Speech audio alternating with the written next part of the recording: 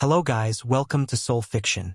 So in this video, we will see what if Naruto was reincarnated in the world of that time. I got reincarnated as a slime with ultimate skills and a harem. If you enjoy these kinds of stories, don't forget to show us some love by hitting the like button and subscribing to the channel. Your support means the world to us. Now let's start the story. Chapter 1. The sage awakens. Naruto opened his eyes to fire falling from the sky. Not the metaphorical kind.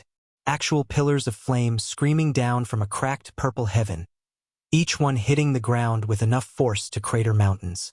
The air tasted like ozone and something older, something that made his teeth ache and his newly formed heart stutter in his chest. What the actual? He rolled left on pure instinct, and a beam of concentrated destruction vaporized the space his head had occupied half a second ago. His body felt wrong. Right, but wrong. Lighter than it should be. Denser too, somehow, like someone had packed more existence into the same amount of space. He could feel energy thrumming through him. Not chakra, not exactly, but close enough that his soul recognized it as his. Another explosion. Closer this time. Naruto scrambled to his feet and finally got a look at the absolute chaos unfolding around him. Two beings were fighting in the sky. No, fighting was too small a word. They were unmacking each other. Reality screaming in protest every time their attacks connected. One was a serpentine creature of pure darkness that seemed to eat light rather than reflect it. The other blazed like a captured star, vaguely humanoid but composed entirely of golden flame. Okay, Naruto muttered, patting himself down. 2 arms, 2 legs, head still attached. Okay. Not dead. Definitely was dead. Talked to the old man and everything. So this is, what? Some weird afterlife. Genjutsu? Really aggressive dream? The dark serpent's tail whipped down and carved a canyon into the earth 300 meters to his right. Pretty aggressive dream, he decided. Something pinged in his awareness. Information flooding his brain without permission. Like someone had cracked open his skull and poured knowledge directly onto his gray matter. Words formed that he'd never heard before but somehow understood perfectly. Ultimate skill, Kurama, Lord of Chaos, has finished integrating. Ultimate skill, Sage of 6 Paths, Lord of Creation, has finished integrating. Notice, due to unique soul composition, additional skills have been, yeah, cool, thanks, shut up for a second. Naruto dove behind a boulder as the golden being's counterattack sent a wave of annihilating light sweeping across the battlefield. The rock he'd hidden behind held for about 2 seconds before dissolving into component atoms. But Naruto was already moving. His body knew what to do even if his mind was still playing catch-up. Energy gathered in his palms. Not chakra but something that acted like chakra, dense and malleable and eager to be shaped. He formed the cross seal without thinking. Kage Bunshin, no wait. The energy didn't want to make shadow clones. It wanted to do something else entirely. Something more. Naruto let instinct guide him, and instead of a handful of clones, reality folded.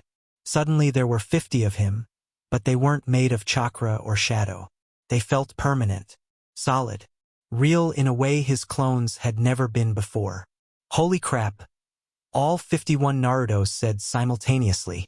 One of his copies immediately got atomized by stray destruction from the battle above. The memories slammed back into Naruto's brain.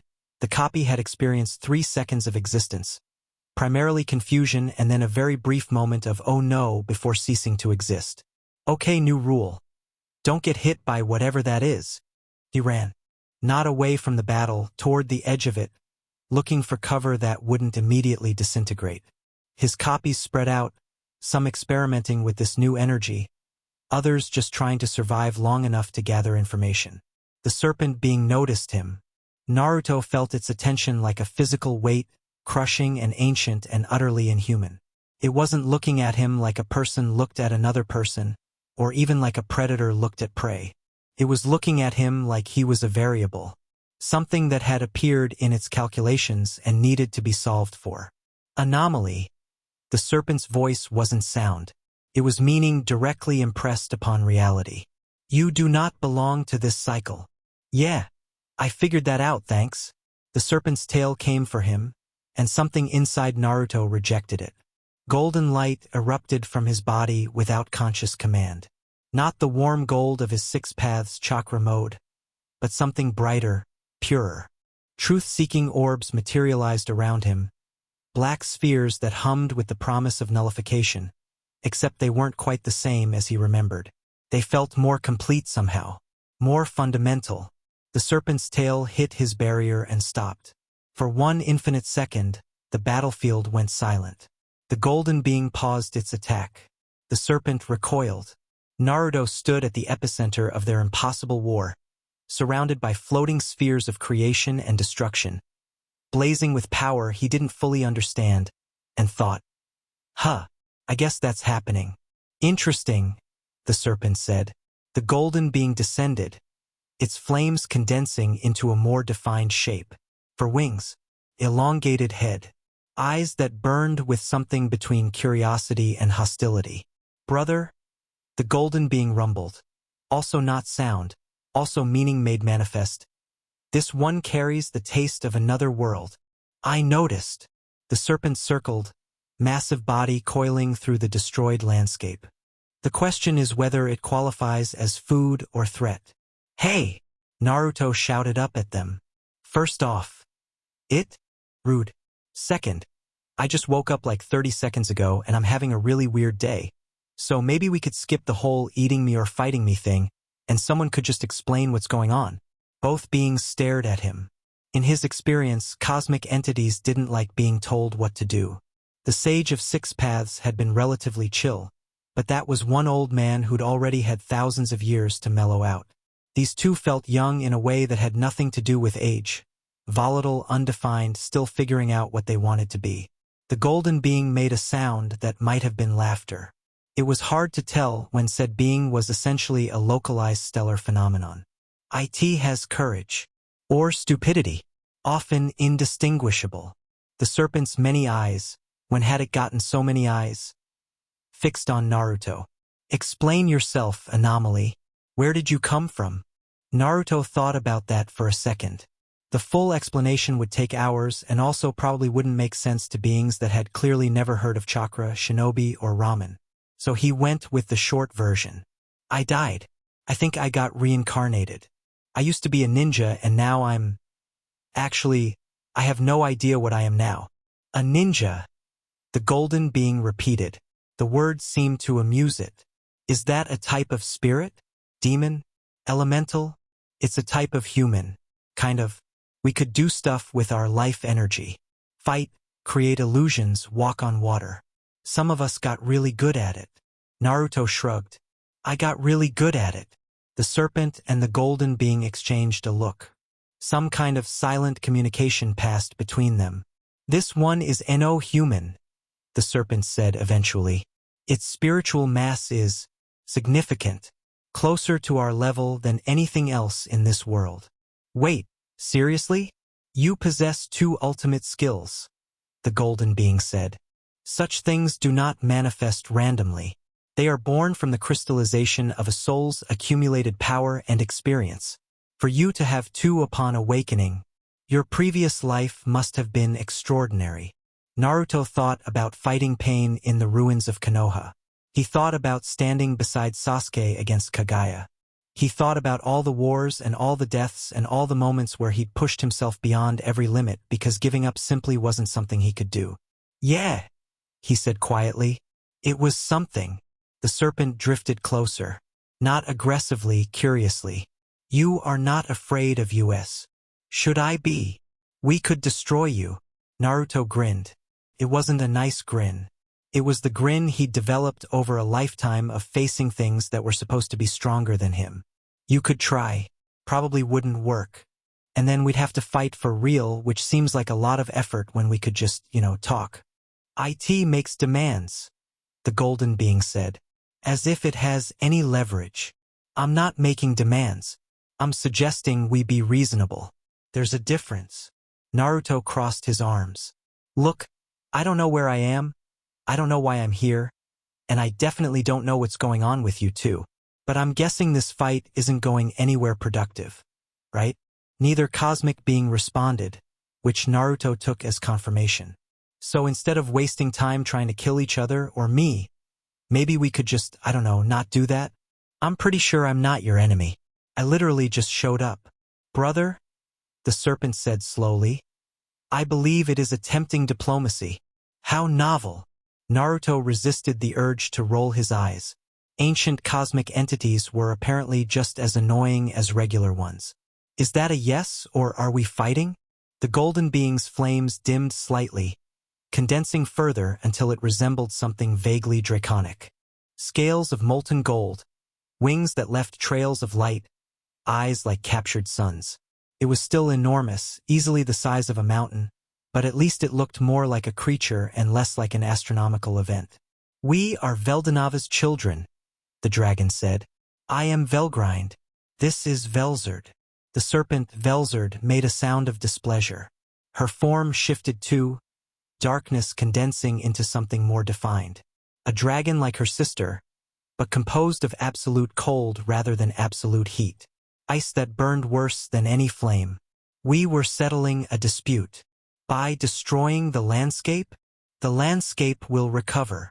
Naruto looked at the craters, the shattered mountains, the sections of ground that had been converted into glass or frozen into permafrost or simply deleted from existence. Sure, totally. You mock us, Velgrind observed. Few beings would dare. I've mocked scarier things than you too. The words came out before he could stop them. Which was fine, they were true. Kagaya had been scarier. Madara had been scarier. The infinite loneliness of the night he learned about Kurama had been scarier. These two were powerful, maybe more powerful than anything he'd faced before. But power alone didn't frighten Naruto anymore. Power was just power. It was what you did with it that mattered. Velzard made that laughing not laughing sound. I like this one. You like anything that entertains you, Velgrind said. And you dislike everything. Hence our dispute. Velzard's massive head lowered, bringing her frozen eyes closer to Naruto's level. She was still huge, still terrifying, still radiating enough cold to freeze the concept of warmth, but she also seemed genuinely interested. You said you were a ninja, Anomaly, a fighter. Is combat your purpose? Naruto thought about the question seriously. Fighting was part of it. But no, combat isn't the point. I fought to protect people. That was the job. Keep your village safe. Keep your friends safe. Keep the world safe if you had to. Noble, Velgrind said. Or naive. Probably both. And now, Velzard pressed. Your village is gone. Your friends are gone. Your world is gone. What will you protect here? Naruto didn't have an answer for that. He'd known it intellectually, of course. The moment he'd woken up in this impossible battlefield, some part of him had understood that everything was different now. Konoha, Sasuke, Sakura, his children, his grandchildren, all of them were gone, separated from him by something more absolute than death. But hearing it said out loud made it real in a way it hadn't been before. I don't know yet, he admitted. I'll figure it out. A strange philosophy, Velgrind said. Not really. You can't protect something you haven't found yet. So you go looking. You meet people. You make friends. You find things worth protecting. That's just life. The two dragons looked at each other again. Another silent conversation Naruto wasn't privy to. Anomaly, Velzard said finally. You are entertaining. I have decided not to eat you. Thanks. Really appreciate that. In return, you will tell me more about your previous world. I am curious about this chakra you mentioned. I didn't mention chakra. Velzard's grin was terrifying. All frost and fangs and ancient hunger. Your soul did. I am very good at listening to souls. Okay, so the giant ice dragon could read his mind somehow. That was fine. Totally fine. Naruto had dealt with worse. Probably. Sure, I'll tell you about chakra. It's actually pretty interesting. But first, where exactly am I? What is this place? You are in the cardinal world, Velgrind answered. Specifically, you are in what will eventually become the Great Jura Forest, though it is currently more ash than forest thanks to my sister's tantrum. My tantrum? You attacked me first. You were being insufferable. Naruto watched them start bickering again and felt a weird sense of déjà vu. This reminded him of something. What was it? Two powerful beings, constantly fighting, forced to coexist despite their opposing natures. Oh no, they were basically siblings. Cosmic, reality-breaking siblings with the maturity of genin and the power to destroy continents. This was going to be exhausting. Okay, he shouted, cutting through their argument. Okay, great. I'm in the Cardinal World, which I've never heard of, in a forest that's currently on fire, talking to two dragons who might be gods. Cool. Normal day. We are not gods, Velzard said. Our father was a god. We are merely his children. Right? Big difference. Naruto ran a hand through his hair and paused when he realized it was longer than it should be. The same yellow color, but reaching down to his shoulders instead of the perpetual spiky mess he'd maintained his whole life. His hands looked younger too, smoother, like he'd been rebuilt from scratch rather than just transferred. Which, now that he thought about it, made sense. Reincarnation probably didn't come with a maintain your original appearance option. He felt for the features he knew best. Whisker marks, present. 3 on each cheek, maybe a little deeper than before. Eye shape? Hard to tell without a mirror, but they felt the same. Body type? Taller than he'd been as a teenager, but not as tall as he'd been as Hokage. Somewhere in the middle. Built for speed and power rather than pure bulk. You are examining yourself, Velgrind noted. Do you find your new form acceptable? I'll let you know when I find a mirror. Naruto refocused on the dragons. So you're Velgrind and Velzard, children of someone named Veldanava who was a god. You were fighting because... sibling stuff, I guess. Is there anyone else I should know about? Other dragons? Gods? Giant monsters that might want to kill me? 3 other dragons, Velzard said. Veldora, Velgea, and our father himself, though he no longer exists in the conventional sense. Gods are numerous but mostly uninvolved in mortal affairs. Giant monsters are everywhere. Perfect. You asked. Fair point. Naruto had asked. A sound echoed across the ruined landscape, distant but approaching fast. Wing beats, Naruto realized. Something was flying toward them. Both dragon sisters turned to look, and their expressions shifted into something Naruto couldn't quite read. Not concern exactly. Annoyance? Resignation? Veldora, Velgrind muttered. Of course he felt the disturbance. A third dragon burst from the clouds. Smaller than the sisters but no less impressive. Scales the color of a stormy sky, crackling with lightning, radiating raw chaotic energy. It moved like a hyperactive child, all enthusiasm and no restraint, and when it spotted Naruto standing between its sisters, it let out a roar that shattered every piece of glass that had survived the earlier battle. What is that thing? The newcomer demanded. Its voice was actual sound, loud and booming and thoroughly undignified compared to the sisters' reality-warping communication. It feels weird. I want to fight it. Please don't, Naruto said. Too late. The storm dragon Veldora launched toward him like a scaled missile. Naruto sighed, planted his feet, and prepared to punch a dragon in the face. 23 seconds later, Veldora lay in a crater of his own making, stars spinning around his head, metaphorically. Naruto was pretty sure cartoon stars weren't actually appearing, and a look of complete bewilderment on his draconic face. What just happened? Veldora asked, sounding genuinely confused. Naruto shook out his hand. The punch had hurt more than he'd expected, but in a good way, like his body was reminding him it was real, that he could affect things, that this wasn't just some elaborate dream. I punched you. But I'm Veldora, the storm dragon. One of the true dragons. Cool. Still got punched. Veldora sat up slowly, crater crumbling around him. He stared at Naruto with something approaching awe. You punched me and it actually worked. Do you have any idea how long it's been since something actually hurt me? No. Neither do I, but it's been ages.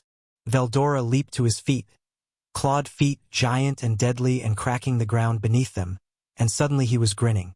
Not the threatening grin of a predator, but the excited grin of someone who just found a new favorite toy. You're amazing. What's your name? Where did you come from? Why do you feel so weird? Can we fight again? I'll try harder this time. Absolutely not, Velzard said flatly. The anomaly is under my protection until it finishes explaining chakra to me. What's chakra?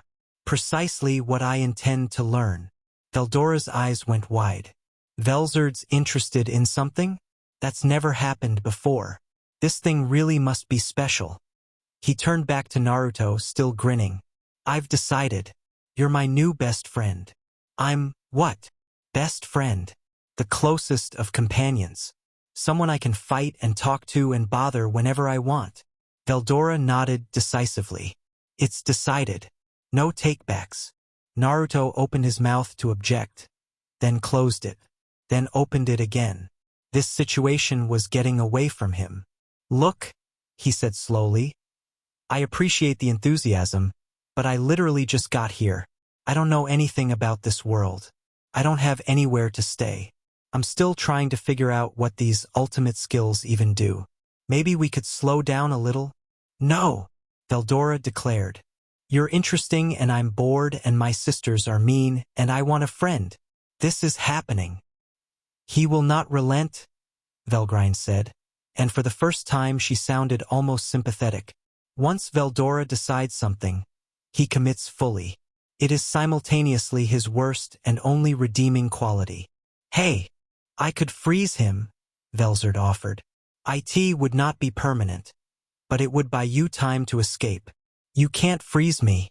I'll just break out. Eventually, perhaps in a few centuries. That's so long. Naruto watched the siblings argue and felt something unexpected bubble up in his chest. Laughter. He was laughing, standing in the middle of a ruined landscape, surrounded by three beings who could probably destroy countries without trying, freshly reincarnated into a world he didn't understand, and he was laughing. Because this was stupid. The whole situation was stupid. He died as an old man, content and fulfilled, ready to see his parents again and rest at last.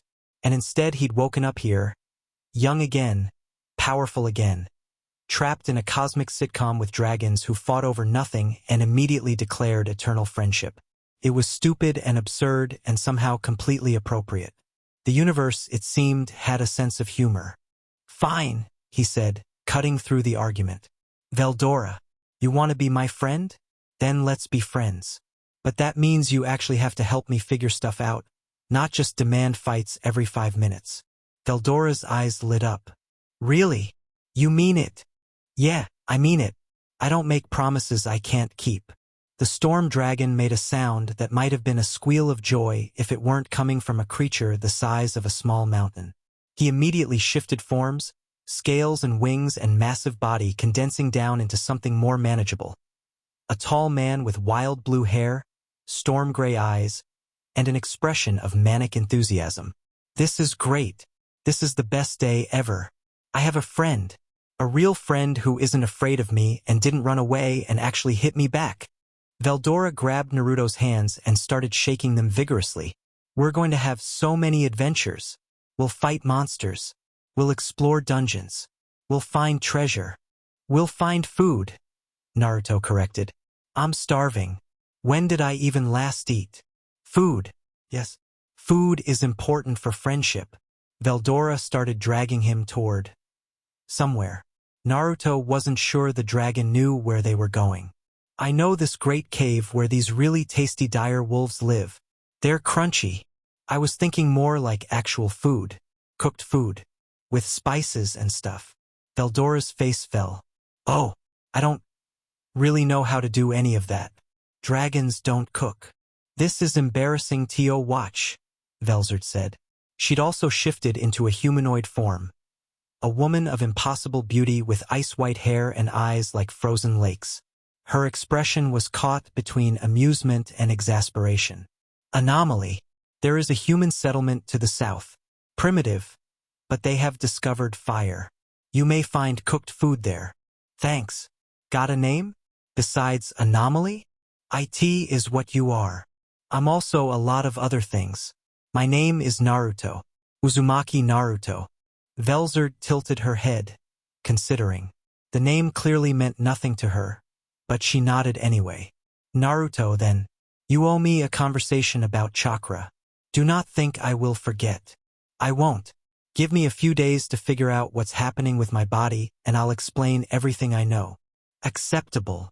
Velzard's form began to dissolve, frost scattering on a wind that shouldn't exist. I will be watching. She vanished. Velgrind remained a moment longer, her humanoid form regarding Naruto with unreadable golden eyes. She'd made herself look regal. Not just beautiful like her sister, but imperious. A queen in human skin. You are interesting, Uzumaki Naruto, she said. But interest can be dangerous. Do not make enemies you cannot defeat. I'll try not to make any enemies at all. A good philosophy. Unlikely to succeed, but good. She started fading too. Veldora, try not to destroy anything important. No promises. And then she was gone, leaving Naruto alone with an overexcited storm dragon in human form who was still holding his hands. So, Veldora said cheerfully, south. Naruto looked at the devastation around them. At the purple-tinged sky slowly fading back to blue. At the distant shape of mountains that hadn't existed before the dragons started fighting. Yeah, he said. South sounds good. They walked for hours. Not because they had to. Both of them could move much faster if they wanted, and Veldora kept offering to fly them, but because Naruto needed time to think. And walking helped him think. It always had. The landscape was alien in ways he hadn't expected. Not just the wrong colors or strange plants, but something more fundamental. The air itself felt different, denser, more saturated, like the entire world was soaked in an energy that his old reality had never possessed. Magicules. That was the word that kept appearing in his head, supplied by whatever system was running in his soul now. The base unit of magical energy in this world. Everything had them, the dirt, the trees, the air, the creatures moving in the distance. Even Naruto himself, though his magicules felt different from the ambient ones. Denser, more structured. His ultimate skills hummed quietly at the edge of his awareness, ready to explain themselves whenever he focused on them. He'd been avoiding that so far, partly because he wasn't sure he was ready for the information overload and partly because he wanted to understand his situation before diving into new powers. But he couldn't avoid it forever. Hey Veldora. Yeah. Best friend. Naruto didn't bother correcting him anymore. How do ultimate skills work? The basics, I mean, not the specific skills, just, what are they? Veldora scratched his chin, looking thoughtful. It was a strange expression on his face, like a dog trying to do math. Ultimate skills are the highest form of skill evolution. They're super rare and super powerful, and usually only beings at our level have them. That much I figured out. But what do they actually do? Different stuff depending on the skill. Some of them manipulate probability. Some of them control specific aspects of reality. Some of them grant knowledge or perception beyond normal limits. Veldora paused. Mine is called Faust, and it lets me analyze things. It's pretty neat, but also kind of boring compared to others. You have an analysis skill and you introduced yourself by attacking me? Well, yeah. How else was I supposed to analyze your combat capabilities? Naruto rubbed his temples. You could have asked. Where's the fun in that? Fair point, actually. Naruto wouldn't have learned much about Veldora's power from a conversation either. Sometimes you just needed to throw hands to understand someone. He turned his attention inward, finally facing the twin presences lurking in his soul. Kurama, Lord of Chaos. The name sent a pang through his heart. Kurama, his partner, his friend. The fox who'd spent centuries as a prisoner and weapon before finally being seen as a person. They'd been linked so deeply by the end that separating them had felt like losing a limb. And now that name was attached to something else. A skill instead of a being. A power instead of a person. Naruto dove deeper, trying to understand what the skill actually was. Information flooded his mind. Kurama, Lord of Chaos category. Ultimate skill functions. Destruction, regeneration, energy manipulation, Dimensional interference subskills. Tailed Beast Bomb, adapted. Chakra Cloaks, adapted. Negative Emotion Sensing, Chaotic Reformation Special. Grants immunity to chaos-based attacks and mental interference. Can convert hostile energy into usable power. Regeneration scales with damage taken. It was Kurama's power.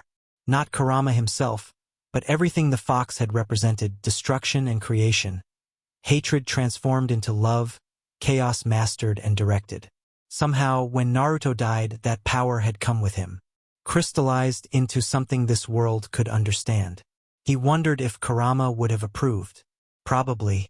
The fox had always wanted to be more than a weapon, being remembered as a force of nature rather than a chained beast.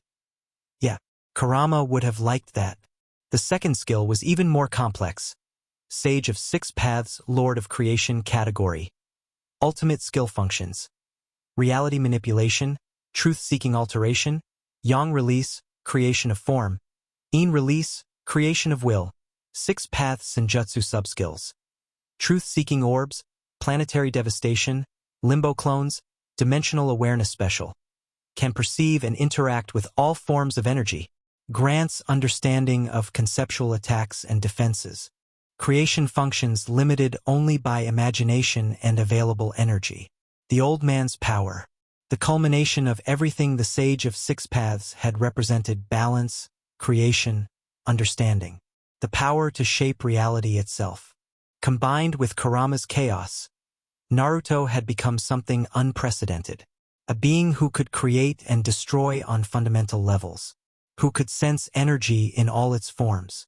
Who could regenerate from almost anything and convert attacks into fuel.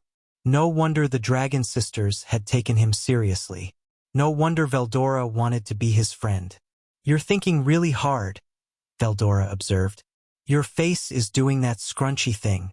I'm figuring out my powers." "Oh, want help?" "Faust can analyze skills if you let me observe them in action." Naruto considered it. Having an outside perspective might be useful.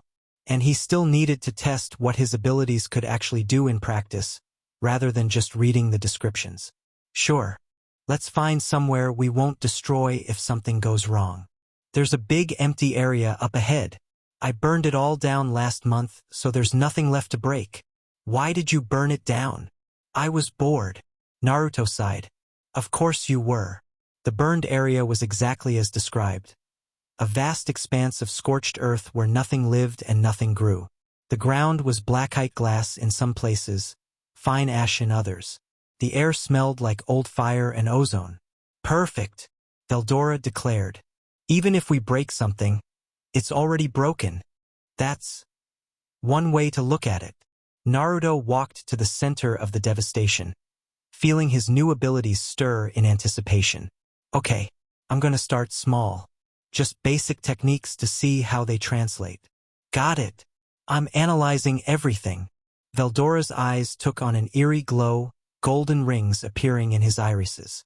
Naruto took a breath, reached for the energy inside him, and formed the most basic technique he knew. Rasengan. The spiraling sphere appeared in his palm, but it wasn't blue. It was white and gold, streaked with black, swirling with magicules instead of chakra but shaped exactly the same. The rotation felt different, faster, tighter, more precise, like comparing a handmade tool to a machine-manufactured one. "Interesting." Veldora leaned close enough that Naruto could have hit him with the technique if he'd wanted. "It's a perfect sphere of compressed magicules. The rotation prevents energy escape while the compression increases density. Very efficient." Naruto dismissed the Rasengan and formed another.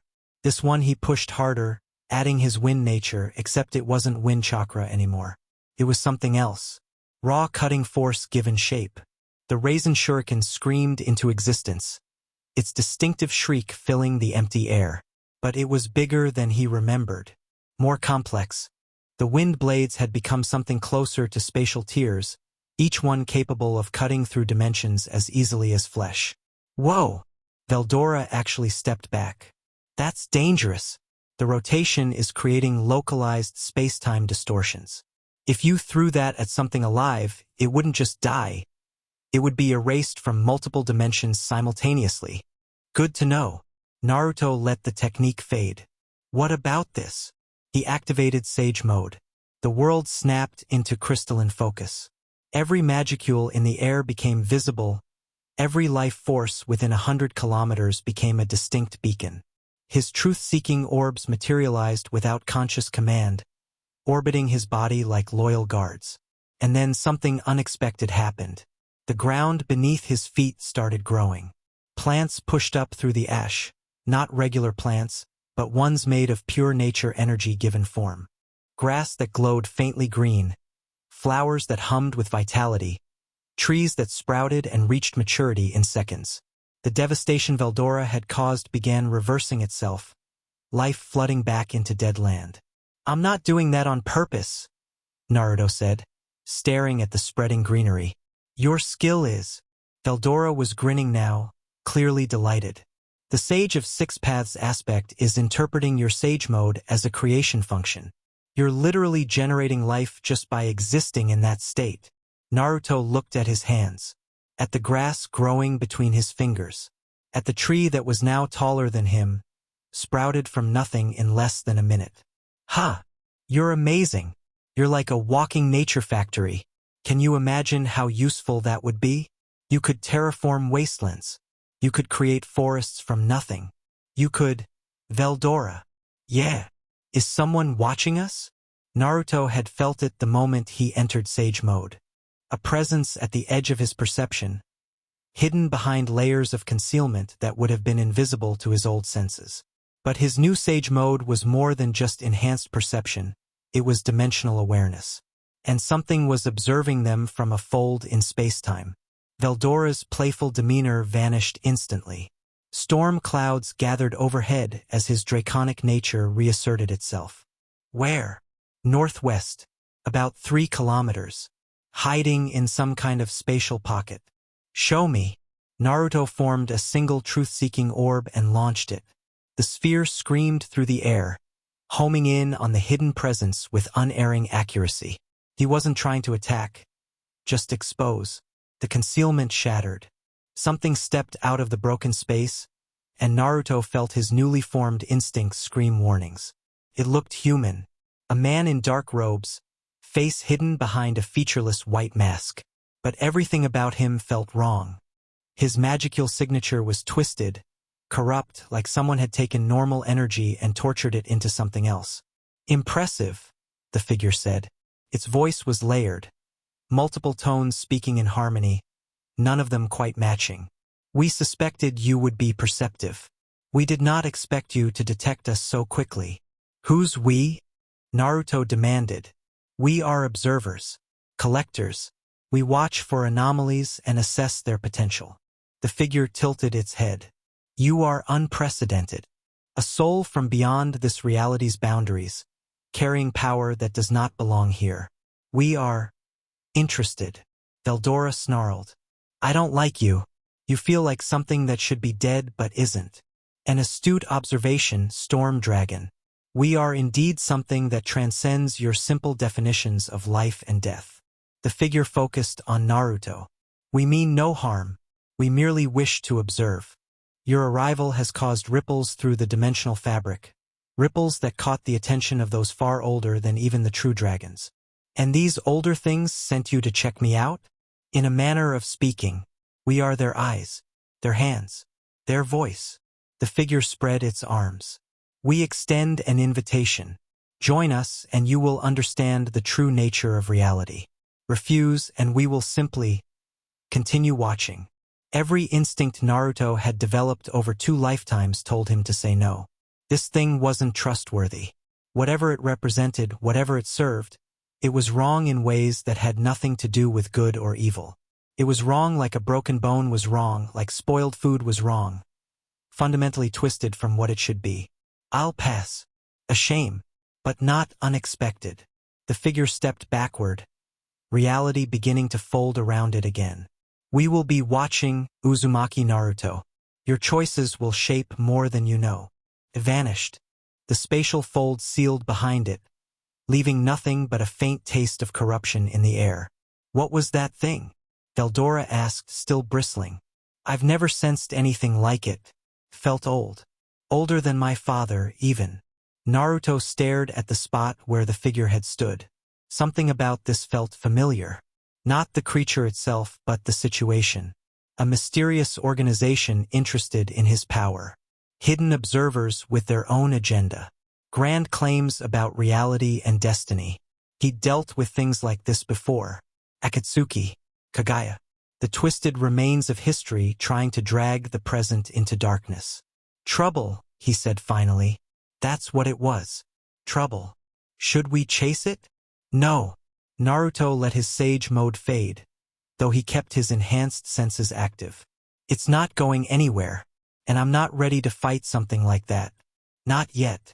He needed to understand this world better. Needed to build connections, gather information, develop his powers further. Rushing into a confrontation with ancient dimensional horrors seemed like a bad idea when he'd been alive for less than a day. Come on, he said, starting to walk south again. Let's find that human settlement. I really need some food, and I want to meet some normal people for a change. Normal's boring, Veldora complained, but he followed anyway. The sky had turned orange by now, a sunset painting the scattered clouds in shades of fire. It was beautiful in an alien way, not the sunsets Naruto remembered from Konoha, but stunning nonetheless. A new world, new powers, new enemies already circling, and somewhere, somehow, new people to protect. Naruto smiled despite everything. This wasn't what he'd expected when he died. But then again, life had never gone the way he expected. Why should death be any different? The human village was barely that. More like a collection of huts clustered around a central fire pit, populated by maybe 50 people who looked like they hadn't invented clothing beyond animal skins. They screamed and ran when Naruto and Veldora approached, which was fair. Two strange men appearing at sunset near your primitive settlement would make anyone nervous. They're scared of us, Veldora said, sounding genuinely puzzled. Why? We haven't done anything. You're radiating enough power to level their entire village without trying. I probably am too. Naruto stopped at the edge of the settlement, raising his hands to show he was unarmed. Hey, we're not here to hurt anyone. I just want food. More screaming. Less running now, but more cowering. This was going to take a while. Maybe I should leave, Veldora suggested. They seem more scared of me than you. Probably a good idea. Go fly around or something. I'll handle this. Veldora shifted into his dragon form, which definitely didn't help the screaming situation, and launched into the sky with a boom of displaced air. The villagers watched him go with expressions of pure religious terror, many of them falling to their knees and praying. Naruto sighed. Right? Baby steps. He approached slowly, keeping his hands visible, projecting as much non-threatening energy as he could, which was hard when his very existence seemed to terrify these people on an instinctual level. One old man eventually stepped forward. The village elder probably, he had that seen too much and become resigned to it look that leaders often developed. He spoke in a language Naruto didn't recognize, but something in his new abilities automatically translated. Are you a god? Naruto blinked. No. Just a traveler. The thunder lizard follows you. That's Veldora. He's my friend. The elder's face went through several emotions very quickly. Shock, disbelief, fear, and then, strangely, a kind of desperate hope. If you command the thunder lizard, perhaps you could help us. Help you with what? The elder turned and pointed toward the forest. The one that was supposed to be great, but was currently struggling to recover from dragon-based devastation. There is a demon. It has been taking our people. We cannot fight it. We have prayed to every god we know, but none answer. What kind of demon? We do not know. Comes at night. Those it takes are never seen again. Naruto looked at the pitiful collection of huts, at the terrified faces watching him from doorways and windows. These people had nothing. No power, no protection, no hope. Just daily survival against a world that could kill them in 100 different ways. They reminded him of something. A long time ago, in a different life, there had been a village just like this. Small, struggling, overlooked by the great powers of the world. And then a boy with a demon of his own had decided that overlooked people deserved protection too. "Show me where the demon lives," Naruto said. "I'll take care of it." The elder stared at him like he'd grown a second head. "You would help us? Why?" "Because you need help, and I can give it." Naruto smiled. Not the fierce grin of battle, but the warm smile of someone who'd found something worth doing. "It's what I do." The demon's lair was a cave network deep in the recovering forest. Naruto could sense the thing long before he reached it, a twisted presence that felt like pain given form. This wasn't one of the ancient horrors that masked figure had represented. This was something smaller, local, dangerous to villagers but barely a footnote to beings like Veldora. Still, dangerous to villagers meant dangerous enough to matter. Naruto entered the cave without hesitation. The darkness swallowed him whole, but his enhanced senses painted a perfect picture of his surroundings. Narrow tunnels branching off into dead ends, the smell of old blood and rotting meat, and at the center, something large and hungry and very aware of his presence. "I know you're here," Naruto called out. "You've been eating people. That stops now." Movement in the darkness. A voice like grinding stones. "You dare enter my domain? I'm daring all kinds of things today. Come out and let's talk." "I do not talk. I feed." The demon lunged from the shadows. It was massive, maybe 15 meters tall, vaguely humanoid but wrong in every detail. Too many arms, too many eyes, a mouth that split its head vertically instead of horizontally. Dark chitin covered its body like armor, and each of its many limbs ended in claws that looked capable of shredding steel. An archdemon. The classification appeared in Naruto's mind automatically. Strong by this world's standards. Capable of devastating cities. Terrifying to anything without significant magical power. Naruto caught its descending claw with one hand. The demon's multiple eyes went wide. "I said," Naruto repeated, "we're going to talk." "Impossible." The demon tried to pull back, but Naruto's grip was iron. "What are you?" "Someone who doesn't like bullies." Naruto's other hand formed a Rasengan almost lazily. "Here's the deal. You stop eating people. You leave this territory. You never come back. Or I kill you right now. You cannot threaten me. I am Gelmudo's servant. A demon lord's chosen. Never heard of Gelmudo. Don't care." The Rasengan brightened, its rotation intensifying. "What's it going to be?" The demon tried to attack with its other arms. Naruto's truth-seeking orbs intercepted each strike, nullifying them on contact. The creature's claws dissolved where they touched the black spheres, drawing screams of genuine agony. "What manner of power? Last chance. Leave or die." The demon looked at him, really looked with all of its too many eyes. And whatever it saw made the fight drain out of it completely. I will go. I will not return." "Good." Naruto released his grip. "If I hear about you hurting anyone else, anywhere, I will find you. And next time we won't talk first." The demon fled. Naruto watched it go, tracking its magical signature as it rocketed away from the territory. It was genuinely running, not just relocating, but fleeing in raw terror. Whatever story it told its demon lord master, Naruto suspected it would involve significant embellishment. The cave fell silent. Naruto explored further, finding the remains of the demon's victims in a side chamber. Not much left. Bones mostly, some scraps of clothing. But there were also prisoners.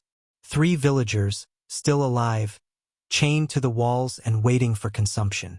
He broke their chains and carried them out into the night. The celebration lasted until dawn.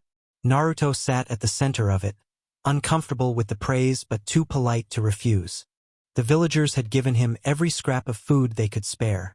Not much by any civilized standard, but more than they could afford. He'd have to hunt something for them tomorrow to make up the difference. "You did good," Veldora said, appearing out of nowhere in his human form. Faust detected the demon's retreat. Still running.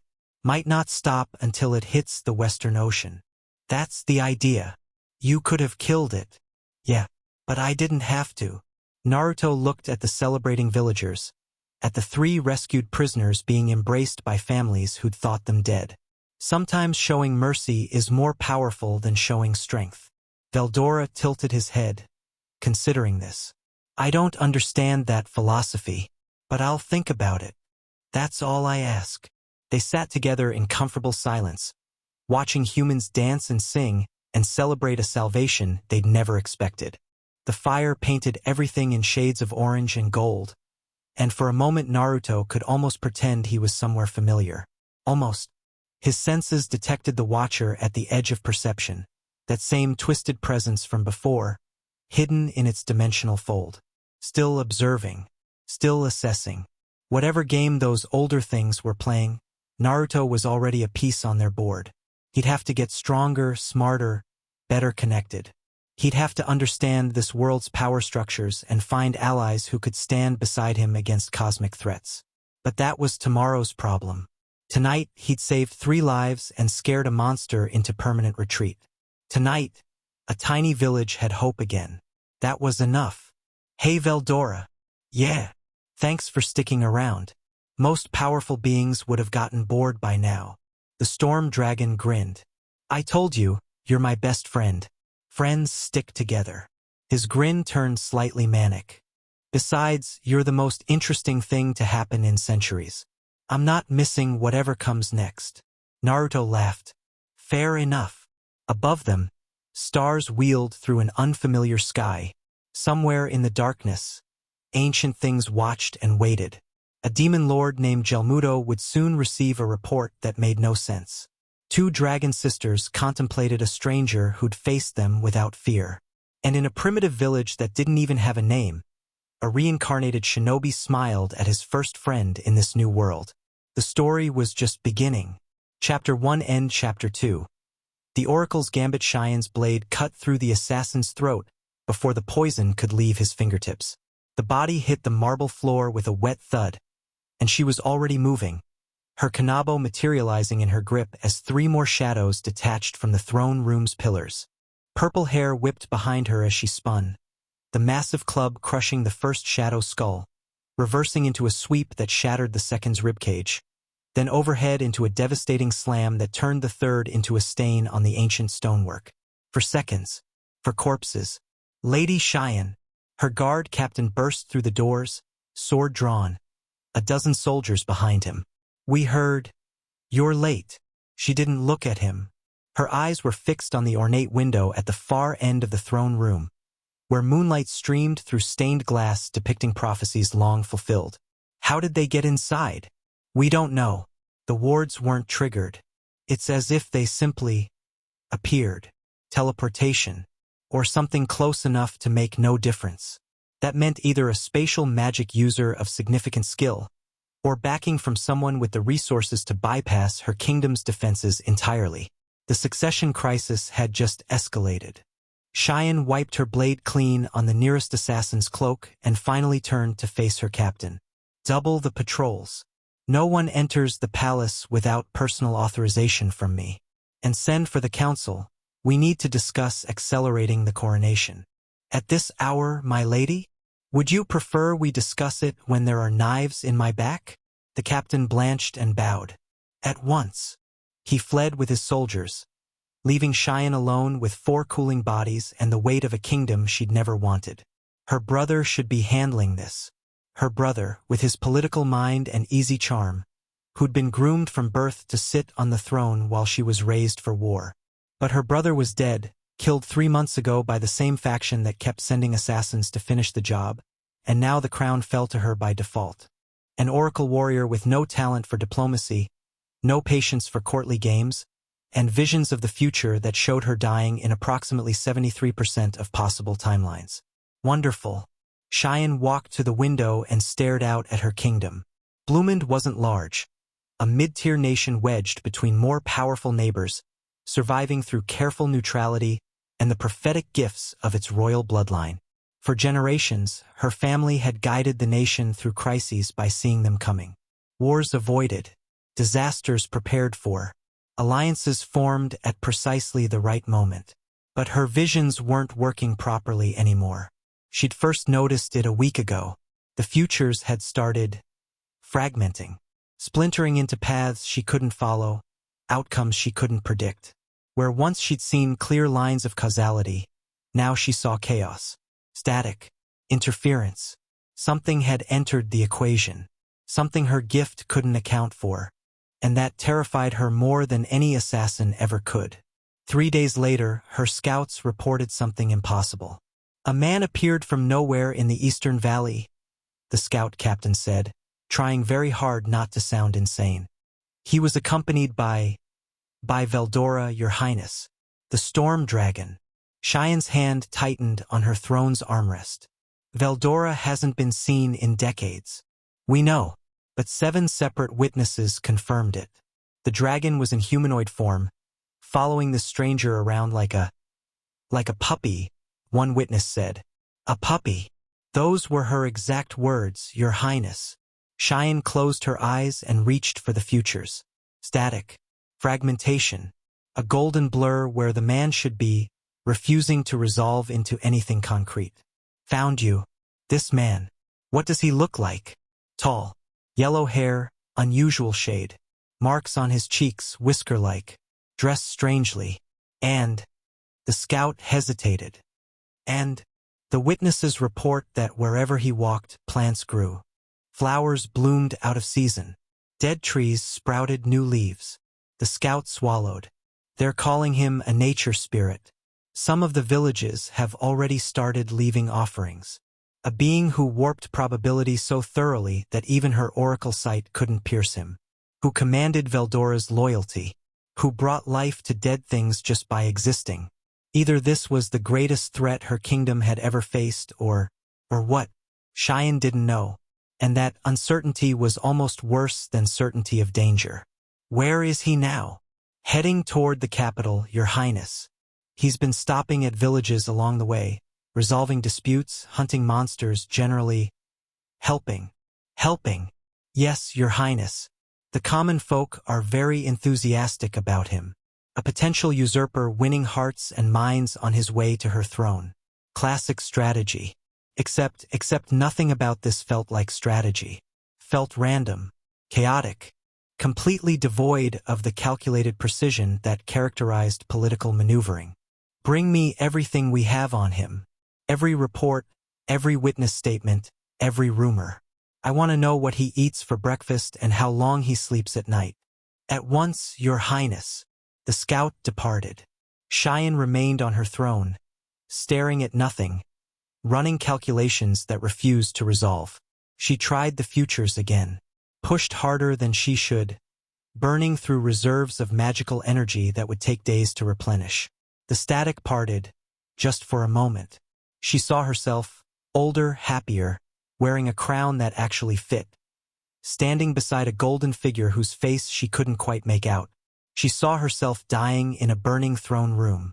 She saw herself laughing at something, genuine joy of a kind she hadn't felt in years. She saw herself alone, ruling a kingdom of ashes. She saw, the visions collapsed, leaving her gasping and gripping the armrests hard enough to crack wood. Too many possibilities. Too many contradictions. This man, whoever he was, represented a fulcrum point in destiny itself. Every future branched from his existence, creating cascading possibilities that even her bloodline gift couldn't fully process. She needed to meet him. She needed to understand what he was. And if he proved to be a threat, she needed to kill him before he killed her. Naruto had been in this world for 2 weeks, and he was already exhausted. Not physically, his new body had energy reserves that seemed practically infinite, and Kurama's regeneration aspect meant he recovered from anything in moments. But emotionally, mentally, he was running on fumes. Every village he passed through needed something. Monster problems, territorial disputes, sick children, failing crops, bandits, wild animals, corrupt officials in the larger towns. And Naruto couldn't just walk past people who needed help. He'd never been able to do that, so he helped. He hunted the monsters and settled the disputes and used his accidentally growing plants ability to rejuvenate dying fields. He tracked down bandits and scared them into legitimate work. He healed the sick children with energy transfers that Veldora said should be impossible but apparently weren't for him. And every single time, people looked at him like he was a god descended from heaven. He hated it. "You're brooding again," Veldora observed. They were camped in a forest clearing, the storm dragon in his human form, roasting something vaguely rabbit-shaped over a fire. "That's the third time today. I'm not brooding. I'm thinking. You're thinking with your face all scrunched up and your arms crossed. That's brooding." Veldora bit into his dubiously cooked rabbit thing. "What's wrong?" Naruto stared at the fire. "Back home, I was the Hokage, the leader. Everyone looked up to me because I'd earned it. I'd fought and bled and grown up with most of them. They knew me, not just my power, but who I was. And here they just see the power. They don't know me at all.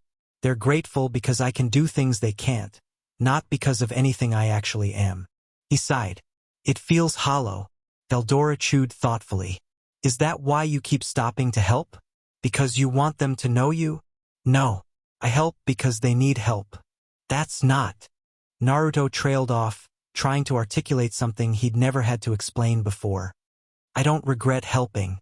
I just wish I could do it without becoming some kind of legend. I want friends, not worshippers." "Isn't that what you have? Friends?" Veldora grinned. "You have me. You're different.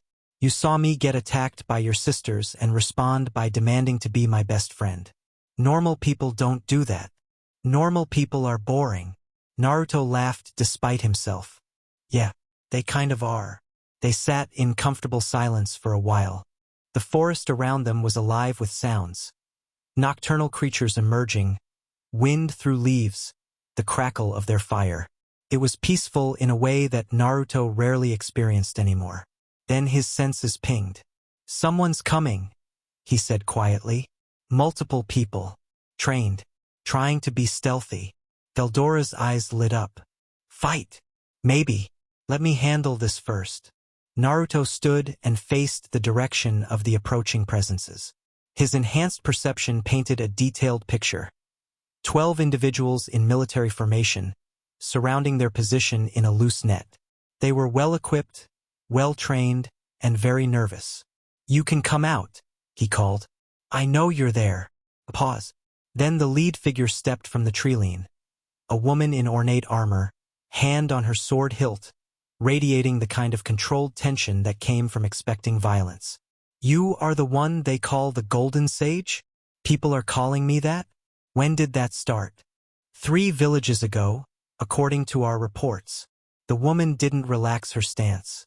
"You've been traveling through Bloomin territory for 10 days. The crown has taken notice." "The crown, huh?" Naruto kept his posture casual, non-threatening. "And the crown sent soldiers to..." "What? Arrest me? Ask questions? Give me a fruit basket? The queen wishes to meet with you." "You have a queen? I thought this area was contested." The woman's jaw tightened. "The succession has been resolved. Queen Cheyenne now rules Bloomin. She has extended an invitation for you to visit the capital." Naruto glanced at Veldora, who shrugged. "I've heard of Bloomin. Small kingdom oracle bloodline. They're usually pretty peaceful. This Cheyenne must be new though. Their last ruler was a king." "He died," the soldier said flatly. "His heir was murdered. The queen is what remains." That explained the tension, the soldiers, the careful approach. This wasn't just a diplomatic invitation. It was a nation on edge, its new ruler trying to assess a potential threat. Naruto could respect that.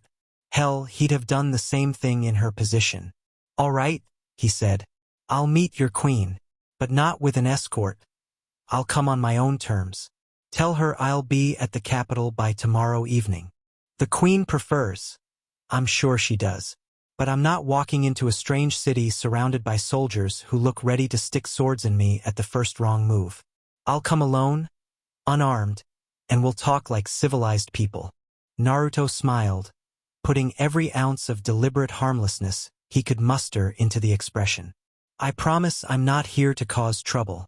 I'm just passing through. If your queen wants to meet me, I'm happy to oblige. But it'll be on neutral terms. The soldier hesitated, clearly weighing her orders against the reality of trying to force compliance from someone who'd been traveling with a true dragon. I will relay your message, she said finally. Tomorrow evening at the palace. Come to the main gates and you will be received. Sounds good. The soldier retreated, her unit melting back into the forest with professional efficiency. Within minutes, Naruto's senses confirmed they were genuinely leaving, not just repositioning for an ambush. You could have just agreed to their escort, Veldora said. It would have been easier. Easier for them to control the situation. I don't know this queen or what she wants. Going in on my own terms gives me options if things go sideways. You're thinking like a strategist. That's new. It's not new. I just don't usually need it. Naruto sat back down by the fire. Most problems can be solved by punching them or being nice at them. But politics requires more finesse. I wouldn't know. I've never been political. That's because you solve problems by destroying everything in a 10-kilometer radius. It works. Naruto couldn't argue with that. The capital city of Bloomend was larger than Naruto expected. Easily 50,000 people with proper stone buildings, paved streets, and walls that looked like they could withstand a siege. It wasn't on the level of major shinobi villages, but it was definitely more sophisticated than the frontier towns he'd been passing through. He entered through the main gate at sunset, exactly as promised. No escort, no weapons visible, his power carefully suppressed to seem less overwhelming. The guards at the gate clearly knew who he was. Their hands didn't leave their weapons, and they tracked his movement with the focus of professionals expecting trouble. The palace sat at the city's heart, a structure of white stone and blue-tinted glass that caught the dying sunlight like a jewel. Beautiful in a deliberate way, a statement of wealth and power and ancient tradition. Naruto had seen a lot of palaces in his time as Hokage. They all felt basically the same, designed to intimidate visitors and reinforce the authority of whoever lived inside. He wasn't intimidated, but he could appreciate the craftsmanship. The main gates opened as he approached, revealing a formal welcome party. Servants, guards, and one figure who stood out from all the others. She was tall, almost as tall as him, which was unusual. Purple hair fell past her shoulders in a style that suggested warrior more than noble, and her eyes had an intensity that reminded Naruto of Sasuke at his most focused. She wore armor under her royal robes, subtle, but he could see the outlines. A queen who expected assassination attempts even in her own palace. Interesting. You must be the Golden Sage, she said. Her voice was cool, controlled, giving nothing away. I am Cheyenne, Queen of Bloomend. Welcome to my home. Just Naruto is fine. The Golden Sage thing isn't something I asked for. Few legends are. Cheyenne studied him with those intense eyes, and Naruto felt something brush against his awareness. A probing sensation, like someone trying to read a book through its cover. Her oracle abilities, probably. Trying to see his future. Good luck with that. You've been traveling through my kingdom for nearly 2 weeks, Cheyenne continued. Helping villagers, defeating monsters, growing crops from dead soil. She paused. Why? Because they needed help. That's not an answer. Many people need help. Most beings with your apparent power don't provide it for free. Naruto shrugged. I'm not most beings. Clearly. Cheyenne's expression didn't change, but something shifted behind her eyes. Frustration, maybe? Or curiosity? Walk with me. We have much to discuss, and I prefer not to do it in the open. She turned without waiting for a response and walked into the palace. Naruto followed, noting how her guards fell into formation around them. Close enough to intervene if needed, far enough to maintain the illusion of a private conversation. The interior of the palace was as impressive as the exterior. Vaulted ceilings, intricate murals, furniture that probably cost more than most villages earned in a year. But there were also signs of strain. Empty pedestals where decorations had been removed, bare patches on walls where paintings should hang. The treasury was being depleted, either through war or commerce or simple bad luck. The succession has been costly, Cheyenne said, apparently reading his observations. My brother's murder triggered a civil conflict. Brief but expensive. Sorry to hear that. Are you? You didn't know him. You don't know me. Your sympathy means nothing. Naruto blinked. Wow. Okay. That was direct. I don't have time for false pleasantries. You're here because you represent either a threat or an opportunity, and I need to determine which. Cheyenne led him into a private study, smaller than the throne room but more personal, with books lining the walls and a desk covered in documents. So let's dispense with the diplomacy and speak plainly. Works for me. Cheyenne closed the door behind them, leaving her guards outside. Either a statement of trust or supreme confidence in her ability to handle him alone. Given what he'd sensed of her capabilities, probably the latter. What are you? She asked bluntly. My oracle sight cannot read your future. Every time I try, I see fragmented possibilities that contradict each other. You are a blind spot in reality itself. That's probably the ultimate skills. Naruto saw no reason to hide it. She'd find out eventually anyway. I have two of them. They tend to mess with probability-based abilities. Ultimate skills. Cheyenne's eyes widened slightly, the first crack in her composure. You have two ultimate skills, and you've been helping farmers plant crops. Good crops are important. You have the power to reshape reality, and you're using it on agriculture. Also monster hunting, and some dispute resolution. Oh, and I fixed a bridge last week. Naruto smiled at her expression. Look, I get it. Seems weird. But power isn't the point. Never has been for me. The point is what you do with it. And what you want to do is help random villagers. For now, yeah, I'm still figuring out this world. Learning the rules, meeting people, getting a feel for things. He leaned against a bookshelf, deliberately casual. What about you? What do you want to do with your power? The question clearly caught her off guard. I'm a queen. My duty is to my kingdom. That's what you're supposed to do. What do you want? Cheyenne stared at him for a long moment. The room was silent except for the distant sounds of palace activity. Servants moving, guards patrolling, the subtle hum of magical wards. I want to survive, she said finally. Every future I see shows me dying. Assassinated, poisoned, killed in battle, destroyed by some calamity I can't prevent. 73% of possible timelines end with my death within the year. The remaining 27% are too chaotic to read. Naruto felt something twist in his chest. He'd known despair. He'd seen people give up because the odds were too long, the enemies too strong, the future too bleak. He'd also seen those same people proven wrong, over and over, by sheer stubborn refusal to accept the inevitable. Futures aren't fixed, he said. I've spent my whole life proving that.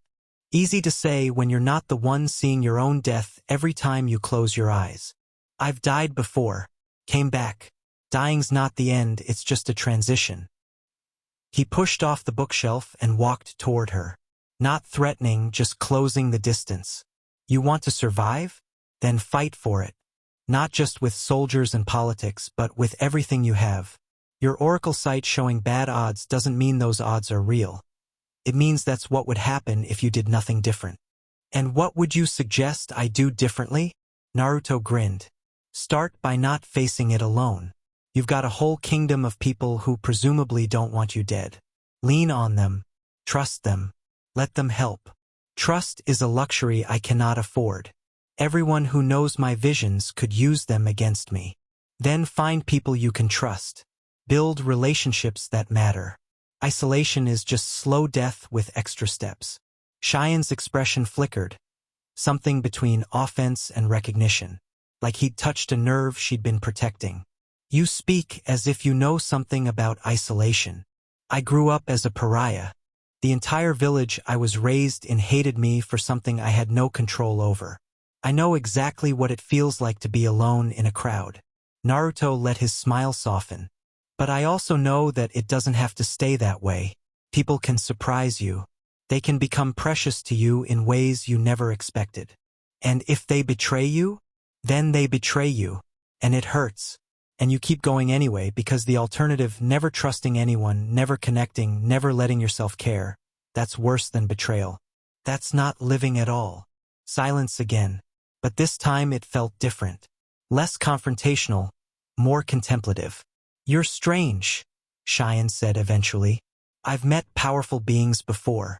Demon lords, dragon kin, ancient spirits. None of them talked like you do. Most powerful beings are kind of assholes. That surprised a laugh out of her. Brief and quickly suppressed, but genuine. An accurate assessment. I try to be different. Sometimes I even succeed. Naruto offered his hand. Look, I'm not asking for anything. I'm not trying to take your throne or undermine your authority or whatever else you're worried about. I'm just a guy passing through who happened to help some people along the way. If you want me gone, I'll leave. No hard feelings. Cheyenne looked at his hand like it might bite her. What if I asked you to stay? Naruto blinked. What? You say I should find people I can trust. You're the first person in months that my oracle sight can't predict. That means you're the first person who might actually surprise me. For good or ill. Cheyenne's jaw set with determination. Stay. For a time. Help me understand what you are and how your presence affects my kingdom. In exchange, I'll provide you with resources, information, and a base of operations while you figure out this world. That's actually a reasonable offer. I'm not unreasonable, just cautious. Naruto considered it. He'd been planning to keep moving, to explore more of this world and its inhabitants. But having a stable base had advantages. Access to information networks, political connections, and something about this queen, her determination, her struggle against seemingly impossible odds, her willingness to make pragmatic choices despite obvious fear, reminded him of people he'd respected. All right, he said, but I have conditions. Name them. First, I'm not a soldier. I'll help if you're in danger, but I won't be ordered to fight your political battles. Acceptable. Second, I go where I want when I want. No restrictions on my movement, no surveillance, no handlers following me around. Acceptable, though I reserve the right to request notification of your location. Third, and this is the important one, you treat me like a person, not an asset. I'm not a weapon to be deployed or a resource to be managed. I'm Naruto. We can be allies, maybe even friends, but the moment you start seeing me as a tool, I'm gone. Cheyenne studied him with those intense eyes. Whatever she was looking for, she seemed to find it. Acceptable, she said, and took his hand. The moment their skin touched, something happened. Naruto felt her oracle power reach out, not to attack but to connect. And instead of his ultimate skills blocking it entirely, they responded. A bridge formed, not reading his future but linking their perceptions for just an instant. He saw what she saw. Endless branching timelines, most of them ending in blood and fire. A kingdom tearing itself apart. Enemies circling like sharks. Death after death after death. Each one her own, each one unavoidable. But also a golden thread. New. Unexpected. Weaving through the chaos and creating paths that hadn't existed before. Him. His presence was rewriting her futures. Not controlling them, not determining them, but expanding the possibilities. Opening doors that had been sealed shut. The connection broke. They both staggered back, breathing hard. What was that? Cheyenne demanded. I think. Naruto shook his head, trying to clear it. I think your oracle ability resonated with my skills somehow. You saw my effect on probability. 34%. Her voice was shaking. Your presence raised my survival odds to 34%. In an instant, just by existing here. Is that good? It's an 11% increase. She was looking at him differently now, not with suspicion or calculation, but with something approaching wonder. I've spent months trying to find advantages, shift the odds in my favor. Political marriages, military alliances, assassination of key enemies. The best I ever managed was a 2% improvement. And I did 11% by shaking your hand? Yes. Naruto wasn't sure how to feel about that. On one hand, helping was good. On the other hand, The idea that his mere presence could reshape someone's destiny felt uncomfortably like the powers he'd fought against his whole life. "I'm not going to control your fate," he said firmly. "Whatever my being here does to the probability math, your choices are still yours. I'm not interested in puppet strings." "I know." Cheyenne's voice was steadier now, her composure returning. "I saw that too in the connection. Your intentions are remarkably clear. You genuinely just want to help. Is that so hard to believe? In my experience, yes." She straightened her robes, visibly pulling herself together. "But I'm willing to be convinced otherwise." The next few days were busy. Cheyenne installed Naruto in guest quarters within the palace. Nice rooms with a view of the city, though the convenience of having him close for consultation was probably the real motivation. He didn't mind. The bed was comfortable, the food was good, and being able to walk to meetings instead of crossing miles of countryside was a pleasant change. He learned more about Blumen's situation. The kingdom was caught between larger powers, the Demon Lord territories to the east, the Western Holy Church to the north, various human kingdoms competing for regional dominance all around. Cheyenne's family had maintained independence through careful diplomacy and the unique value of their oracle bloodline, but the succession crisis had destabilized everything. 3 factions had emerged during the civil conflict. The loyalists who supported Cheyenne's claim, the traditionalists who believed the crown should pass to a male heir and had backed a distant cousin before his mysterious death, and the opportunists who didn't care about succession at all and just wanted to profit from the chaos. The assassins who kept coming for Cheyenne were probably hired by the opportunists, though the traditionalists couldn't be ruled out. The loyalists were theoretically on her side, but even they had competing agendas and weren't above manipulation. It was a mess. A complicated, dangerous, exhausting mess that made Naruto grateful his own rise to power had been relatively straightforward. Fight villains, save people, get elected. Simple. "You're scowling at the political map again," Veldora observed. The dragon had rejoined him after a few days of flying around and terrorizing wildlife, apparently bored of solo adventures. "Is it really that complicated?" "It's worse than complicated. It's petty." Naruto pointed at the map spread across his desk. "These 3 nobles are fighting over a trade route that would benefit all of them if they just cooperated. But they'd rather lose profits than let their rivals gain any advantage. Why not just make them cooperate? You're powerful enough." "Because forced cooperation isn't real cooperation. The moment I stop paying attention, they'll go back to fighting." Naruto sat back in his chair. "Lasting change has to come from people choosing differently, not being threatened into it." "That sounds inefficient." "It is, but it works better in the long run." Veldora shrugged and went back to reading one of the manga-style illustrated books he'd discovered in the palace library. The dragon had become obsessed with them, spending hours studying the art and narrative techniques. A knock at the door interrupted Naruto's brooding. "Come in." Cheyenne entered, and something was different about her. She was still wearing armor under her clothes. He'd learned that was a constant, but her expression was harder than usual. Colder. "We have a problem," she said without preamble. "An army is approaching from the east. 10,000 soldiers, according to my scouts. They're flying the banner of a minor demon lord named Clayman." Naruto stood. "Why is a demon lord sending an army to Blumen?" "Unknown. But Clayman has a reputation for manipulation and indirect conquest. He doesn't usually field forces openly like this." Cheyenne's hands were clenched at her sides. "I looked at the futures. Every timeline where we fight conventionally ends with our destruction. Our army is too small, too depleted from the civil conflict. We can't win." "What about the timelines where you don't fight conventionally?" "Chaotic. Unpredictable." She met his eyes. "Most of them involve you." "Of course they did." "What? I don't know. That's why I'm here." Cheyenne took a breath, and some of her cold composure cracked. "I promised myself I wouldn't use you as a weapon. But my people are going to die. Thousands of them.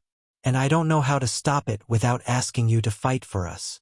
Naruto was quiet for a moment, considering. This was exactly the situation he'd wanted to avoid. Being the solution to every problem, the deus ex machina that removed agency from everyone else. If he just went out and destroyed Clayman's army, he'd be setting a precedent. Every future threat would expect him to handle it. Cheyenne would never develop her own strength. But people would die if he did nothing. Real people with families and hopes and lives that mattered. There had to be a middle path. "I'm not going to destroy Clayman's army," he said finally. "But I might be able to give you the space to handle this yourself." "Explain."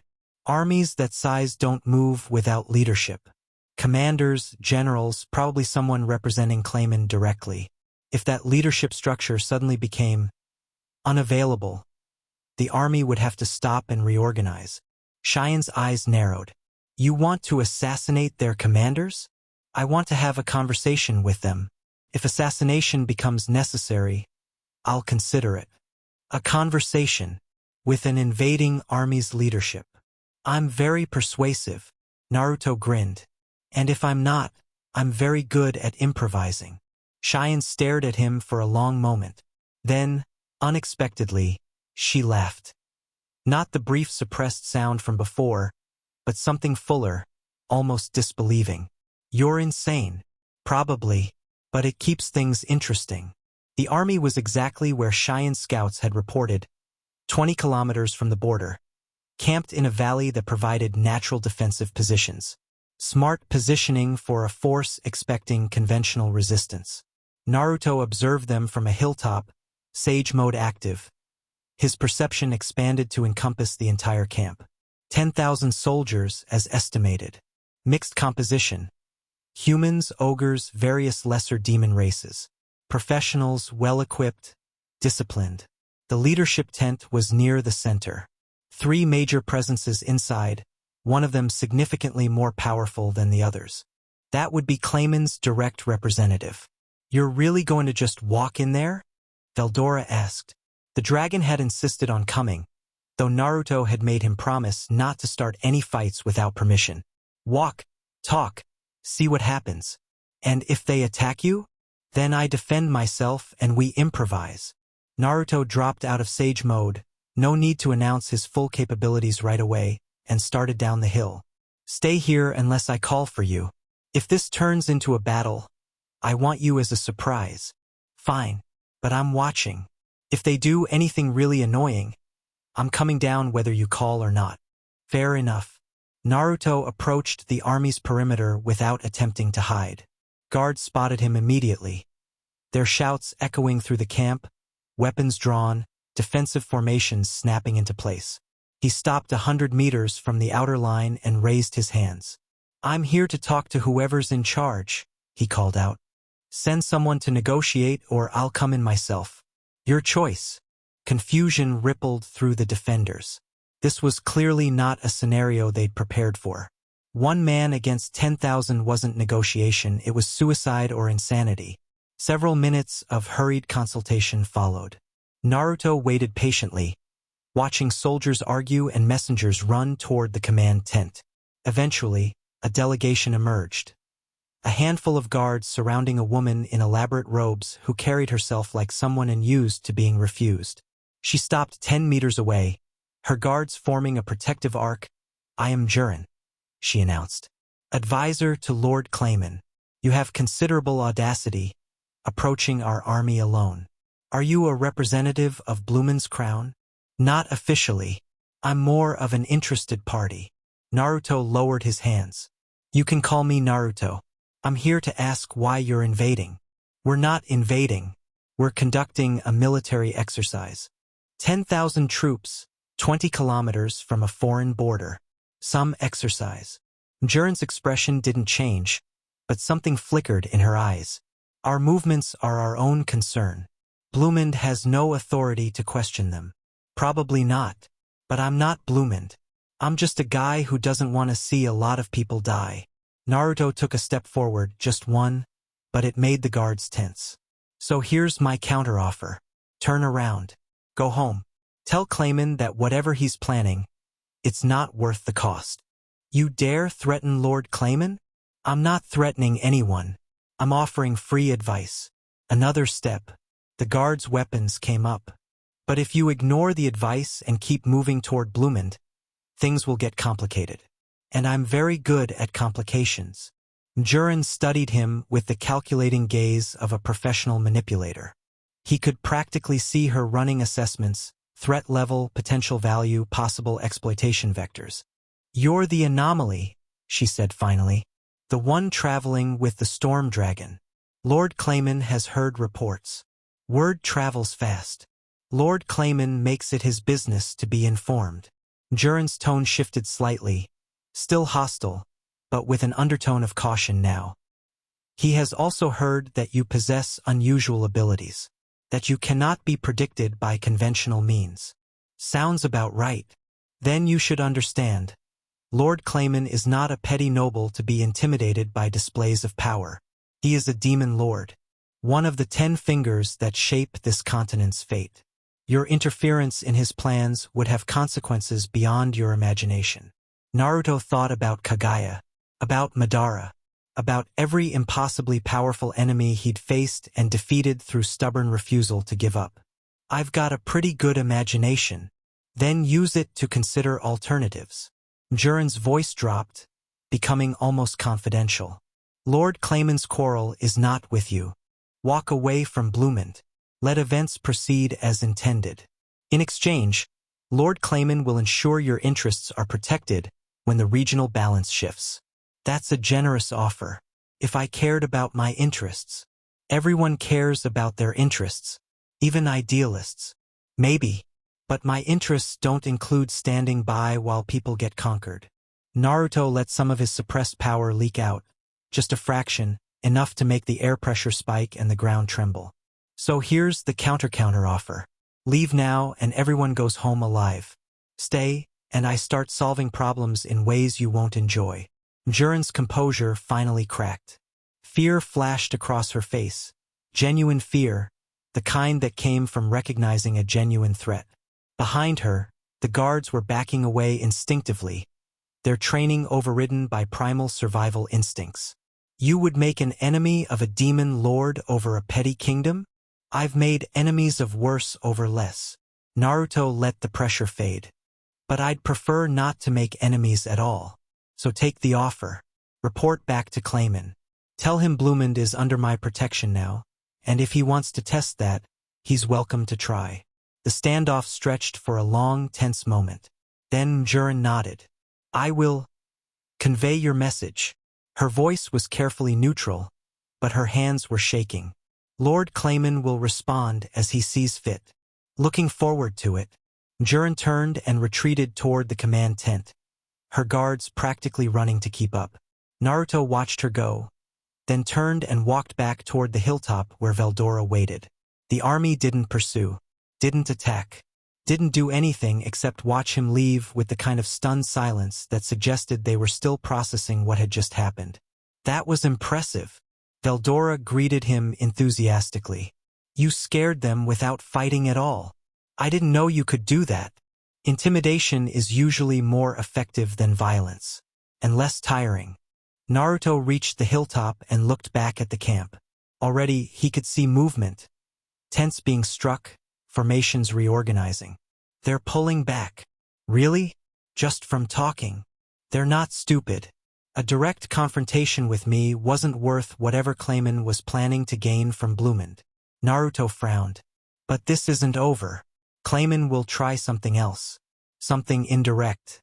That's apparently his style. So we'll deal with that when it happens?" "Basically." Naruto started the trek back toward the border. "For now, let's go tell Cheyenne the good news." Cheyenne's relief was palpable when he reported the army's withdrawal. "They're really leaving?" She was watching the futures again, her oracle sight tracking the probability shifts. "The invasion timelines are collapsing, fading to negligible likelihood. For now, Clayman will probably try something more subtle next time. Subtle is preferable to 10,000 soldiers." Cheyenne turned away from whatever internal landscape she'd been observing. "I don't know how to thank you. You just saved thousands of lives. I talked to someone. That's it. The hard work.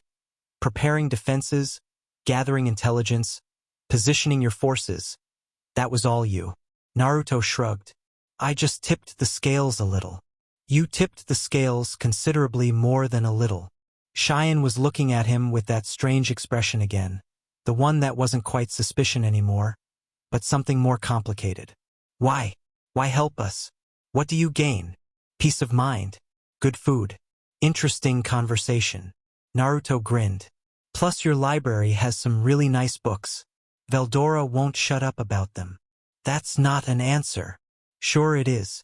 You're just not used to answers that simple. He walked toward the door, then paused. Get some rest, Cheyenne. You look exhausted. I have responsibilities, which will still be there tomorrow. Your kingdom isn't going to collapse because you slept for 8 hours. He looked back at her. Trust your people to handle things. That's what delegating is for. Cheyenne opened her mouth to argue, then closed it, then opened it again. You're infuriating. I get that a lot. Naruto left before she could respond, smiling to himself. Getting past her defenses was proving more challenging than fighting demon armies, but he was making progress. Little by little, she was starting to see him as a person rather than a political asset. That was worth more than any military victory. 3 nights later, Naruto was walking through the palace gardens when Cheyenne found him. She wasn't wearing armor for once. Just a simple robe, her purple hair loose around her shoulders, looking more human than he'd ever seen her. The moonlight caught something vulnerable in her expression as she approached. I couldn't sleep, she said without preamble. The futures keep shifting. Every time I close my eyes, I see new possibilities, new branches, new ways for everything to go wrong. That sounds exhausting. It is. She sat on a stone bench beside the path, and after a moment, Naruto sat beside her. I've had this gift my entire life. It's supposed to be a blessing, the ability to see what's coming, to prepare for threats before they arrive. But it feels more like a curse. Because you see all the bad outcomes? Because I see all of them, good and bad. Every choice branches into 1,000 possibilities, and I have to watch them all, weigh them against each other, try to find the path that leads somewhere survivable. Cheyenne stared at the moon. Do you know what the worst part is? Sometimes the good futures require sacrifices I'm not willing to make. And I have to watch myself make them anyway in other timelines. Other versions of me who chose differently. Naruto didn't say anything, just listened. There's a timeline where I'm happy, Cheyenne continued, her voice dropping. Genuinely happy, for the first time in years. I have people I trust, a kingdom that's stable, enemies who've been defeated. And do you know what it costs? What? Everything. Everyone. I survive because I let others die in my place. I'm happy because I stopped caring about anyone enough to be hurt by their loss. Her hands clenched in her lap. That's not who I want to be. But sometimes I wonder if it's who I'll have to become. Naruto reached over and took her hand. She startled at the contact, but didn't pull away. That future isn't fixed, he said quietly. None of them are. You're not destined to become someone you hate. You just have the unfortunate ability to see that possibility clearly. How do you know? You can't see what I see. No, but I've faced similar choices. Moments where the easy path, the survivable path, meant abandoning everything I believed in. He squeezed her hand gently. And I've learned that the futures we fear aren't the ones that have to happen. They're the ones that happen if we give up. Cheyenne was quiet for a long moment. When she spoke again, her voice was smaller than he'd ever heard it. I'm tired of being afraid. Then stop.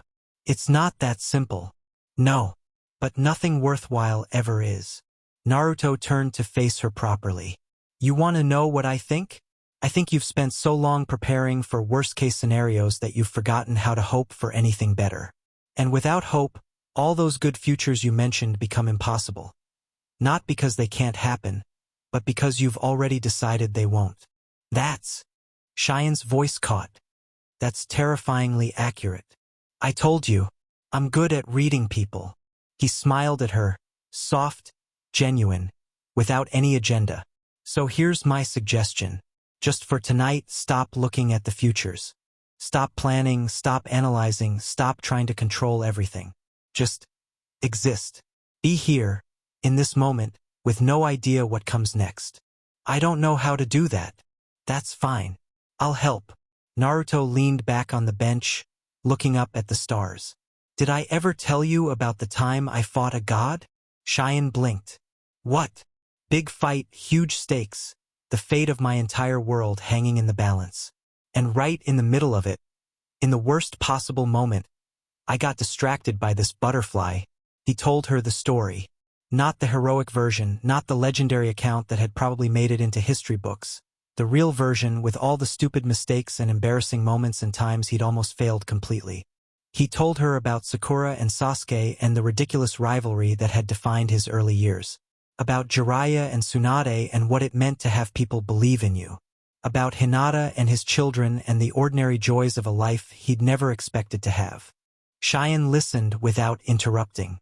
At some point, she shifted closer, her shoulder pressing against his. Her hand stayed in his throughout. By the time he finished, the moon had moved halfway across the sky. Your world sounds amazing, Cheyenne said softly. I'm sorry you lost it.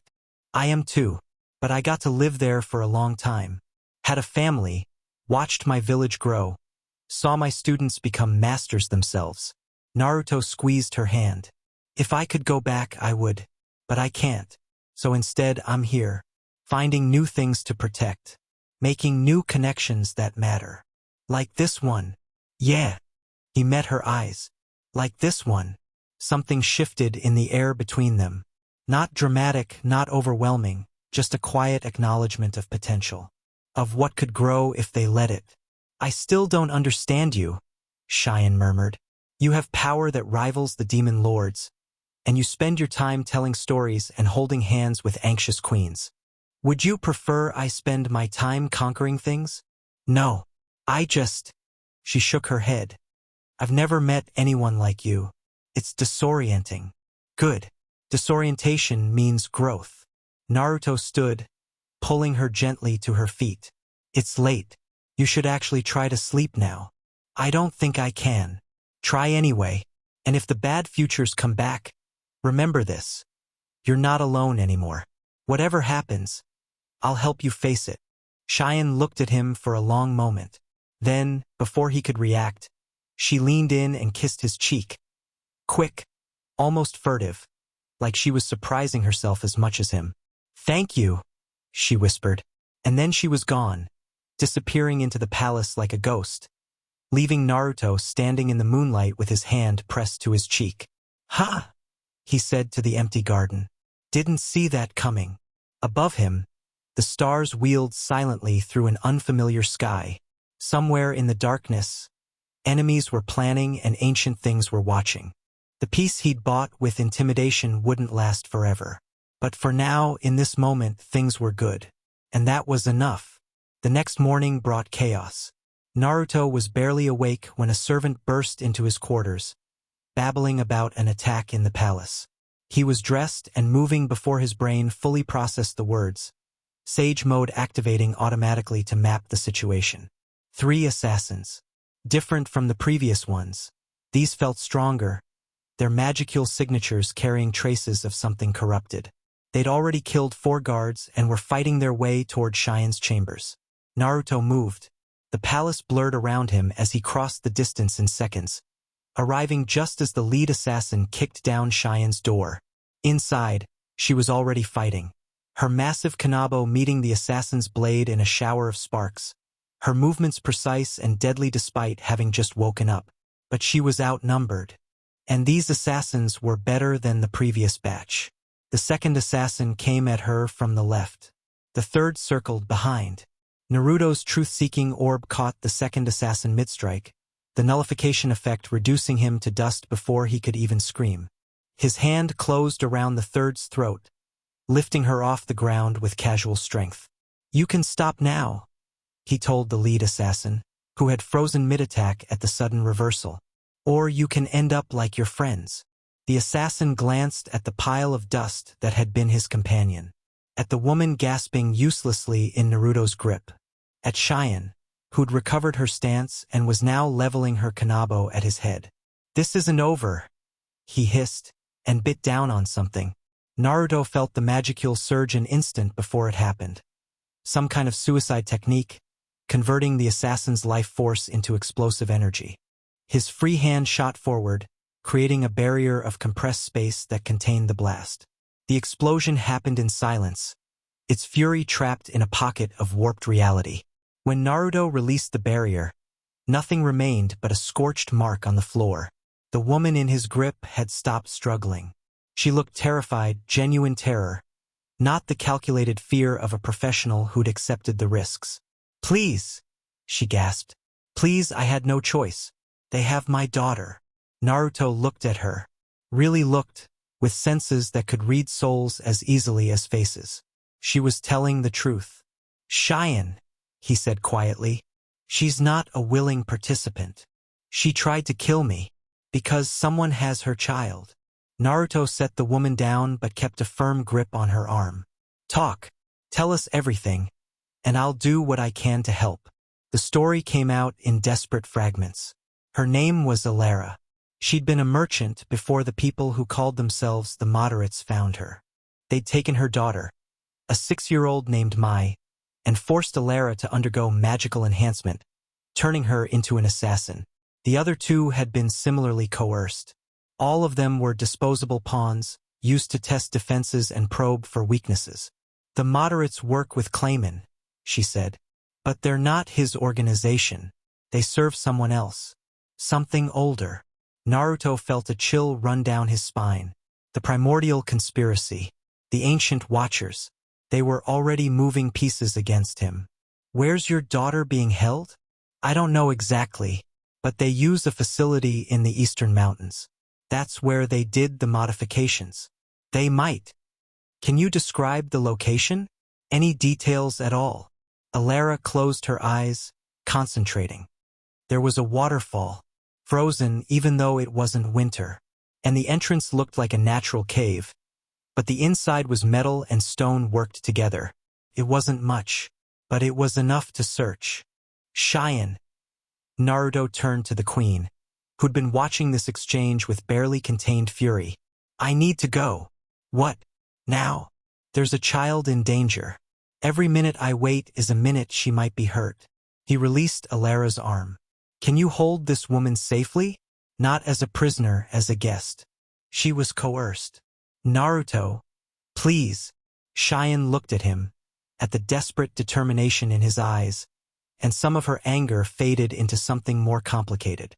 "Fine, but we're discussing this when you return." "Fair enough." Naruto was already heading for the window. "Veldora, I need a lift."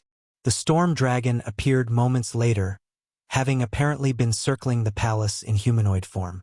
He took one look at Naruto's expression and grinned. "Finally, action. Find Velzard and Velgrind. Tell them what happened. If this is connected to those ancient things that were watching us, they need to know." "You're not coming with me? I'm going to rescue a little girl. Catch up when you're done." Naruto leaped from the window, energy gathering beneath his feet to form platforms of solid light. He began moving east at speeds that blurred the landscape below. His senses extended to their maximum, searching for a frozen waterfall and a hidden facility. Behind him, the capital shrank to a speck on the horizon. Ahead of him, darkness waited. And somewhere in that darkness, a 6-year-old girl was praying for someone to save her. Naruto had never been very good at leaving people's prayers unanswered. He found the facility 3 hours later. It was exactly as Alara had described. A frozen waterfall in the mountains, the ice unnatural and wrong, too solid for the season, too perfect in its crystalline structure. The cave entrance behind it looked natural but felt artificial, layers of concealment magic wrapped around a core of something ancient. Naruto didn't bother with subtlety. He walked through the waterfall, ice shattering around him, and stepped into darkness. The tunnel beyond the entrance shifted, natural stone becoming worked metal, organic curves becoming geometric precision. Whatever this place was, it was old. Older than the kingdoms he'd seen, maybe older than the world's current civilization entirely. His senses painted a picture of the interior. branching corridors, sealed chambers, and at the center, a cluster of life forces. Some human, some not, and one very small, very frightened presence that had to be my. Guards appeared. Soldiers in dark armor bearing weapons that pulsed with hostile energy. They moved to intercept him with the coordination of professionals. Naruto didn't slow down. The first guard's sword passed through empty air as Naruto sidestepped. His counterstrike was casual, just a palm thrust, but it sent the man crashing through a wall with enough force to leave an imprint in the metal. The second guard tried magic. Fire erupted from his outstretched hands, a blast that would have incinerated normal flesh. Naruto walked through it, the flames parting around him like water around a stone. "Where's the child?" he asked the remaining guards. They attacked instead of answering. Bad choice. 30 seconds later, Naruto stood in a corridor full of unconscious bodies. He hadn't killed any of them. That would come later if necessary, after he'd confirmed what kind of organization he was dealing with. For now, restraint served better than revenge. He followed the path of his senses, moving deeper into the facility. The architecture grew stranger as he progressed. Chambers that seemed too large for their dimensions, corridors that twisted in ways that hurt to look at, and everywhere, that same sense of wrongness that he'd felt from the masked figure weeks ago. Finally, he reached the central chamber. Mai was there. A small girl with dark hair, chained to some kind of altar, surrounded by robed figures conducting a ritual. The energy they were channeling felt corrupted, ancient, hungry. "Stop," Naruto said. The robed figures didn't stop. They didn't even acknowledge him. Their ritual continued, dark energy spiraling toward the terrified child. Naruto moved. His truth-seeking orb intercepted the energy flow, nullifying it on contact. His fist shattered the altar, and his arms caught Mai as she fell. The robed figures finally reacted, spinning to face him, their hoods revealing faces that weren't quite human anymore. "You should not have come here," the lead figure said. Its voice had that same layered quality as the masked observer. Multiple tones speaking in harmony, none of them matching. This one was prepared for sacrifice. The dreaming void requires sustenance. The dreaming void can find sustenance somewhere else. Naruto held Mai close, the girl clinging to him with desperate strength. "This one's going home. You do not understand what you interfere with. I understand plenty." He let his power flare. Not suppressed, not contained, but open and blazing for all to see. "I understand that you took a child from her mother. I understand that you were going to hurt her. And I understand that I'm going to destroy anyone who tries to stop me from taking her home." The robed figures exchanged glances. Whatever silent communication passed between them, it ended with a decision. "Very well," the lead figure said. "You may have the child." She was not optimal anyway, too much fear, not enough despair. "Others will serve better." "There won't be others. I'm shutting this place down. You cannot destroy what you do not comprehend. This facility is merely a node, a collection point. The network extends across dimensions." The figure gestured, and reality began folding around them, the same spatial manipulation Naruto had seen before. "We will meet again, anomaly. Your interference has been noted." They vanished.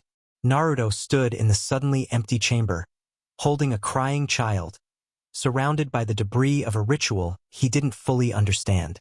"You're safe," he told Mai quietly. "I've got you. You're going home." Mai didn't respond with words. She just held on tighter. The return journey was slower. Mai couldn't travel at high speeds without risk, so Naruto kept his pace reasonable, carrying her carefully through the mountains and across the plains toward Bloomend. She fell asleep eventually, exhaustion overwhelming fear. He kept moving, cradling her small form, thinking about what he'd seen. The primordial conspiracy, he was starting to think of them by that name, was bigger than he'd realized. Multiple facilities across dimensions. Rituals requiring child sacrifices. Ancient intelligences pulling strings from behind reality's curtain. This wasn't something he could punch into submission. This was a war, and he'd just fired the opening shot without understanding the battlefield. He needed allies. Real ones. Not just Veldora's enthusiastic chaos or Cheyenne's political support. He needed people with knowledge of this world's deep history, its hidden powers, its structures that existed beyond normal perception. The Dragon Sisters might know something. Malim, the demon Lord Veldora had mentioned in passing. She was supposed to be one of the oldest beings in existence. Even Clayman, enemy though he might be, likely had intelligence about forces operating behind the scenes. But first, he had to get my home. Everything else could wait until a 6-year-old was back in her mother's arms. Alera's reunion with her daughter was everything Naruto had hoped for. They held each other and cried, Mai's small body shaking with sobs, while her mother whispered reassurances that everything would be okay. Naruto watched from a distance, feeling that particular satisfaction that came from saving someone who deserved to be saved. Cheyenne found him on the palace balcony an hour later. She's sleeping now, the queen reported. Both of them. The healers say there's no permanent damage to the child's magical structure. Whatever ritual they were attempting wasn't completed. Good. Naruto. Cheyenne moved to stand beside him, looking out at the city below. What did you find? What is this organization? Something old. Something dangerous. He told her everything, the facility, the robed figures, their words about the dreaming void and dimensional networks. They're not going to stop. This was a warning shot to them and to me. Things are going to escalate. Then we prepare. It's not that simple. This is beyond your kingdom's capabilities. Beyond most armies' capabilities. These things operate on a scale that makes demon lords look like local bullies. Then what do you suggest? Naruto was quiet for a moment. I need to build something, a network of my own. Allies who can fight on multiple fronts, gather intelligence, protect vulnerable targets. He turned to face her. I need your help. My oracle sight? More than that. Your political connections. Your intelligence networks. Your legitimacy as a recognized ruler. He took her hands, meeting her eyes directly. I can't do this alone, Cheyenne. I need partners. Will you be one? Cheyenne looked at him for a long moment, at the earnest determination in his face, at the hands holding hers with gentle firmness. I've seen 1,000 futures since you arrived, she said quietly. And in every single one, you're standing at the center of something vast. Something that changes everything. Is that a yes? It's an observation. But she was smiling now, small and tentative but real. Yes, Naruto. I'll be your partner. Though you should know, I expect this partnership to be comprehensive. Comprehensive. I'm a queen. I don't do things halfway. She stepped closer, close enough that he could feel her breath. Whatever we build together, I want to build all of it. The alliance, the network, and... She trailed off, uncertainty flickering across her features. Naruto understood. And whatever else grows between us. He finished gently. Yes, I'd like that. Cheyenne's smile grew slightly wider. Good. Now we have work to do. The Demon Lord gathering is in 3 weeks, and if we're going to build alliances against ancient cosmic entities, we'll need to start by not getting conquered by the regular kind of enemies first. The Demon Lord gathering? An irregular meeting of the 10 Demon Lords. Clayman requested it, probably to consolidate support for his regional moves. Cheyenne's expression hardened. If we could attend as observers, gain intelligence on his plans, maybe even find potential allies among the other lords, then we need to find a way in. I know someone who might help, a demon lord who owes my family a debt. It's tenuous, but who? Her name is Malim Nava. She's unpredictable, but she's the strongest of the 10, and she doesn't play political games. Naruto remembered what Veldora had told him about Malim, daughter of Veldanava, the god who'd created this world, one of the oldest and most powerful beings in existence. Then let's talk to her. It's not that simple.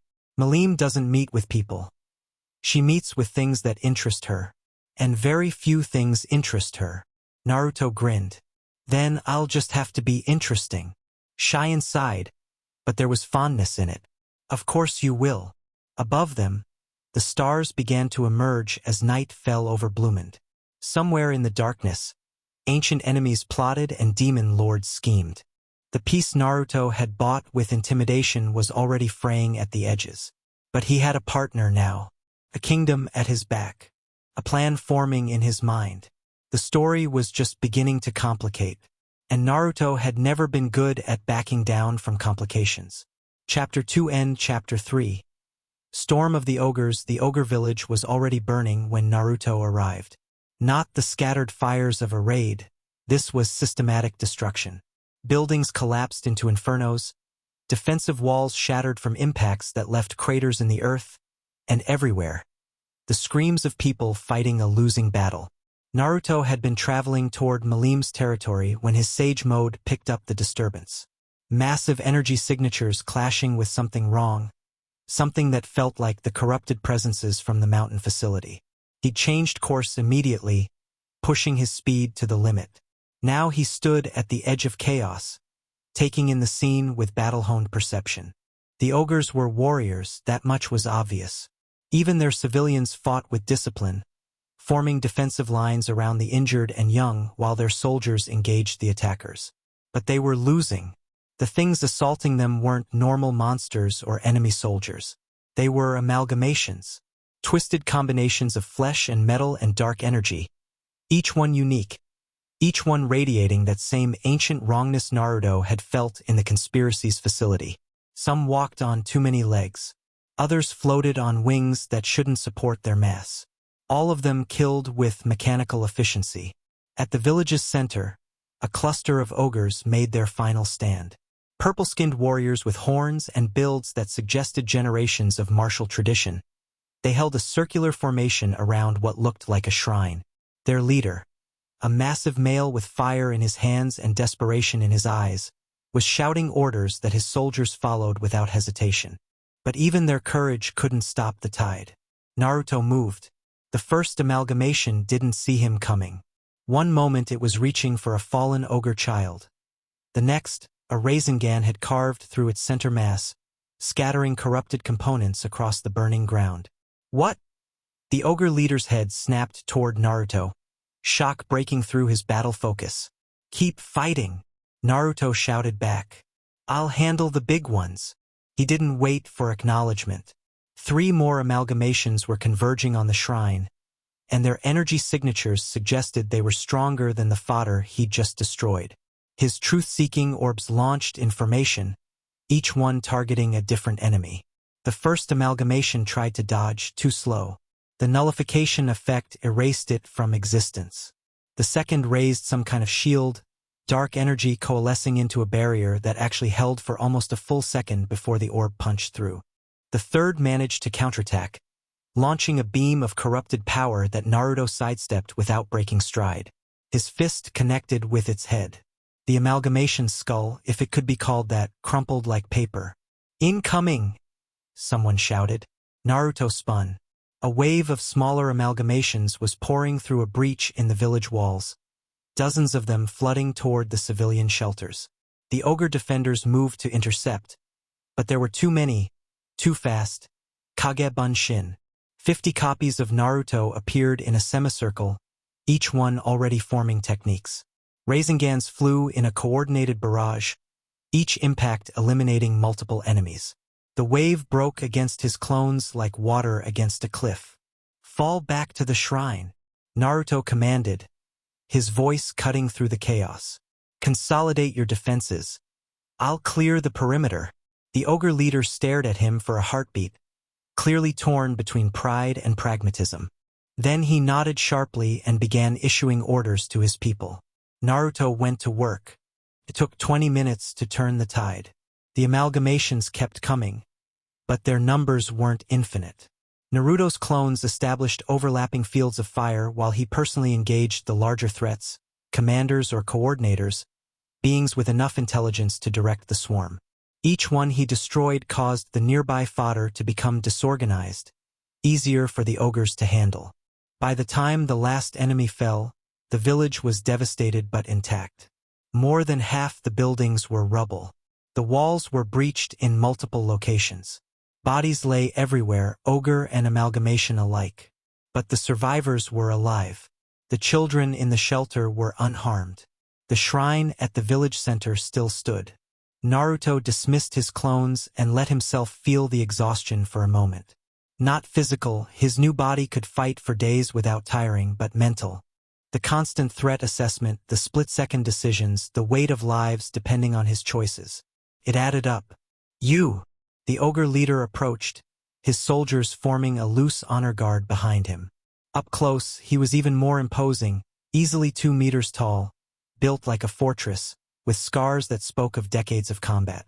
His expression was unreadable. "Who are you?" he demanded. "Why did you help us?" "Naruto. And I helped because you needed help." The answer felt repetitive by now, but it was still true. "What were those things?" "I don't know." The leader's jaw tightened with frustration. "They appeared without warning 3 days ago. We thought they were monsters at first, unusual but manageable. Then they started coordinating, adapting, learning our tactics and countering them. They're not monsters. They're constructs." Naruto knelt beside a fallen amalgamation, examining its components. Metal and flesh woven together, animated by energy that felt fundamentally wrong. "Someone made these. Someone who wanted your village destroyed." "Why? We have no enemies capable of this. The orc tribes to the south are troublesome but primitive. The human kingdoms ignore us. We've lived peacefully in this forest for generations." Naruto thought about the conspiracy, about their dimensional network and child sacrifices and ancient intelligences, about how they'd been watching him since he arrived in this world. "I might be why," he admitted. "There are forces, old ones, operating behind the scenes. They've been interested in me since I appeared. This might be them testing something, or sending a message." "You brought this upon us?" "Maybe. I don't know for certain." Naruto stood, meeting the ogre's eyes directly. "But I'm going to find out. And whoever's responsible, I'm going to stop them." The leader studied him for a long moment. Whatever he saw apparently satisfied something, because some of the hostility faded from his stance. "I am Benimaru," he said finally, "acting chief of the ogre clan, since my father fell in the first attack. I'm sorry for your loss." "Don't be sorry. Be useful." Benimaru gestured at the devastation around them. "We need to rebuild, to recover, and we need to understand what attacked us so it doesn't happen again. Can you help with that?" "Yes, but first, let's make sure there aren't more coming." Naruto extended his senses to their maximum range, Sage Mode painting a detailed picture of the surrounding forest. No more amalgamations within detection range. No corrupted energy signatures approaching. Whatever force had sent the attack, they'd committed everything to this assault. "We're clear for now," he reported. "But I'd recommend posting scouts anyway. My range isn't infinite." "Already done."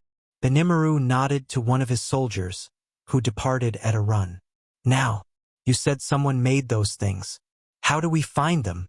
"That's the hard part." Naruto looked at the amalgamation corpse again, wishing he had better analytical abilities. "These are advanced, complex. Whoever created them has resources and knowledge beyond anything I've seen in this world so far. Beyond even a demon lord? Maybe. Or working with one." Naruto thought about Clayman, about the connections Alara had mentioned. "There's a demon lord named Clayman who's been making moves in this region. His forces were marching on Bloomond before I convinced them to turn back. It's possible he's connected." "Clayman." Benimaru's expression darkened. "I've heard that name. He's known for manipulation, for using others as pawns. If he's behind this, then we need to find proof. And allies." Naruto straightened. "I'm building something. A network of people who can stand against these threats. Your clan, if you're willing, could be part of that." "You want us to join your cause?" "I want us to work together. Your people are strong, disciplined, skilled at warfare. My power can protect, but I can't be everywhere. Together, we're more than the sum of our parts." Benimaru was quiet, clearly weighing the offer. Before he could respond, a new voice cut through the moment. "Brother, who is this person?" Naruto turned. A young ogre woman approached, purple-skinned like the others, but more refined in her features. She wore robes rather than armor, and her bearing suggested education rather than martial training. Her eyes were sharp, assessing, missing nothing. Shuna. Benimaru's tone softened slightly. This is Naruto. He arrived during the attack and helped drive off the enemy. I saw. Shuna's gaze fixed on Naruto with uncomfortable intensity. I also saw him create 50 copies of himself, destroy constructs that killed a dozen of our best warriors, and move faster than my eyes could follow. He's not human. No, Naruto agreed. I'm not. What are you, then? It was a fair question, one he still didn't have a complete answer to. Something new, he said finally. I was human once in another world. I died. I was reborn here as this. He gestured vaguely at himself. I'm still figuring out the details. Shuna's expression didn't change, but something shifted in her stance. You're from another world? Yes. That shouldn't be possible. The dimensional barriers are apparently not as absolute as people think. Naruto shrugged. I didn't choose to come here. It just happened. Now I'm trying to make the best of it. By saving random villages? By helping people who need help. Your village happened to be next on the list. Shuna and Benimaru exchanged a look, the kind of silent communication that came from years of sibling intimacy. Whatever passed between them, it ended with Shuna nodding slightly. The shrine, she said. The attackers were focused on it. Not just destroying the village, specifically targeting our holy site. Naruto frowned. What's in the shrine? Our ancestral artifacts. Relics from the founding of our clan. Passed down for generations. Shuna's voice tightened, including something my father called the Flame of Origins. He said it was a fragment of creation itself, left here by beings who existed before the current age. Before the current age. The conspiracy operated on timescales that predated everything Naruto understood about this world. If the ogres possessed something from that era, I need to see it. The shrine's interior was surprisingly simple.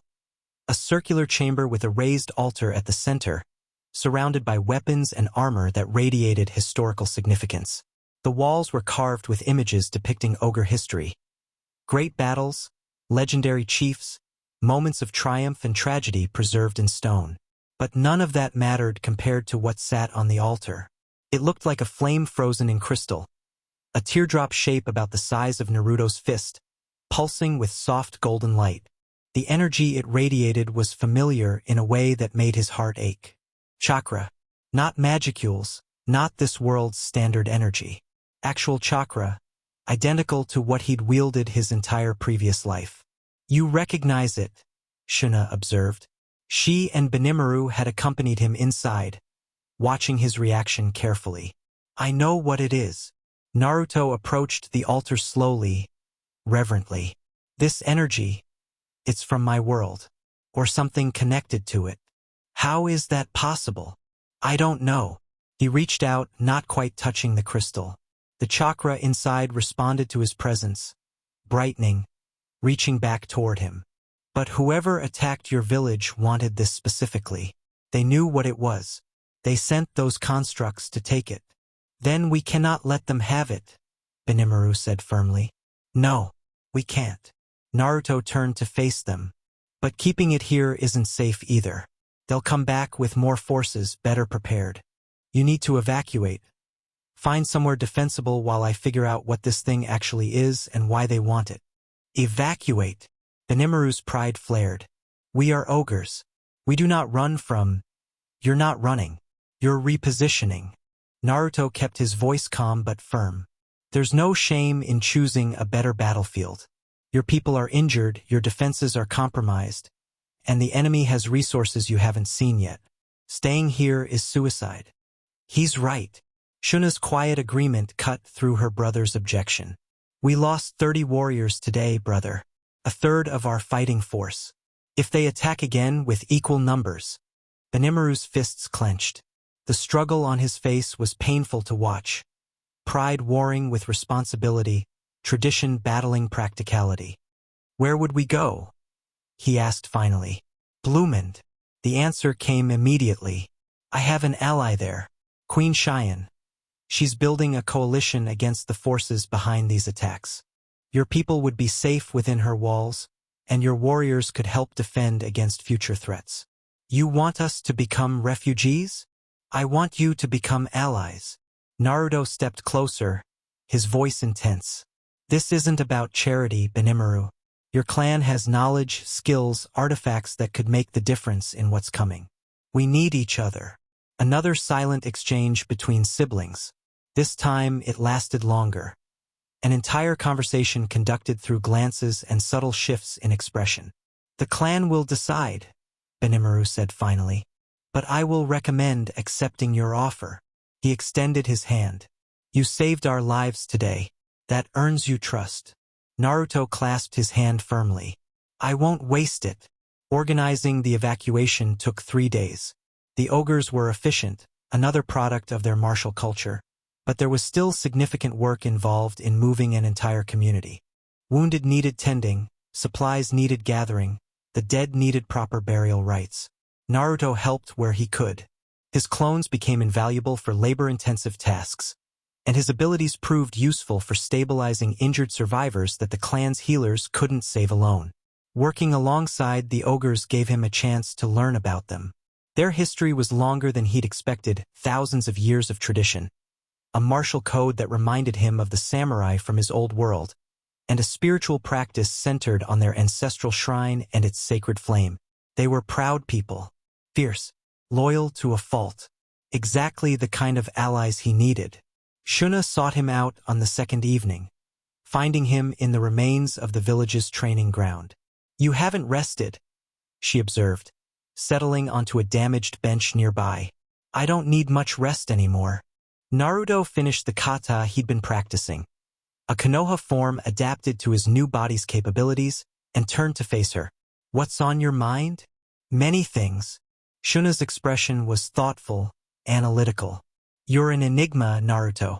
You have power that rivals demon lords, yet you spend your time doing manual labor alongside common soldiers. You claim to be from another world, yet you integrate into ours with suspicious ease. Is that a problem? It's a curiosity. She tilted her head slightly. I've studied many things. Ancient texts, magical theory, the nature of existence itself. What you describe, reincarnation across dimensional boundaries, shouldn't be possible according to any framework I know. And yet here I am. Yes, here you are. Shuna stood and approached him, close enough to study his features directly. The energy inside you is strange. 2 distinct signatures, woven together with your soul in ways I've never seen. And something else underneath. Something that feels almost familiar, though I can't place it. Naruto thought about his ultimate skills, about the chakra flame in the shrine, about all the impossible things that had happened since his arrival. I died as the leader of my village, he said quietly. An old man, surrounded by family, satisfied with the life I'd lived. Then I woke up here, young again, powerful beyond anything I'd been before. I don't understand why or how. I'm just trying to make the best choices I can with what I have. And saving villages is part of those choices? Always has been. Even before I had power, I wanted to protect people. The strength just makes it easier. Shuna studied him for another long moment. Then, unexpectedly, she smiled. The first genuine warmth he'd seen from her. You're honest. That's rare among the powerful. Lying is exhausting, and it usually backfires. Spoken like someone who's learned from experience. Naruto laughed. You have no idea. They fell into comfortable conversation, comparing their world's histories, discussing magical theory, sharing observations about the attack and its implications. Shuna was brilliant, Naruto discovered. Her intellectual curiosity matched her brother's martial prowess, creating a complementary pair of leaders. She also had questions. Lots of them. About chakra, about his old world's ninja system, about the beings he'd fought and the techniques he'd mastered. Naruto answered what he could, enjoying the chance to talk about home with someone who genuinely wanted to understand. The will of fire, Shuna repeated, after he'd explained his village's core philosophy. A belief that love, not power, is what makes people strong. Something like that is about connection, about protecting your precious people with everything you have. And you still believe it? Even here, in a world where you have no precious people. The question hit harder than she probably intended. Naruto was quiet for a moment, feeling the truth of her words. He'd been operating on instinct since arriving, helping, fighting, building alliances, but the emotional core was still missing. He'd made allies, potential friends, but no one who'd reached the level of precious person yet. I believe it, he said finally. The precious people will come. They always do. You just have to stay open to the possibility. Shuna's expression softened. You're an optimist. Someone has to be. The evacuation began on the fourth morning. 312 ogres, all that remained of a clan that had numbered over 500 before the attacks, formed a column stretching through the forest. Warriors formed the perimeter, civilians and wounded in the center, scouts ranging ahead and behind. Naruto walked at the front with Benimaru, his senses extended to detect any approaching threats. The Flame of Origins was secured in a protective case, carried by Shuna herself. She'd insisted on taking personal responsibility for the artifact. How far to Blumend? Benimaru asked. 4 days at this pace. Maybe 3 if we push. My people are tired. Wounded. We can't push. Then we take 4 days. I'll make sure nothing interrupts us. Benimaru grunted acknowledgement. They walked in silence for a while, the forest transitioning around them as they moved away from ogre territory. You said you were a leader in your old world, Benimaru said eventually. How did you deal with this? Watching your people suffer, knowing you couldn't protect everyone. Naruto thought about his years as Hokage, the decisions that had haunted him, the lives lost despite his best efforts. Badly, sometimes, he admitted. There were nights I didn't sleep, moments I wanted to give up, times I questioned whether I was the right person for the job. What kept you going? My precious people. The ones I could protect. The ones who believed in me even when I didn't believe in myself. Naruto glanced at him, and the knowledge that giving up would mean failing everyone who was counting on me. I couldn't do that. Couldn't let them down. So you simply kept going? Yeah. 1 day at a time. 1 decision at a time. Eventually it got easier. Not easy, never easy, but manageable. Benimaru was quiet, processing. When he spoke again, his voice was softer than before. My father said something similar. Before he died. The ogre's expression tightened with grief. He was clearly still learning to carry. He said leadership wasn't about being perfect. It was about being present. About making the choice to keep fighting even when everything inside you wants to stop. Your father sounds like a wise man. He was. The best leader our clan has had in generations. Benimaru's hands clenched. I'm not ready to replace him. No one ever is. But you do it anyway because someone has to. Naruto clapped him on the shoulder, a gesture of solidarity between warriors. And for what it's worth, I think you're doing fine. Your people are alive. They're moving toward safety. That's not nothing. It's not victory either. Victory comes later.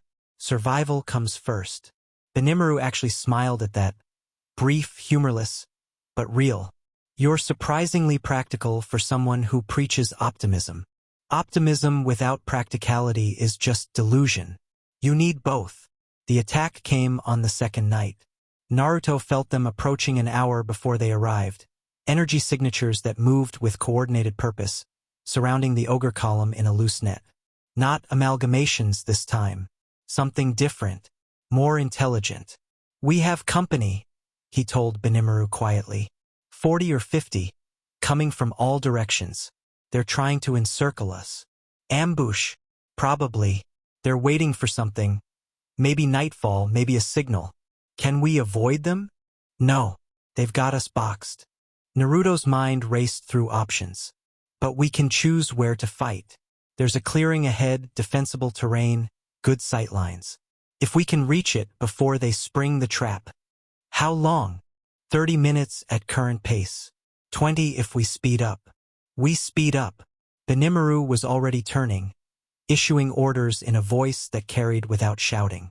The column's pace increased, civilians leaning on warriors, wounded carried by those still strong. They made it with 5 minutes to spare. The clearing was exactly what Naruto had described. A natural bowl in the forest floor, surrounded by elevated ground that would force attackers to charge downhill. The ogres spread into defensive formation with practiced efficiency, warriors forming a perimeter around the non-combatants. "They're moving," Naruto reported. "Coming in fast now. They know we've reached defensible ground. Then let them come." Benimaru drew his sword, a massive blade that glowed with internal fire. "We are ogres. We do not hide from battle." The enemies emerged from the treeline. They were humanoid, mostly, tall, thin, with elongated limbs and faces that seemed to shift between expressions too quickly to track. Their movements were wrong, too smooth, like puppets on invisible strings. And their eyes were completely black.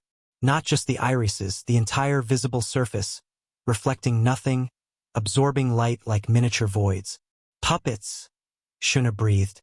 She'd taken position near the center, the flame of origins secured at her side. "They're being controlled by someone, probably from a distance. Then we break the strings."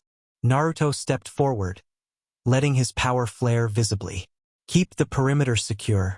I'll handle the bulk of them." He didn't wait for acknowledgement before launching himself at the enemy line. The first puppet tried to dodge. Faster than anything human, but Naruto was faster. His fist connected with its chest, and instead of flesh he felt something hollow, something that cracked and shattered on impact. The puppet collapsed in a heap of broken components. More came, dozens of them, converging from all directions, their movements coordinated with eerie precision. Naruto's clones met them head-on, creating a chaotic battlefield that disrupted their formation. But something was wrong. The puppets weren't trying to win. They were probing, testing, gathering information with every exchange. And behind them, lurking at the edge of his perception, something else watched. Something familiar. Naruto disengaged from the melee, leaving his clones to handle the puppets, and reached out with his senses. They're hidden in a fold of space, the same dimensional concealment technique the conspiracy had used before. "Found you." His truth-seeking orb launched toward the hidden presence. The concealment shattered, revealing a robed figure, different from the ones at the facility, but radiating the same corrupted energy. "Impressive," the figure said. Its voice had that layered quality, multiple tones speaking in harmony. "You detected our observation faster than projected. Adjusting assessment parameters. Stop talking like a machine and tell me what you want. We want understanding. You are an anomaly, a variable that does not belong to this dimensional matrix. Your presence creates cascading probability disruptions that threaten long-term projections." The figure tilted its head. "The dreaming void wishes to incorporate you, to understand your nature, to utilize your unique properties for the great work. Hard pass. Your refusal is noted but irrelevant. You will be acquired eventually. The only variable is cost." The figure raised its hand, and the puppets below suddenly changed behavior. Instead of probing attacks, they launched themselves at the ogre lines with suicidal intensity, not trying to win, just trying to die against the defenders and take as many with them as possible.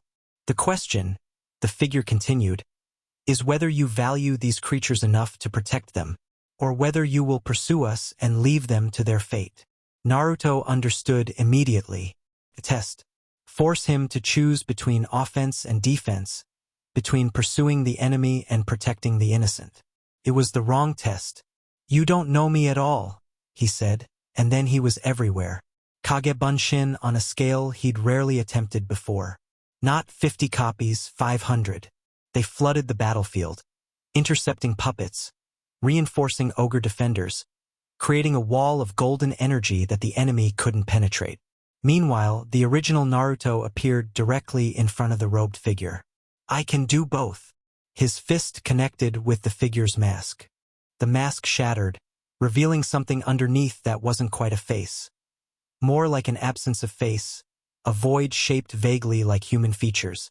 The figure staggered back, clearly not expecting the blow to land. Interesting, it said, though the voice was distorted now, breaking up like bad reception. You are more than projected. This information will be valuable. It collapsed into itself, folding through dimensions, escaping before Naruto could strike again. He let it go. The puppets were still attacking, and his clones were starting to dispel under the onslaught. Priorities. The battle lasted another 15 minutes. Without coordination from their controller, the puppets became predictable, still dangerous but manageable. The ogre warriors cut them down with efficiency born of desperation, and Naruto's clones handled the overflow. When the last puppet fell, silence descended over the clearing. Naruto dismissed his remaining clones and took stock. Injuries among the ogres, but no deaths. The defensive formation had held. What was that? Benimaru demanded, approaching with his sword still drawn. That thing you fought, what did it say? It said they want to acquire me, to use me for something called the Great Work. Naruto looked at the corpse of the nearest puppet, already dissolving, its components breaking down into inert matter. They're not going to stop. Every time I fight them, they learn more, adapt more. Then we kill them before they can adapt. It's not that simple. They're spread across dimensions. Killing one operative doesn't affect the others. Then what do we do? Naruto thought about the problem. About enemies who could watch from folded space, who could throw unlimited puppets at him, who wanted to understand and utilize him for purposes he couldn't imagine. We get stronger, he said finally. We build alliances. We find out more about this great work and what they're actually trying to accomplish. He met Benimaru's eyes. And we don't give up. No matter how many times they come, no matter how much they adapt, we keep fighting. That's not a strategy. That's stubbornness. Sometimes stubbornness is the only strategy that matters. They reached Bloomend on schedule, the rest of the journey passing without incident. Cheyenne met them at the city gates, her expression flickering through surprise, calculation, and something warmer as she took in the sight of 300 ogre refugees filing through her capital streets. You found allies, she observed. They found me. Naruto gestured toward Benimaru and Shuna, who approached with appropriate diplomatic formality. Queen Cheyenne of Bloomend, meet Benimaru and Shuna of the Ogre clan. They've agreed to join our coalition. Under what terms? Mutual defense, shared intelligence, coordinated action against common enemies. Benimaru's voice was formal but not hostile. We bring 300 warriors, artisan skills, and knowledge of the eastern forests. In exchange, we request sanctuary for our non-combatants and a voice in strategic decisions. Cheyenne considered for a moment. Her oracle sight was probably running through possibilities, assessing outcomes. Acceptable, she said finally. We'll establish your people in the Eastern District. There's space available since the civil conflict. Your warriors can integrate with our defense force under joint command structure. Agreed. The formalities continued, but Naruto stepped back, letting the leaders work out details. His attention was on Shuna, who'd moved to stand beside him while her brother handled diplomacy. Thank you, she said quietly, for everything. Don't thank me yet. The hard part's still coming. I know, but you've given us a chance. That's more than we had 4 days ago. Shuna's hand found his brief contact, quickly withdrawn, but meaningful. When she looked at him, her expression held something new. Not just intellectual curiosity anymore. Something warmer. The flame of origins, she said. I've been studying it during the journey. The energy inside. It responds to you. Reaches toward you. I think it might be connected to your reincarnation somehow. Connected how? I don't know yet, but I intend to find out. Her smile was small but genuine. If you'll let me. Of course. We're allies now, remember? Allies. She tested the word. Yes, I suppose we are. That night, Naruto found himself on the palace roof, staring at unfamiliar stars and thinking about everything that had happened. 2 weeks since the ogre village. A coalition forming, enemies revealing themselves, pieces moving on a board he was only beginning to understand, and relationships deepening in ways he hadn't expected. Cheyenne appeared beside him without warning. She was getting better at moving quietly, or maybe he just stopped being surprised by her presence. "The ogres are settled," she reported. "Benimaru is already working with our military commanders.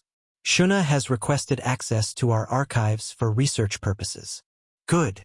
You're brooding again." "I'm thinking." Same scrunchy face. Cheyenne settled beside him, close enough that their shoulders almost touched. "What's wrong?" "The conspiracy. They're escalating. Sending more forces, gathering more information. Every encounter teaches them something new about me." Naruto shook his head. "I'm reactive, always responding to their moves instead of making my own. I need to change that." "How?" "I don't know yet. But step one is understanding what they actually want. This great work they keep mentioning, what is it? What are they trying to accomplish?" "The dreaming void," Cheyenne said slowly. "That's what they called their master. A conceptual entity that consumes dimensional boundaries." "How do you know that?" "Alara. She's been recovering memories since the rescue. Fragments of conversations she overheard during her time in their facility." Cheyenne's expression was troubled. If what she remembers is accurate, the dreaming void isn't just powerful. It's fundamental. An intelligence that exists in the spaces between realities, consuming the barriers that keep dimensions separate. "And they want to feed me to it? Or use you to feed it faster? Your presence disrupts dimensional stability. Your own existence is a kind of boundary violation." Cheyenne turned to face him. "You're not just an anomaly, Naruto. You're a tool they could use to accelerate their goals." "Great. So he wasn't just a target, he was a potential weapon. Then we need to find out more. About the void, about the conspiracy structure, about weaknesses we can exploit." Naruto's jaw set with determination. "The Demon Lord gathering is in 2 weeks, right?" "Yes. Clayman's initiative. Then that's our next move. We go to the gathering, we gather intelligence, we find potential allies among the Demon Lords." He met her eyes. "And we let the conspiracy know we're not just going to sit here waiting to be acquired. That's dangerous. Everything's dangerous. Might as well be proactive about it." Cheyenne was quiet for a moment. Then she laughed. Soft, genuine, somehow surprised out of her. "You're incorrigible. I've been called worse." She leaned against him, her head resting briefly on his shoulder. The contact was unexpected but not unwelcome. "I'm glad you came to Bloomond," she said quietly. "Whatever happens next, I'm glad you're here." "Me too." They sat together in comfortable silence, watching the stars will overhead. Somewhere out there, ancient enemies plotted and dimensional horrors stirred. The conspiracy was gathering its forces for moves Naruto couldn't predict. But he wasn't alone anymore. He had allies, Cheyenne with her oracle sight and political connections, Benimaru with his warriors, Shuna with her intellect and research skills, Veldora with his chaotic enthusiasm, and somewhere, waiting to be met, Malim Nava, the strongest demon lord, who might be the key to everything. The Demon Lord gathering was in 2 weeks. Naruto intended to make an entrance. Chapter 3 and Chapter 4. The Dragonoid and the Demon Lord. The explosion came without warning. Naruto was sparring with Benimaru in the palace training grounds, holding back significantly, using the exercise to assess the ogre's combat style, when reality tore open approximately 300 meters above the city. A figure rocketed through the rift, trailing pink energy and laughing with pure, unrestrained joy.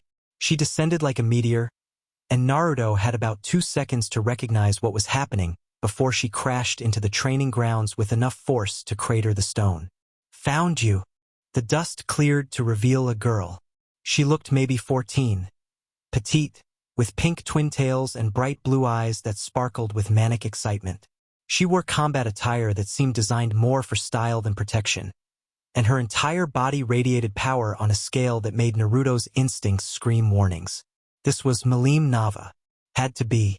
Nothing else could generate this much pressure while looking like an overexcited teenager. "You're the interesting one," Malim jabbed a finger at him, grinning widely. The one Veldora keeps talking about. He says you punched him in the face and it actually hurt. Is that true? Can you punch me too? I want to see. What?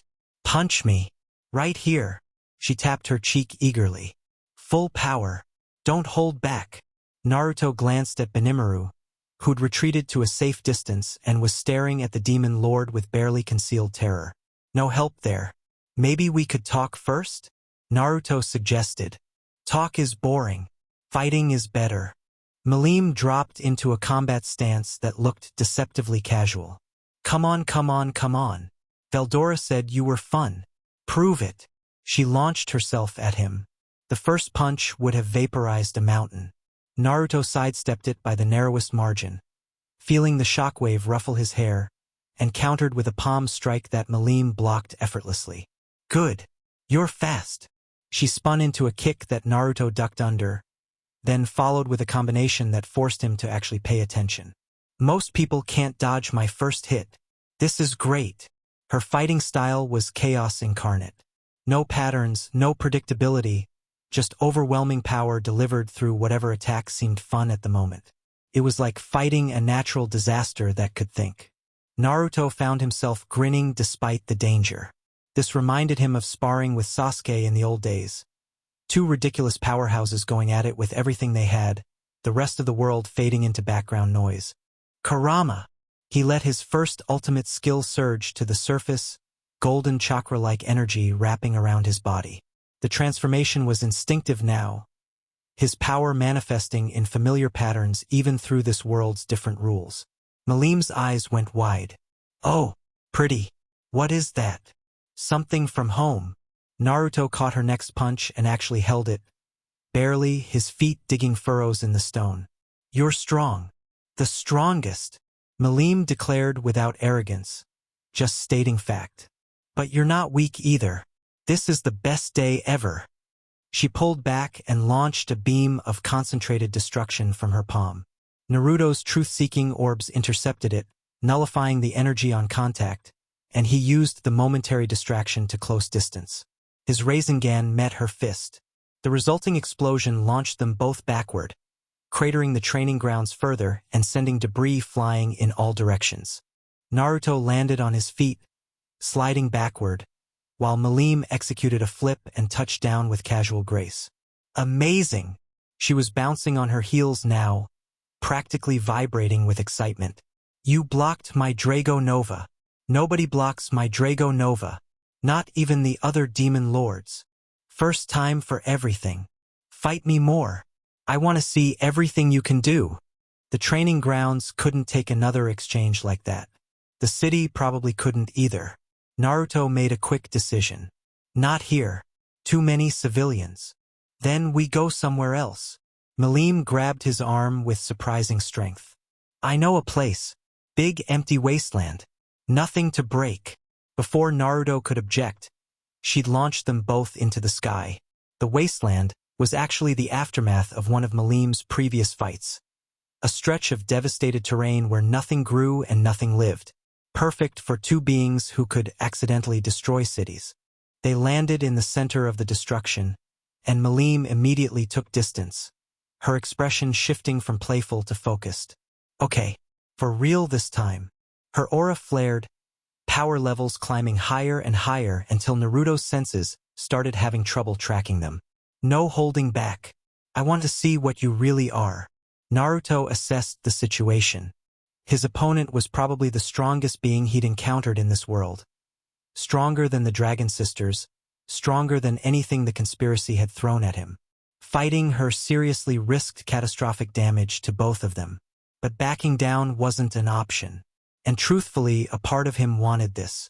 Wanted to cut loose against someone who could actually take it. Fine.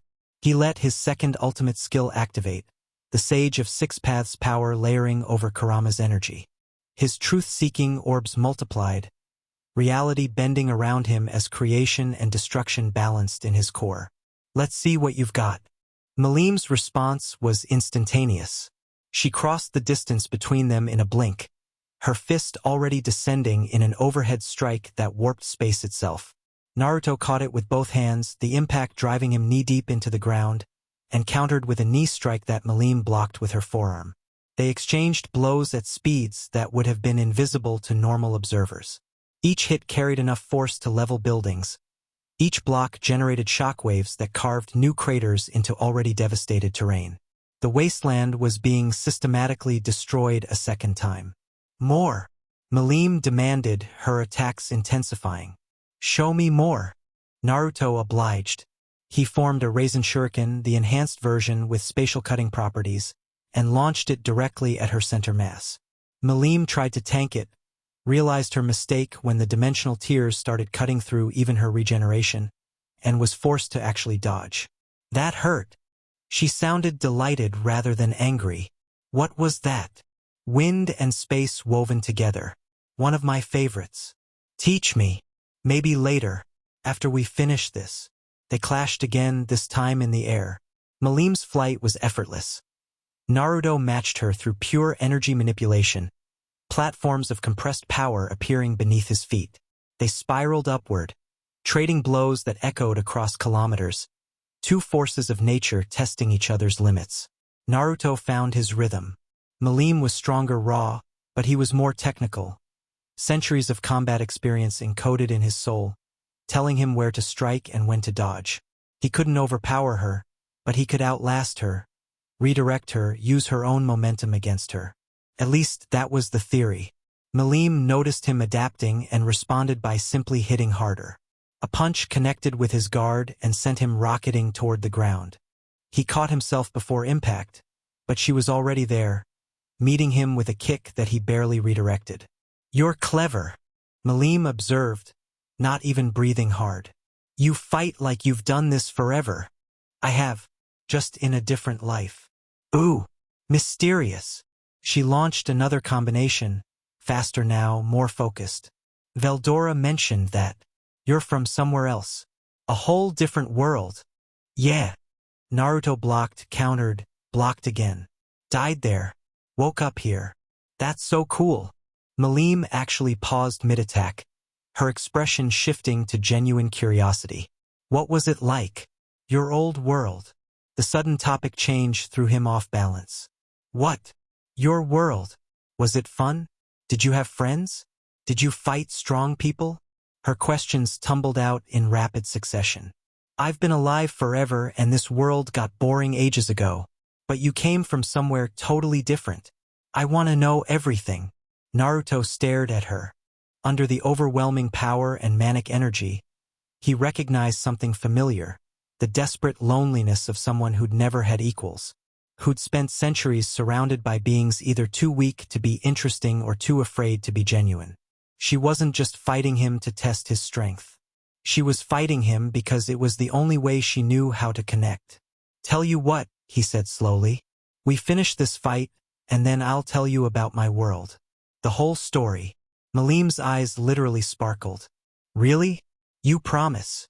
Promise. Okay. Her aura exploded to new heights, power that made the earlier exchange look like warm-ups. Then let's finish fast so we can talk. Oh no. She'd been holding back. Malim's true power was beyond anything Naruto had prepared for. Her first serious attack shattered his guard entirely, sending him tumbling through the air with genuine damage for the first time since his reincarnation. His regeneration kicked in immediately, but she was already following up, a relentless assault that pushed him to his absolute limits. He fought back with everything he had. Raisengans, Raisin Shurikens, truth-seeking orbs, techniques he'd invented on the spot and combinations he'd never tried before. Some of them actually worked, landing hits that made her grunt with effort, creating openings he could exploit. But she was Malim Nava, the strongest demon lord, daughter of the god who'd created this world. He couldn't beat her. What he could do was impress her. Naruto gathered his remaining energy and launched a final technique. Not an attack, but a creation. Reality warped around them as he pulled on the Sage of Six Paths creation aspect, forming something impossible. A pocket dimension, separate from the main world, where their battle couldn't cause collateral damage. Whoa! Malim looked around at the starless void he'd created, her assault pausing in genuine surprise. You made a whole place. Just now. Just like that. Seemed safer. Naruto was breathing hard, his reserves nearly depleted. Didn't want to accidentally destroy a country. That's so thoughtful. She landed beside him, her battle aura fading as suddenly as it had appeared. Most people don't care about stuff like that. They just fight and let everything burn. I'm not most people. Obviously. Malim was grinning again, but it was different now. Less manic, more genuine. You're amazing. You couldn't beat me, but you lasted way longer than anyone else ever has. And that final move, creating a whole dimension just to protect random people you don't even know, that was so cool. Naruto let himself sit down, exhaustion finally catching up. Thanks, I think. Malim plopped down beside him, cross-legged and somehow adorable despite being one of the most dangerous beings in existence. Okay, she declared. Story time. Tell me about your world. He told her everything. Not the abbreviated version he'd given others, the real story. His childhood as a pariah, the demon sealed inside him, the friends he'd made and enemies he'd overcome. Sasuke and Sakura, Jiraiya and Tsunade, the fourth great ninja war and the goddess who'd nearly destroyed everything. Malim listened with rapt attention, interrupting occasionally with questions but mostly just absorbing his words like a sponge. You punched a goddess, she said when he reached that part of the story. Actually punched her in the face. It was a team effort. But yeah, I landed some good hits. And you didn't have any of these power thingies you have now? Just your regular strength. Chakra and determination. That's what we had. Naruto smiled at the memory. It was enough. That's incredible. Malim's voice was quieter now, almost reverent. You were just a normal person who kept fighting until you won. Even against impossible odds. I wasn't normal. I had Kurama, the nine-tailed fox sealed inside me. He was a partner, not just a power source. But you started normal. You had to earn everything. She looked at him with something approaching envy. I was born like this, strong from the beginning. I never had to struggle the way you did. That sounds lonely. It is. The admission came out small, vulnerable. Everyone's afraid of me, or they want to use me. No one ever just talks to me. Not really. Naruto understood that kind of loneliness. He'd lived it for years before finding his precious people. I'll talk to you, he said simply. Whenever you want. About anything. Malim's eyes went wide. Really? Really? That's what friends do. Friends. She tested the word like it was something fragile. Something that might break if she held it wrong. We're friends. If you want to be. I do. Malim launched herself at him. Not an attack, a hug. She wrapped her arms around him with enough force to crack normal ribs, her face buried against his chest. I want to be friends. Best friends. You're the most interesting person I've met in centuries. Naruto patted her back awkwardly. That's great, but you're kind of crushing me. Oh, sorry. She released him but stayed close, practically vibrating with happiness. I've never had a best friend before. What do best friends do? Do we fight more? Do we eat food together? Do we go on adventures? All of that, usually. And we help each other when things get hard. I can do that. I'm the strongest. I can help with anything. Malim grabbed his hands eagerly. What do you need help with? Tell me and I'll do it. Naruto thought about the conspiracy, about Clayman's schemes, about the Demon Lord gathering approaching in less than 2 weeks. Actually, he said slowly, there might be something. They returned to Bloomend 3 hours later. Cheyenne was waiting at the palace gates, her expression cycling through relief, anger, and exasperation as she took in Naruto's battered state and the pink-haired demon lord clinging to his arm. You've been gone for 6 hours, she said flatly. The entire Eastern District saw you get launched into the sky by someone I can only assume is Malim Nava. That's me. Malim waved cheerfully. Are you Naruto's girlfriend? He didn't mention a girlfriend. Cheyenne's eye twitched. I am Queen Cheyenne of Bloomend, and my relationship with Naruto is complicated. Naruto finished quickly. We're working on it. We are. Cheyenne's anger faded into something more vulnerable. I wasn't aware we were working on anything specific. Can we maybe have this conversation inside? Away from the entire city watching.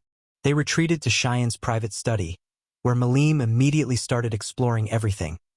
Picking up objects, examining books, bouncing from surface to surface like a curious cat.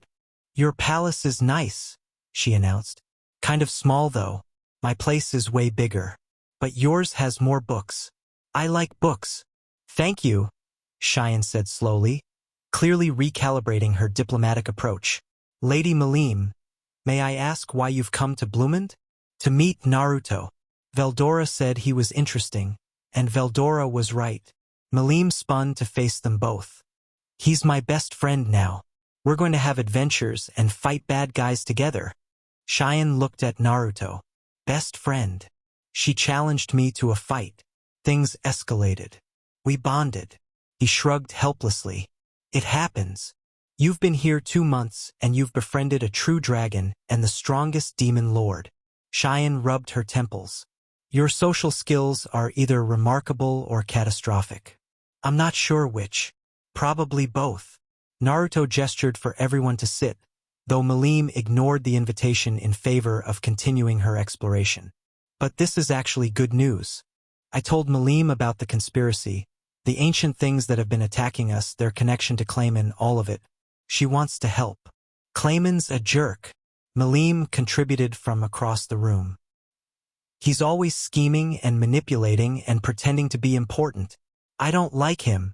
Do you have evidence of his involvement in the attacks? Cheyenne asked. Not direct evidence. But his forces were marching on your kingdom, and Alara confirmed his people were connected to the facility that held her daughter. Naruto leaned forward. The Demon Lord gathering is in 12 days. Clayman requested it. He's probably planning something big. If we can get inside, gather intelligence, maybe expose his schemes to the other demon lords. That's extremely dangerous. The gathering is invitation only, and only demon lords and their retainers can attend. I can bring guests. Malim bounced over to join the conversation. Since we're best friends now, Naruto can come as my retainer. And you can come too, Queen Person. It'll be fun. Cheyenne's expression flickered through several emotions. You would sponsor our attendance? Just like that. Sure. Naruto's my friend, and you're his complicated person. Friends help friends. Malim beamed at them both. Besides, Clayman's been annoying me for ages. If we can catch him doing something bad, I get to punch him. Win-win. Naruto and Cheyenne exchanged glances. Silent communication passed between them, an acknowledgement of opportunity, risk, and the strange turn events had taken. We accept, Cheyenne said finally. Though we should discuss strategy before the gathering. Strategy is boring. But okay. Malim threw herself onto a couch with complete disregard for royal furniture. What's the plan? Planning with Malim was an exercise in managed chaos. She had virtually no patience for detailed discussion, preferring to reduce everything to simple terms. Who to fight, who to avoid, what snacks to bring. But beneath her childish exterior lurked genuine intelligence. She knew the other demon lords, their personalities and capabilities and likely positions on various issues. Guy is boring but nice, she reported. He just wants everyone to get along. Luminous pretends to be mysterious, but she's actually kind of lonely. Ramiris is tiny and annoying but harmless. DeGruel just cares about his kids. Dino sleeps all the time. She ran through the roster with surprising insight, categorizing each demon lord according to her personal assessment. Naruto took mental notes, building a picture of the political landscape he'd be navigating. What about Clayman specifically? He asked. Clayman's sneaky. He acts weak on purpose so people underestimate him, but he's got connections everywhere. His real goal is to become a true demon lord. That's a whole different thing from regular demon lord, and he doesn't care who he hurts to get there. How does someone become a true demon lord? Souls. You need to collect a bunch of human souls through some big tragedy. Or usually, the more deaths, the stronger you become. Malim's expression darkened slightly. It's gross. I never did it on purpose. I just got really angry once and destroyed a whole country by accident. The casual admission of genocide was jarring, but Naruto filed it away for later processing. Different world, different standards. He couldn't judge everyone by his old reality's morals. So Clayman needs a tragedy. Mass death. Naruto connected the dots. The attacks on the ogre village. The army marching on Bloomond. He was trying to start conflicts that would generate souls for his ascension. That makes sense. Malim nodded enthusiastically. And if he's working with those conspiracy people you mentioned, they might be helping him in exchange for something else, like access to things he controls or resources or a way to reach me, Naruto finished grimly. I've been disrupting their plans since I arrived. Taking me out or capturing me might be worth significant investment on their part. Then we catch Clayman at the gathering, make him confess everything, and punch him really hard. Malim's solution-oriented approach was refreshing. Simple. It's not that simple, Cheyenne interjected. The gathering has rules. Violence between demon lords is forbidden during the proceedings. If we attack Clayman without proof, then we find proof first. Naruto stood, pacing as he thought. Clayman's planning something for the gathering. We need to figure out what it is before he can execute it. I could ask Guy, Malim suggested. He usually knows what everyone's doing. It's annoying but useful. Do that. Anything you can learn about Clayman's recent activities, his alliances, his resources. Naruto turned to Cheyenne. And we need to prepare our own intelligence. Alera's memories, the construct fragments from the attacks, anything that might connect Clayman to the conspiracy. I'll have my analysts compile everything. Good. Naruto looked between the two women. One a queen with oracle abilities and political expertise. The other a millennial destruction incarnate who processed complex situations through the lens of friendship. 12 days. We prepare, we plan, and we expose whatever Clayman's hiding. And then we punch him? Malim asked hopefully. If everything goes well? Yeah. Then we punch him. Yay! The days before the gathering passed quickly. Naruto split his time between training, strategy sessions, and managing the growing coalition within Bloomond's walls. The ogre integration was proceeding smoothly. Benimaru had earned the respect of the human soldiers through competence and professionalism, while Shuna had become invaluable for research into the Flame of Origins and its potential connections to Naruto's reincarnation.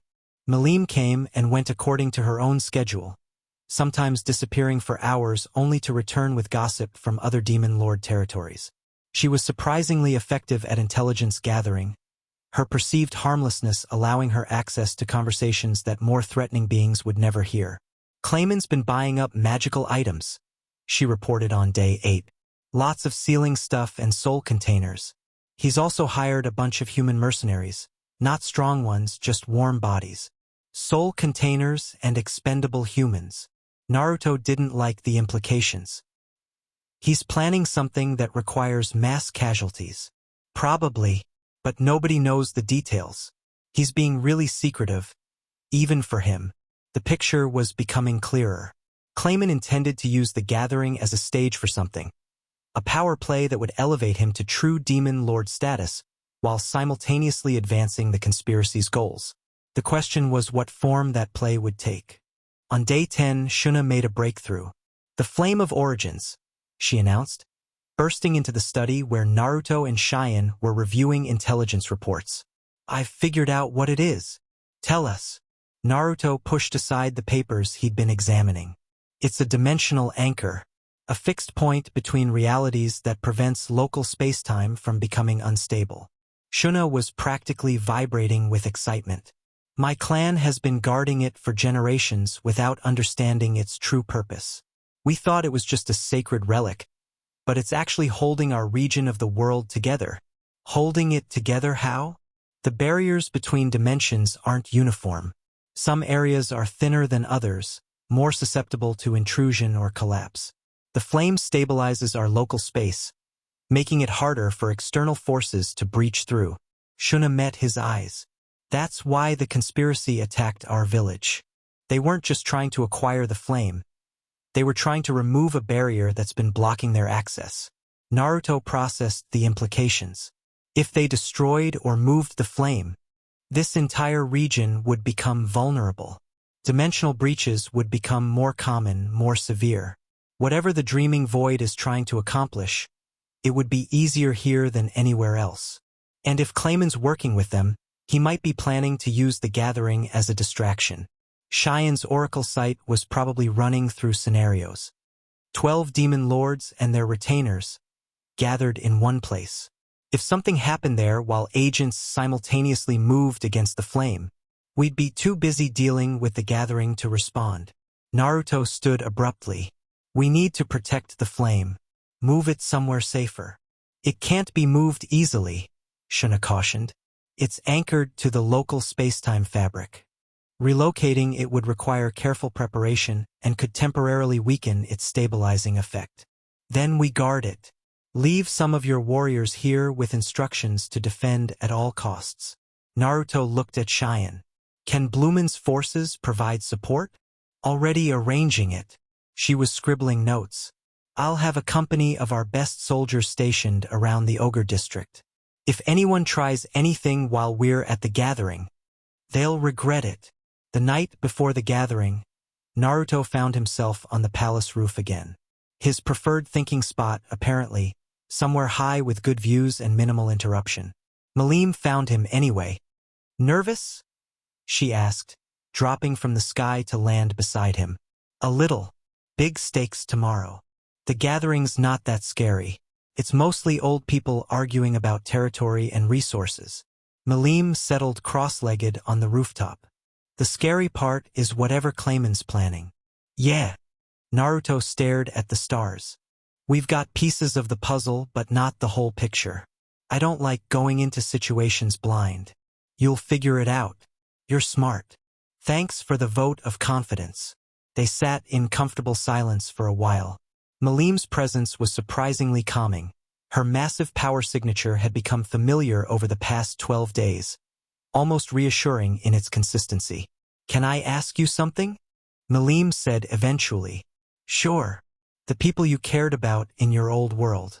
Your precious people, you called them. Do you miss them? Naruto's chest tightened. Every day. Does it get better? Not really. You just learn to carry it. He glanced at her. Why do you ask? Because I had precious people too. A long time ago. Malim's voice was quiet, vulnerable. My dragon, my friend. They died, and I went crazy, and when I came back to myself everything was different. I've spent thousands of years trying not to think about it. I'm sorry. Don't be. It's old pain. She smiled, but it was fragile. I just wondered if you felt the same way. If the missing ever stops. It doesn't, but that's okay. Naruto reached over and took her hand. Small, delicate, capable of destroying worlds. The missing means they mattered. It's the price we pay for loving people. And I'd rather pay that price than never have loved them at all. Malim squeezed his hand tightly. You're really wise sometimes. For someone who punches things as much as you do. Punching and wisdom aren't mutually exclusive. She laughed, genuine and bright, and some of the melancholy faded from her expression. I'm glad we're friends, Naruto. Me too. They stayed on the roof until dawn, talking about everything and nothing. Old memories and new hopes. The people they'd lost and the ones they'd found. When Cheyenne came to find them for the journey to the gathering, she found them side by side, Malim's head resting on Naruto's shoulder as she dozed. The queen's expression was complicated, but she didn't comment. Some things didn't need words. The Demon Lord gathering was held in neutral territory, a massive structure carved into a mountain, accessible only through carefully controlled teleportation gates. Malim transported them directly, her spatial abilities making a mockery of the security measures designed to filter arrivals. That's probably against the rules, Cheyenne observed as they materialized in a grand entrance hall. I'm Malim. I don't follow rules. The Demon Lord skipped ahead, completely unconcerned. Come on. Let's see who's here. The hall was already filling with attendees.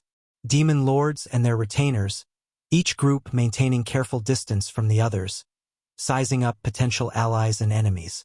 The atmosphere was thick with tension and barely suppressed power. Naruto recognized some of the figures from Milim's descriptions. Guy Crimson, the oldest and arguably most powerful demon lord, stood near the center of the room surrounded by attendants. He was beautiful in an unsettling way, with red hair and eyes that seemed to see through everything.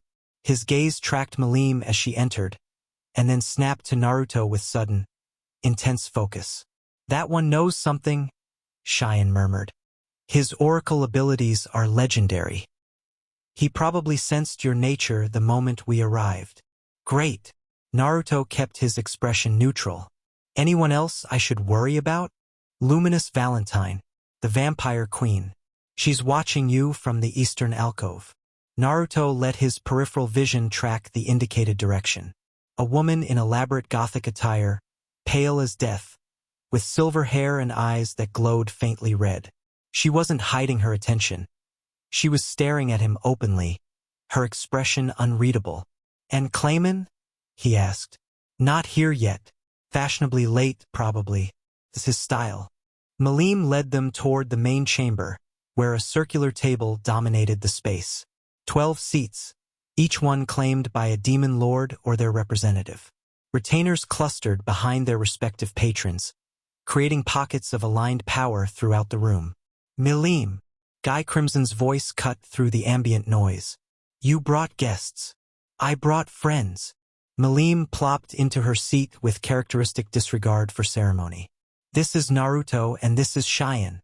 They're my new best friends." Every eye in the room turned toward them. Naruto felt the weight of dozens of ancient, powerful beings assessing him, measuring his worth, his threat level, his potential usefulness. It was like being back at his Hokage inauguration, except everyone in attendance could destroy cities. "Uzumaki Naruto," Guy said slowly, testing the name. "The anomaly who's been disrupting probability throughout the Western territories. Word travels. I make it my business to know things." Guy's smile was beautiful and cold. "You're not from this world. Your very existence violates several fundamental laws. I'm curious how you're still standing." "Stubbornness, mostly." A ripple of reaction passed through the room. Surprise, amusement, reassessment. Not many beings talked to Guy Crimson so casually. "I like him," Guy declared. "He's entertaining." His attention shifted to Cheyenne. "And the Oracle Queen of Bloomond. Your bloodline's abilities are well known, though rarely seen at gatherings like this. What brings you to our little meeting?" "Mutual interests," Cheyenne replied smoothly. "Events are in motion that affect more than human kingdoms. It seemed wise to seek broader perspectives." "How diplomatic." Guy's eyes sparkled with something that might have been genuine interest. "We'll speak more later, I think. For now, our missing host finally arrives." The entrance hall's doors opened, and Clayman swept in with theatrical flair. He was smaller than Naruto expected, slight build, refined features, an air of calculated elegance. His retainers followed in formation, including faces that Naruto recognized from the attack on the ogre village. Jurin, the woman who'd threatened him in the army camp, who'd retreated when he'd revealed his power. She was here, moving stiffly, her expression blank in a way that suggested magical compulsion. "Interesting. My apologies for the delay," Clayman said, his voice carrying perfectly despite the room's size. "Final preparations required my attention." His gaze swept the assembled demon lords and paused on Naruto with visible surprise. "I see we have unexpected guests." "Milim's friends," Guy supplied. "Try not to antagonize them." "I wouldn't dream of it." Clayman's smile was thin and sharp. "Shall we begin?" The gathering's formal proceedings were exactly as boring as Milim had predicted. Territory disputes, resource allocation, debates about policy that had been debated for centuries and would be debated for centuries more. Naruto tuned out most of it, focusing instead on observation. Clayman's behavior, his retainers' positions, the subtle currents of alliance and opposition flowing through the room. The demon lord was good at hiding his true feelings. His public face was calm, reasonable, slightly deferential to the older powers. But occasionally, when he thought no one was watching, something else showed through: hunger, ambition, barely contained anticipation. He was waiting for something. 2 hours into the proceedings, Cheyenne touched Naruto's arm. "The futures are shifting," she whispered. "Something's about to happen. I can't see what. Keep watching. Signal me if you get anything specific." The debate droned on. Clayman made his proposal, some kind of anti-human alliance that most of the room clearly had no interest in, and accepted the polite rejection with grace that seemed rehearsed. Then the doors burst open. A figure stumbled in, one of Clayman's retainers, blood-soaked and panicked. "My lord, the target." "It's—" Clayman's calm shattered. He grabbed the retainer, eyes blazing with fury. "Quietly, fool." But the damage was done. Every being in the room was now focused on the interruption. "Clayman." Guy's voice was soft, dangerous. "Is there something you'd like to share with the gathering? A minor internal matter. Nothing that concerns. We're all concerned now." Luminous Valentine rose from her seat, red eyes glowing. "What target? What operation have you been running parallel to this gathering?" Clayman's face went through several expressions in rapid succession: calculation, damage control, something that might have been genuine fear. His carefully constructed plan was unraveling in real time. Naruto seized the moment. "I can answer that," he said, stepping forward. "Clayman's been working with an organization called the Primordial Conspiracy. Ancient beings that predate this world, trying to break down dimensional barriers. He's been helping them in exchange for power. Specifically, assistance with his plan to become a true demon lord." The room erupted. "Lies!" Clayman snarled. "This anomaly speaks nonsense. He's telling the truth." Jurin's voice cut through the chaos. She was standing rigidly, her face twisted with effort, fighting against whatever compulsion bound her. "The Master has contracts with beings from outside reality. They gave him the constructs, the puppets. They want to destabilize the dimensional barriers in exchange for access to souls." "Jurin!" Clayman's fury was absolute. "You dare! You bound my freedom with magic, but you can't bind my voice forever." Tears streamed down her face. "Not when the truth matters this much." The room went silent. Guy Crimson stood slowly, his power flaring in a way that made everyone present feel very small. "Clayman," he said softly, "you've been dealing with entities outside our reality, endangering the dimensional fabric that holds our world together. The potential benefits, you don't understand. I understand perfectly." Guy's smile was terrifying. "You've committed treason against existence itself for personal gain." The other demon lords were rising now, power signatures escalating as they processed the implications. Whatever disagreements existed among them, none of them wanted to see their world consumed by extra-dimensional horrors. Clayman made his final mistake. He ran. Dark energy erupted around him as he tried to tear open an escape portal, his retainers scrambling to follow. But Malim was faster. Her fist connected with his face before the portal could form, sending him through 3 walls and into the mountain beyond. She followed with another punch, and another, rage making her attacks even more devastating than usual. "You were going to hurt my friends." Each word was punctuated with another blow. "You were going to destroy everything." Naruto moved to assist, but Guy held up a hand. "Let her finish. She has the right." She knew Veldanava, who created the barriers Clayman was trying to break. This is personal for her. The beating continued for several more seconds before Malim finally stopped, holding Clayman's battered form by the throat. "You're pathetic," she spat. "You sold out everything for power you didn't even understand. And you couldn't even do that right." Clayman tried to speak, but blood bubbled from his lips. "The gathering will decide his fate," Guy said, moving to take custody of the traitor. "But I suspect the verdict will be unanimous." The aftermath was chaos of a different kind. Testimony, evidence, verification of claims. Jurin told everything she knew about Clayman's operations, her compulsion breaking once her master was defeated. Other retainers cooperated in exchange for leniency. The picture that emerged was worse than Naruto had feared. Clayman had been planning a simultaneous assault on multiple fronts. Attacks on Bloomend, the Ogre Settlement, and 3 other strategic locations, all designed to generate massive casualties. The souls would power his ascension to true demon lord, while the chaos would allow conspiracy agents to move against dimensional anchors like the Flame of Origins. If he'd succeeded, half the Western territories would have become permanently unstable, a foothold for the Dreaming Void's influence to spread. You stopped something catastrophic, Guy told Naruto privately, after the formal proceedings concluded. The gathering owes you a debt. I didn't do it for debts. I know. That's what makes it valuable. Guy's ancient eyes studied him with something approaching respect. You're interesting, Uzumaki Naruto. A variable none of my projections anticipated. I'll be watching your future with great interest. Is that a threat? An observation? Perhaps a promise? Guy smiled cryptically and drifted away to handle other matters. Malim found Naruto as the gathering dispersed.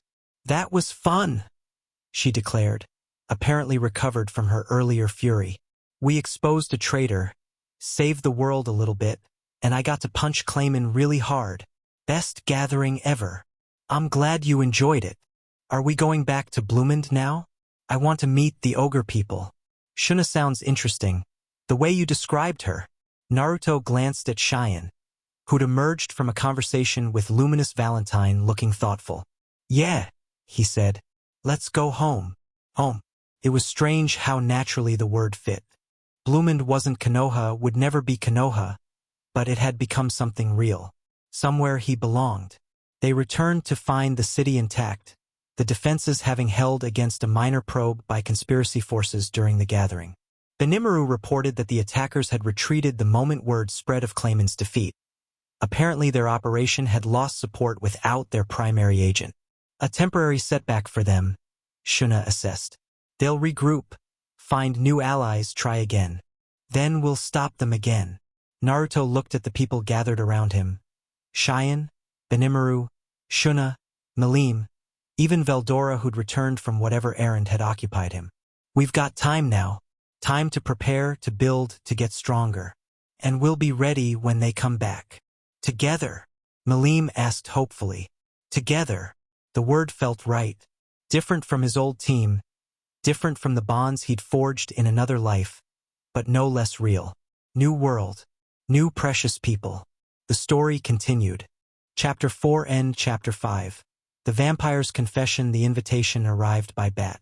Not a messenger carrying a bat-themed seal or a letter delivered by someone in bat-themed attire.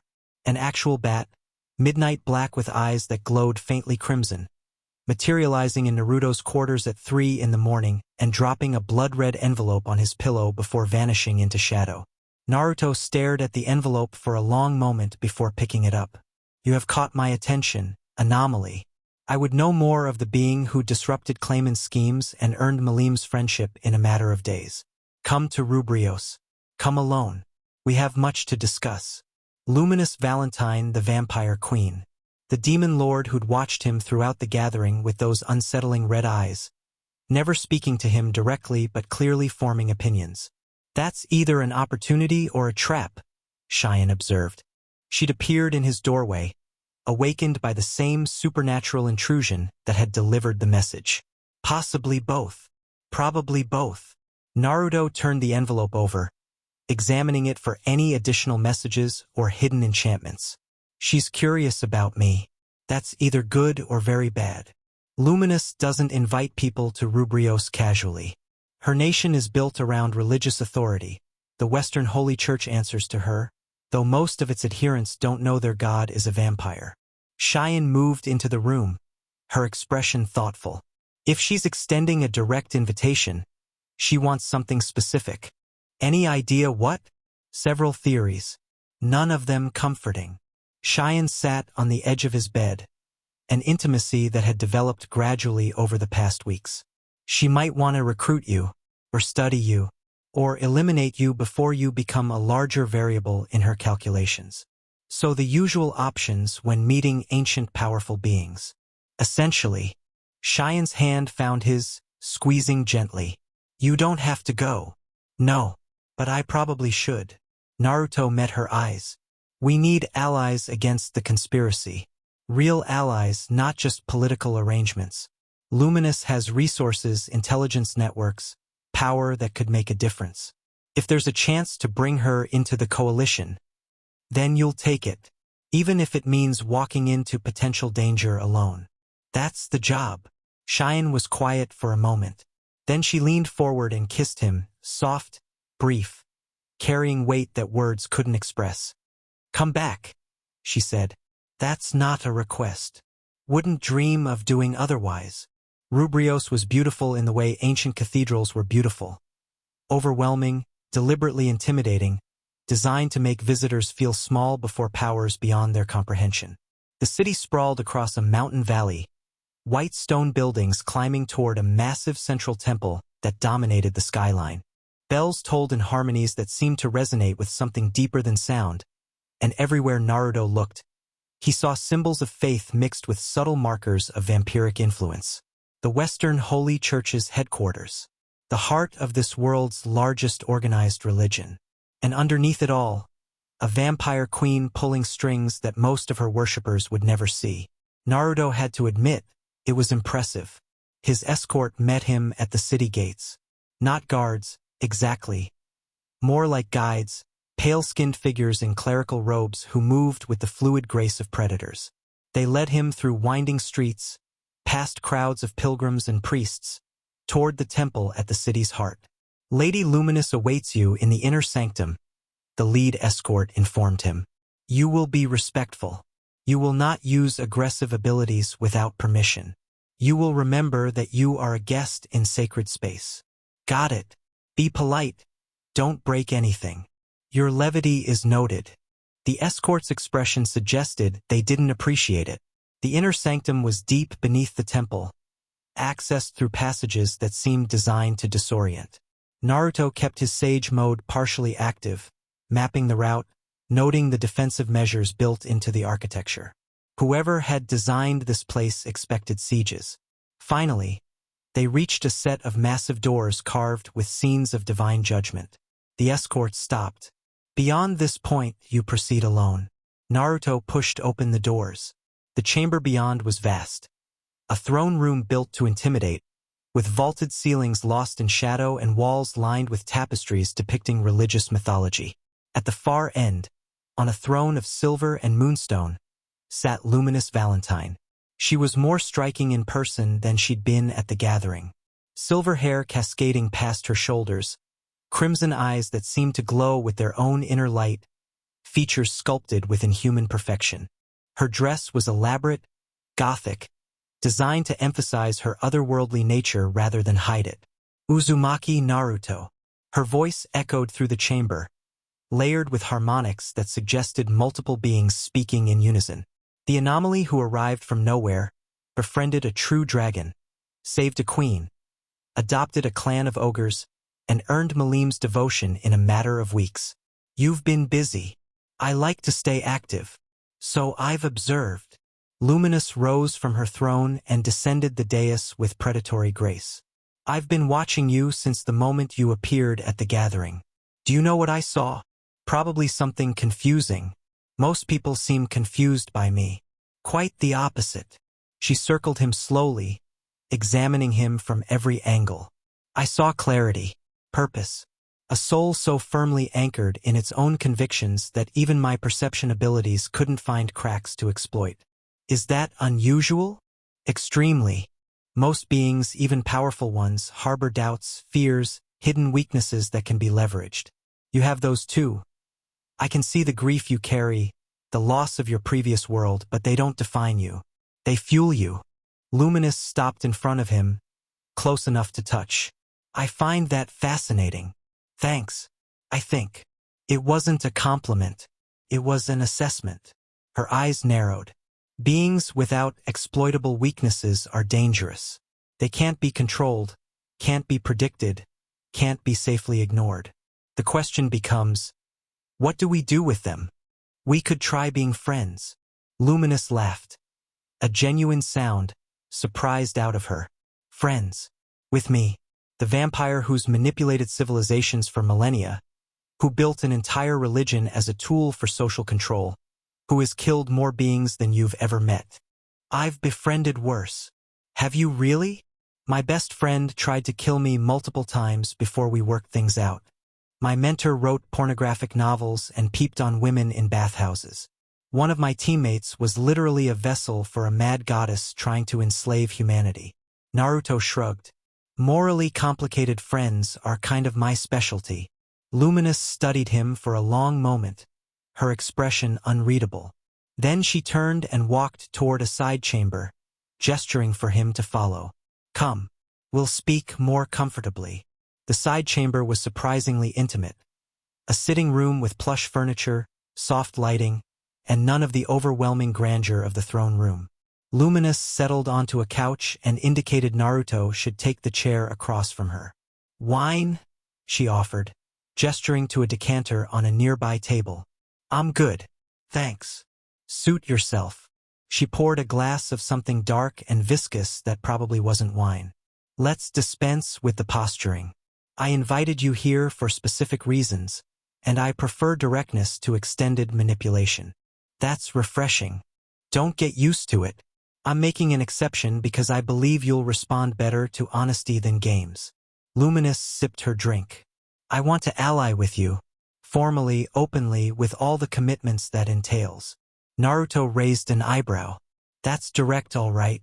Why? Several reasons. First, the primordial conspiracy you've been fighting threatens everything I've built. Dimensional instability would devastate the carefully balanced power structures I've spent millennia establishing. I have significant motivation to see them defeated. And second, you're the most effective counter to their operations that's appeared in recorded history. Your very existence disrupts their probability manipulation. Your power rivals the strongest beings in this world. And your moral compass, your genuine, unironic commitment to protecting people, makes you resistant to the corruption that's claimed so many others who've tried to oppose them. You know about the conspiracy's corruption tactics? Luminous expression darkened. I know many things, including the fact that they've attempted to recruit me multiple times over the centuries. Join the dreaming void, they say. Embrace the dissolution of boundaries, as if I would willingly participate in the destruction of everything I've worked to create. You refused them. Obviously, I am many things, Uzumaki Naruto, but I am not suicidal. Whatever the conspiracy promises, the end result is always the same. Absorption into something that no longer resembles individual existence. She set down her glass. I prefer to remain myself, thank you. Naruto processed this. Luminous had history with the conspiracy. Centuries of history, apparently. That was valuable intelligence, potentially more valuable than any military alliance. What do you know about them? He asked. Their organization? Their goals? Their weaknesses? More than most. Less than I'd like. Luminous leaned back, her posture shifting from formal to almost casual. They're not truly an organization in any conventional sense. More like a distributed network of agents bound by shared purpose. The dreaming void is real, a conceptual entity that exists in the spaces between dimensions, slowly consuming the barriers that keep reality separate. Its servants believe that merging all existence into a single unified consciousness will create something transcendent. A final evolution beyond individual limitation. And they want to use me for this? Your soul carries dimensional weight. You crossed between realities in a way that should be impossible, and in doing so, you created a kind of anchor point, a fixed reference that other crossings can orient around. Luminous eyes met his. If they could capture and study you, they might learn how to replicate your transition. Multiply it. Create breaches between worlds on a scale that would accelerate the void's expansion exponentially.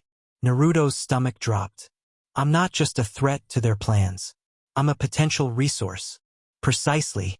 Which is why they're so persistent in their attempts to acquire you, and why they'll continue escalating until they succeed or are destroyed. Then we destroy them. A laudable goal, impossible to achieve without understanding their structure. Luminous rose and moved to a cabinet, retrieving something wrapped in dark cloth. I've been collecting intelligence on the conspiracy for centuries. Fragments, mostly. They're extraordinarily good at concealing themselves, but enough to form a partial picture. She unwrapped the cloth, revealing a crystalline sphere that seemed to contain swirling galaxies. This is a memory prism. It holds everything I've learned about the primordial conspiracy, their known agents, their observed patterns, their suspected hierarchies. She offered it to him. Consider it a gesture of good faith. Naruto took the sphere carefully. It pulsed against his palm, information pressing at the edges of his awareness. This is a lot. Centuries of research. Use it wisely. Luminous sat back down, watching him intently. Now, about that alliance. They talked for hours. The alliance Luminous proposed was comprehensive. Shared intelligence, mutual defense, coordinated action against conspiracy operations. Her resources were vast. Spy networks spanning multiple continents, magical research facilities, military forces that rivaled any nations. Combined with what Naruto's coalition had already built, they'd represent a genuine threat to the conspiracy's operations. But there were complications. You're asking me to endorse your religious authority, Naruto said, after she'd outlined one particular clause. Publicly acknowledge the Western Holy Church as a legitimate divine institution. I'm asking you to not undermine it. There's a difference. Luminous' tone was patient but firm. The Church provides stability, moral framework, social cohesion across dozens of nations. Without it, the chaos that would result would serve the conspiracy's interests far better than any ordered society. Even if that society is built on a lie, people think they're worshipping a god. They're actually worshipping you. And that distinction matters because they deserve to know the truth. Luminous laughed bitterly. The truth. How charming. She stood and walked to a window, looking out at her city. Do you know what the truth would accomplish? Schisms. Holy wars. Millions dead as factions fight over whose interpretation of doctrine is correct. I've seen it happen in other religions, the ones I don't control. It's ugly. So you maintain the illusion for their own good? I maintain stability, structure, a system that encourages moral behavior and discourages destructive impulses. She turned back to face him. Is that so different from what you did as Hokage? You made decisions your people didn't understand, kept secrets that would have disturbed them, managed perception to maintain social order. Naruto wanted to argue, but the comparison wasn't entirely wrong. Leadership always involved difficult choices, hidden truths, calculations that the general population never saw. It's not the same, he said finally. I never claimed to be something I wasn't. No? You never let people believe you were invincible when you were actually struggling? Never maintained confidence you didn't feel to keep morale from collapsing? Luminous' smile was knowing. We all wear masks, Uzumaki Naruto. The difference is in which masks we choose and why. Maybe, but I'm not going to help you maintain a deception on this scale. That's a line I won't cross. I'm not asking you to maintain it. I'm asking you to not actively destroy it. Luminous returned to her seat. Stay neutral on religious matters. Don't confirm or deny any theological claims. Let people believe what they choose to believe, and focus our alliance on the practical goal of defeating the conspiracy. That was more reasonable. Still morally uncomfortable, but not requiring active participation in deception. I can do neutral, Naruto agreed reluctantly. But if someone directly asks me whether you're a god, I'm not going to lie. Fair enough. I doubt many will ask. Most people prefer not to have their faith tested by direct inquiry. Luminous extended her hand. Do we have an agreement? Naruto looked at her hand. At the vampire queen who'd manipulated civilizations and built religions and killed countless beings over millennia of existence. He also looked at the woman who'd refused to join the conspiracy despite centuries of pressure. who'd compiled intelligence that could save countless lives, who was offering alliance against an enemy that threatened everything both of them cared about. Morally complicated, just like everyone else worth knowing. We have an agreement. He took her hand. The contact sparked something unexpected, a resonance between their energies, similar to what had happened with Cheyenne but different in character. Luminous eyes widened. What was that? My abilities reacting to yours, probably. It happened with Cheyenne too. Her oracle sight and my ultimate skills formed some kind of connection. I felt. Luminous trailed off, looking shaken for the first time since he'd arrived. I felt your sincerity, your genuine commitment to this alliance. Not just the words, the underlying truth of your intentions. Is that a problem? It's unprecedented. She released his hand slowly, examining her own palm as if expecting to see marks.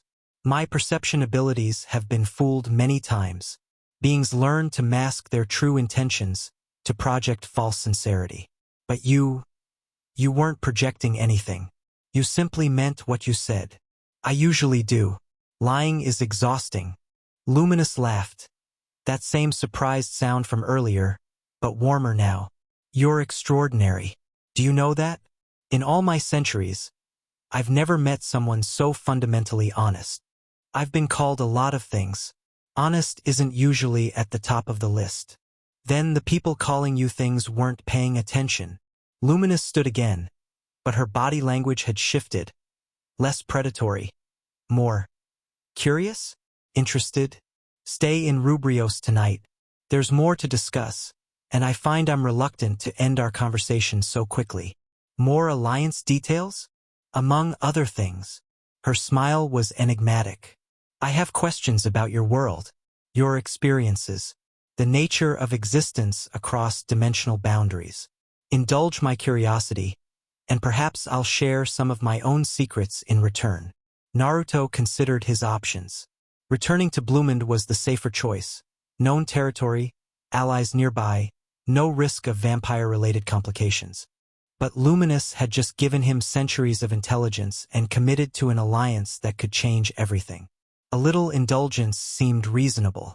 All right, but I want to hear those secrets. Oh, you will. Luminous eyes glinted with something he couldn't quite read. Trust me, you will. The guest quarters were luxurious beyond anything Naruto had experienced since arriving in this world. An entire suite of rooms furnished with antiques that probably predated most civilizations, attended by servants who moved with supernatural grace and never quite met his eyes. He was examining a tapestry depicting what looked like a dragon battle when Luminous appeared at his door. She'd changed from her elaborate throne room attire into something simpler. Still elegant, still unmistakably expensive, but less armor-like. Her silver hair was loose around her shoulders, softening her features. May I enter? It's your palace. That wasn't what I asked. She remained at the threshold, waiting.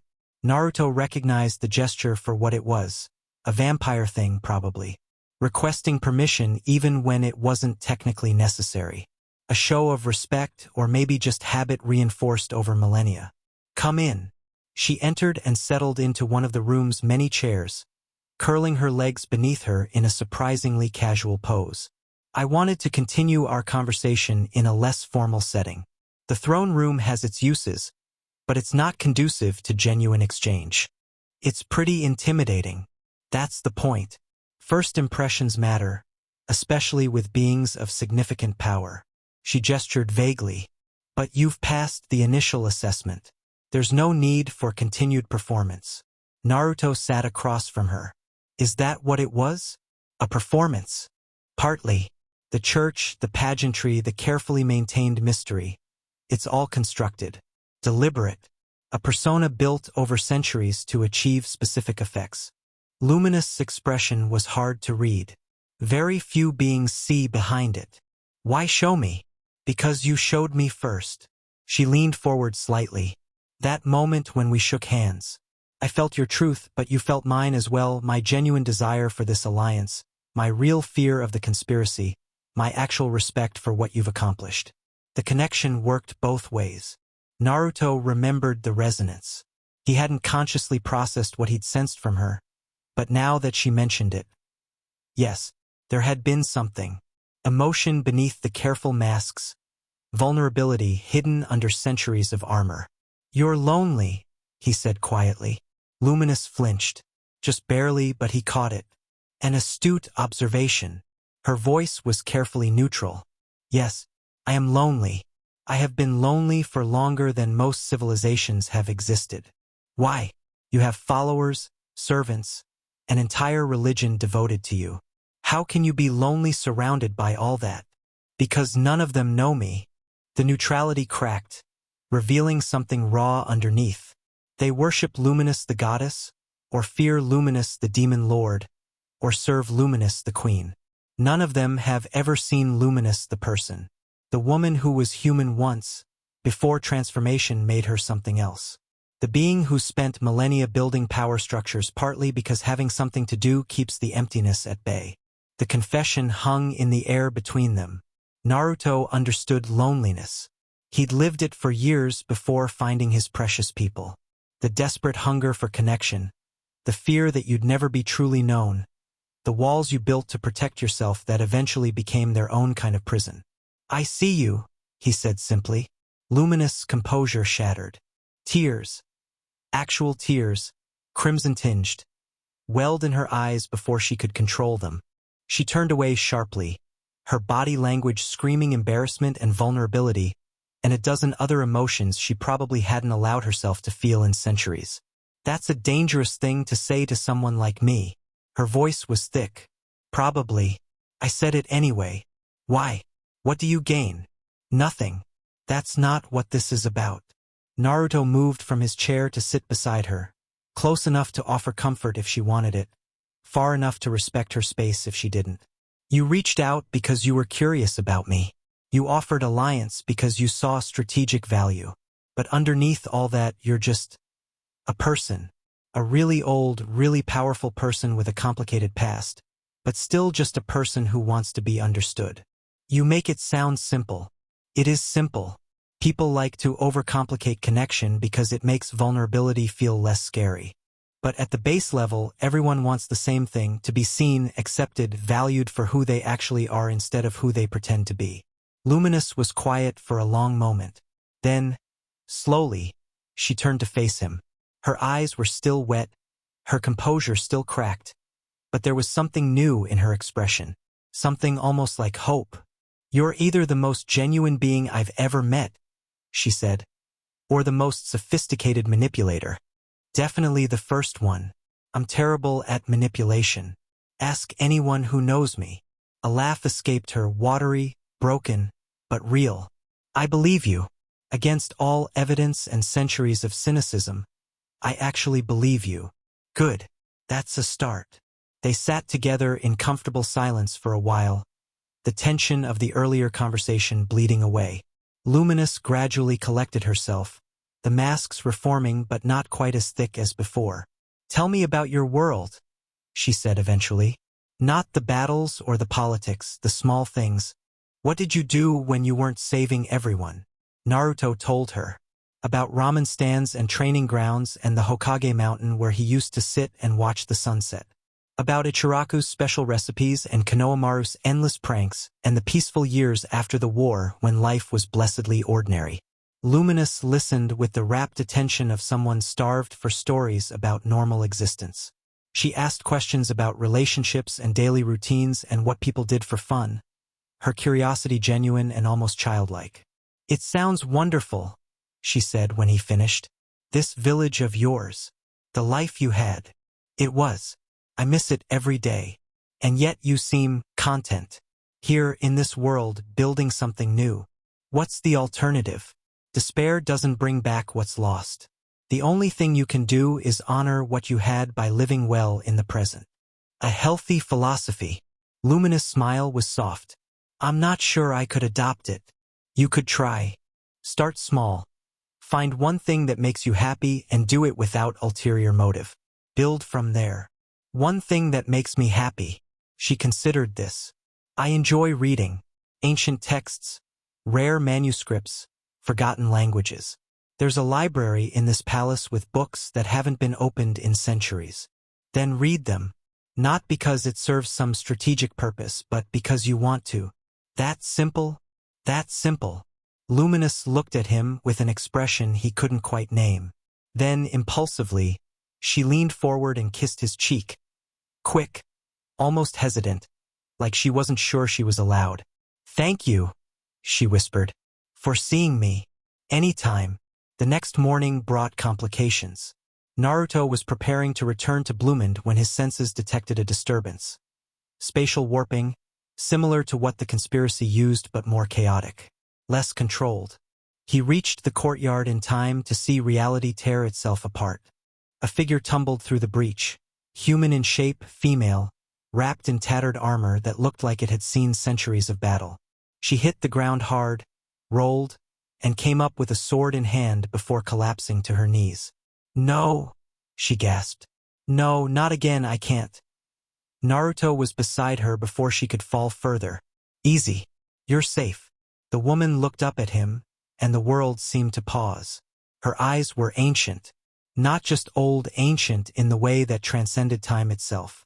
She'd seen things no mortal should see, carried burdens that would break normal minds. And behind the exhaustion and confusion and pain, there was recognition. "You," she breathed. "You're the one." "The one what?" "The one I've been looking for. Across timelines, across realities, across iterations of existence I've lost count of." Tears were streaming down her face. "You're the anomaly, the fixed point, the only constant that remains no matter how many times the cycle repeats." Naruto had no idea what she was talking about. "Who are you?" "My name is Chloe. Chloe Aubert." She gripped his arm with desperate strength. "And I need to tell you something before I forget again. Before the reset takes me and I have to start over. Tell me." The dreaming void isn't trying to destroy the dimensional barriers. It's trying to repair something. Something that broke so long ago that reality itself has been dying ever since. Chloe's voice was frantic, racing against time she clearly didn't have. The conspiracy serves it because they believe dissolution is the only cure. But there's another way. There's always been another way. And your existence, you're the key to finding it. What other way? What key? I don't know. I've never been able to reach you before the reset takes me back. But this time, you feeling my soul across dimensions, your presence stabilizing the local fabric. It bought me enough time to actually speak. Chloe's grip was weakening, her form starting to flicker. Find the original wound. The place where reality first cracked. The truth is there. The answer is... She vanished. One moment she was there, solid and desperate and real. The next, she simply wasn't. No transition, no fading, just absence where presence had been. Naruto stared at the empty space, his mind racing.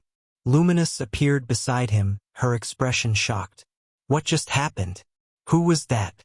"I don't know. But I think I need to find out." The return to Bloomend was somber. Naruto carried Chloe's words like stones in his chest, turning them over and over, trying to extract meaning from fragments. The dreaming void wasn't destroying. It was repairing. Reality was dying.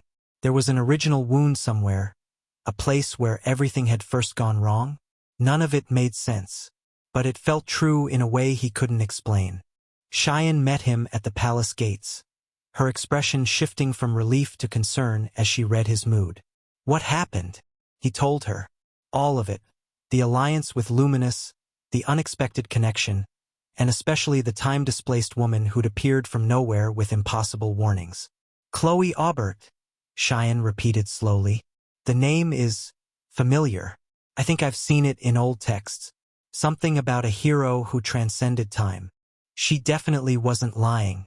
Whatever she experienced, whatever's been happening to her across these iterations, it's real. "And you believe her claims about the void? About another way to solve the dimensional crisis?" "I don't know what I believe, but I think we need to investigate." Naruto met her eyes. "The original wound. A place where reality first cracked. Do we have any records of something like that?" "Not that I know of. but Shuna has been researching the Flame of Origins extensively. If anyone has encountered references to dimensional damage on that scale, it would be her. They found Shuna in the archive wing, surrounded by piles of ancient texts and crystallized memory fragments. Her eyes were shadowed from lack of sleep, but they lit up when she saw Naruto. Perfect timing. I was about to send for you. She gestured excitedly at a particular scroll spread across her workspace. I found something. References to an event called the First Fracture, a catastrophic dimensional breach that occurred at the dawn of existence. Most sources treat it as myth, but the details are remarkably consistent across cultures that had no contact with each other. What kind of details? A wound in the fabric of reality itself. A tear between worlds that was never properly healed, just contained. Sealed by beings of immense power who sacrificed themselves to hold it closed. Shuna's expression was troubled. If these accounts are accurate, the entire dimensional structure of our reality, and possibly others, is built on top of a broken foundation. A crack that's been slowly spreading for eons. Naruto felt the pieces clicking together. The dreaming void isn't attacking the barriers. It's leaking through them, taking advantage of damage that already exists. That would explain why their operations focus on anchor points like the flame. They're not creating weakness, they're exploiting existing fractures. Shuna pulled out another document. And it would explain why conventional resistance has always failed. You can't defeat entropy by fighting it directly. You have to address the underlying cause. The original wound. Yes, if we could find it, understand it, maybe even heal it. Shuna's voice trailed off. But we're talking about damage to the fundamental structure of existence.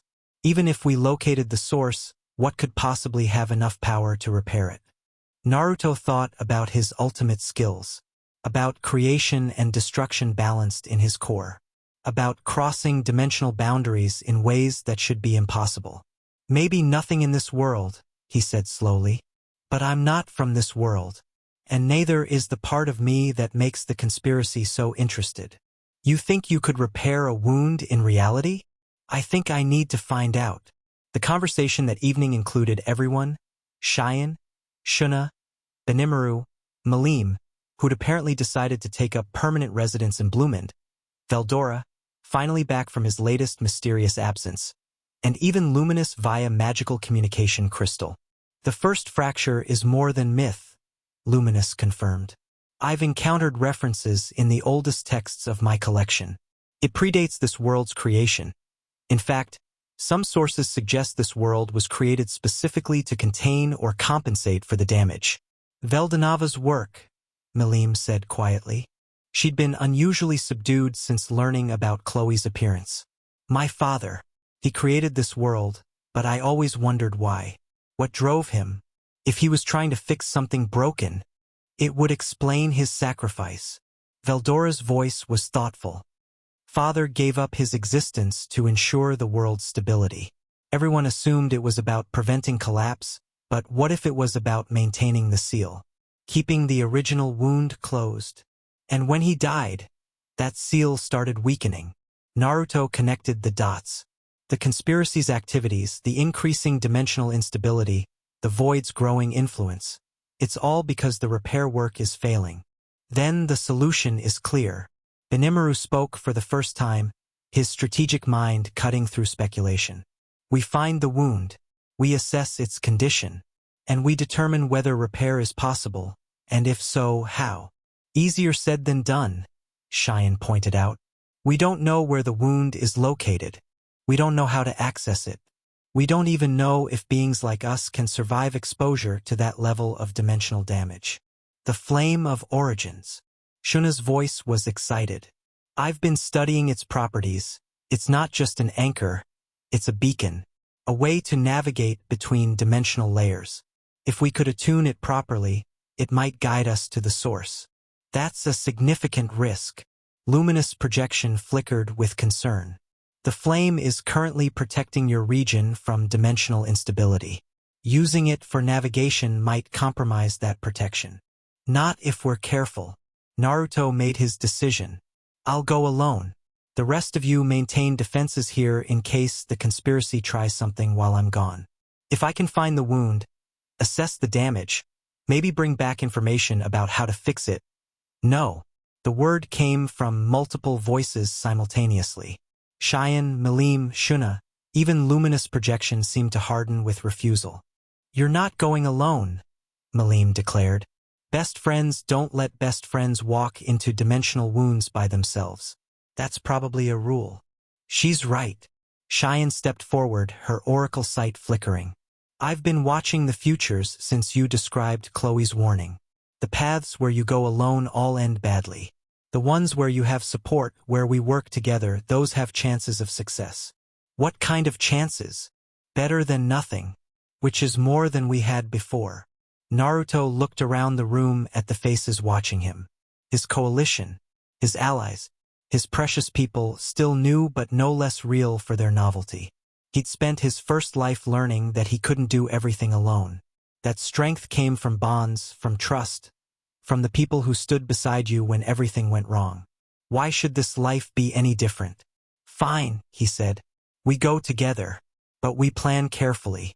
We prepare thoroughly. And if things go bad, priority is getting information back to whoever survives. The knowledge matters more than any individual person, including me. Agreed, came the chorus. Then let's figure out how to navigate to a wound in reality without killing ourselves. Preparation took 2 weeks.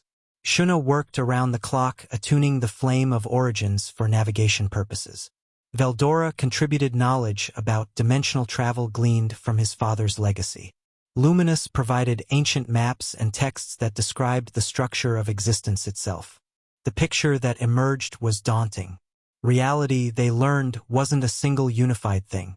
It was more like layers, dimensional strata stacked on top of each other, connected by bridges and barriers that kept each layer distinct.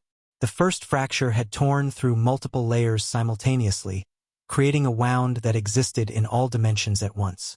Accessing it would require navigating between dimensional states, which was dangerous even for beings of their power level. The space between layers wasn't empty. It was filled with the raw stuff of existence, chaotic potential that could reshape or destroy anything caught in its currents. We'll need anchors, Shuna explained during one planning session. Beings of such strong individual identity that the chaos can't unmake them. Naruto qualifies obviously. His dimensional anomaly status makes him inherently stable. Malim qualifies because of her age and power. The rest of us ride in their wake, Benimaru finished grimly. Tethered to their stability, trusting them to keep us coherent. It's the safest approach. Safer than trying to navigate independently, at least. The team that would make the journey was eventually finalized. Naruto and Malim as primary anchors, Cheyenne for her oracle abilities, which might work differently in dimensional space. Shuna to manage the flame's navigation functions, and Veldora because he refused to be left behind and was arguably stable enough to serve as a backup anchor. The rest of us maintain the home front. Benimaru accepted his role with typical stoicism. If the conspiracy attacks while you're gone, you hold until we return. If we don't return within 3 days, assume the worst and focus on survival. Naruto met his eyes. I'm counting on you. I won't let you down. The night before departure, Naruto found himself surrounded. Not by enemies, by the women who'd become important to him. Cheyenne found him first, appearing in his quarters with the directness that characterized their relationship. She didn't speak. She just crossed the room and kissed him, properly this time, with all the emotion she usually kept locked behind royal composure. In case we don't come back, she murmured against his lips. I wanted you to know. Know what? That I love you. That meeting you changed everything. That these months have been the happiest I can remember. Her eyes were bright with tears she refused to shed. I know it's complicated. I know there are others. I'm not asking for exclusivity or promises. I just needed to say it. Naruto held her close, feeling her heart beat against his chest. I love you too. Different from my first life, but no less real. They stayed together for a while, not speaking, just existing in shared space. Eventually, Cheyenne pulled away with a watery smile. The others probably want time with you too. I shouldn't monopolize. Cheyenne, go. Be with them. We'll have time after if everything goes well. She kissed him once more and slipped out the door. Shuna was next, quieter than Cheyenne, less certain of her place in whatever complicated dynamic was forming. She brought tea and conversation, discussing her research and her hopes and the future she wanted to build for her clan. I'm not good at expressing feelings, she admitted eventually. My culture values reserve. But I want you to know, whatever happens tomorrow, I don't regret choosing to follow you. You've given my people hope. You've given me hope. That's all anyone can ask for. Malim arrived in her usual fashion, crashing through the window despite there being a perfectly functional door, tackling him in a hug that would have killed a normal person. I'm scared, she confessed, her voice small against his chest. I've never been scared before, but the idea of losing you, of going back to being alone. You won't lose me. We're best friends, remember? Best friends stick together. Promise. Promise. They stayed up talking about nothing important. Favorite foods, funny memories, dreams for the future. Simple things that grounded them both against the enormity of what was coming. Luminous presence was unexpected. A projection that materialized near midnight, her expression vulnerable in ways she never allowed others to see. I know I'm not physically there, she said. But I wanted to. I needed to. I know. Naruto smiled at her flickering image. Thank you. For the alliance. For being honest. For letting me see behind the masks. Thank you for making me want to remove them. Her projection flickered with emotion. Come back safely. There's so much more I want to learn about you. I will. When dawn finally came, Naruto stood in the courtyard surrounded by everyone who'd become precious to him. Cheyenne held his hand.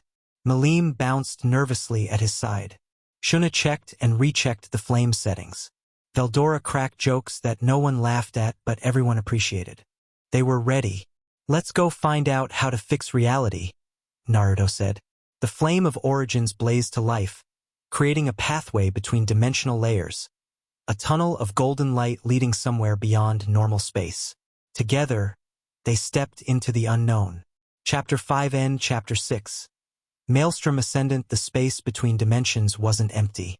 Naruto had expected void, darkness, silence, the absence of everything. Instead, he found chaos given form. Colors that didn't exist in normal reality swirled around them. Sounds that weren't quite sounds pressed against his awareness.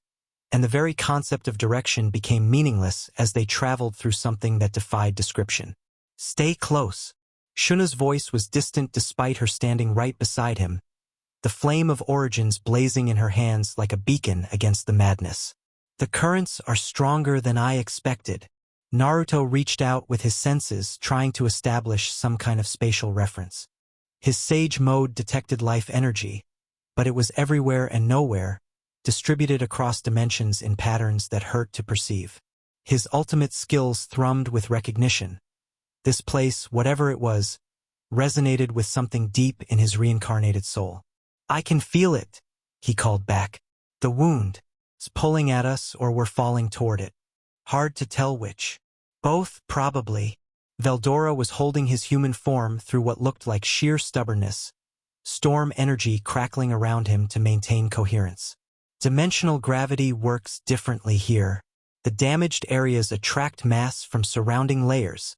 Malim grabbed Naruto's arm, her grip the only solid thing in a universe of chaos. This is weird. I don't like it. None of us do. Just hold on. Cheyenne moved closer, her oracle sight flickering wildly as it tried to process futures that existed across multiple dimensional states simultaneously. I can see something ahead. A convergence point. All the paths lead there. That's our destination. Shuna adjusted the flame's output, and suddenly they were moving faster, the chaos around them blurring into streams of impossible color. Everyone brace. The transition was instantaneous and brutal. One moment they were falling through dimensional soup, the next they stood on solid ground or something that felt like solid ground, in a place that made the space between dimensions look normal by comparison. What? Malim said flatly. Is that? The first fracture hung before them. It wasn't a crack in the conventional sense. It was an absence, a place where reality simply stopped existing, where the fabric of existence had been torn so thoroughly that nothing remained to mark where something had once been. It stretched across their field of vision like a wound in the sky, edges fraying into smaller tears that branched outward like blood vessels, pulsing with a darkness that wasn't darkness because darkness was still something and this was nothing.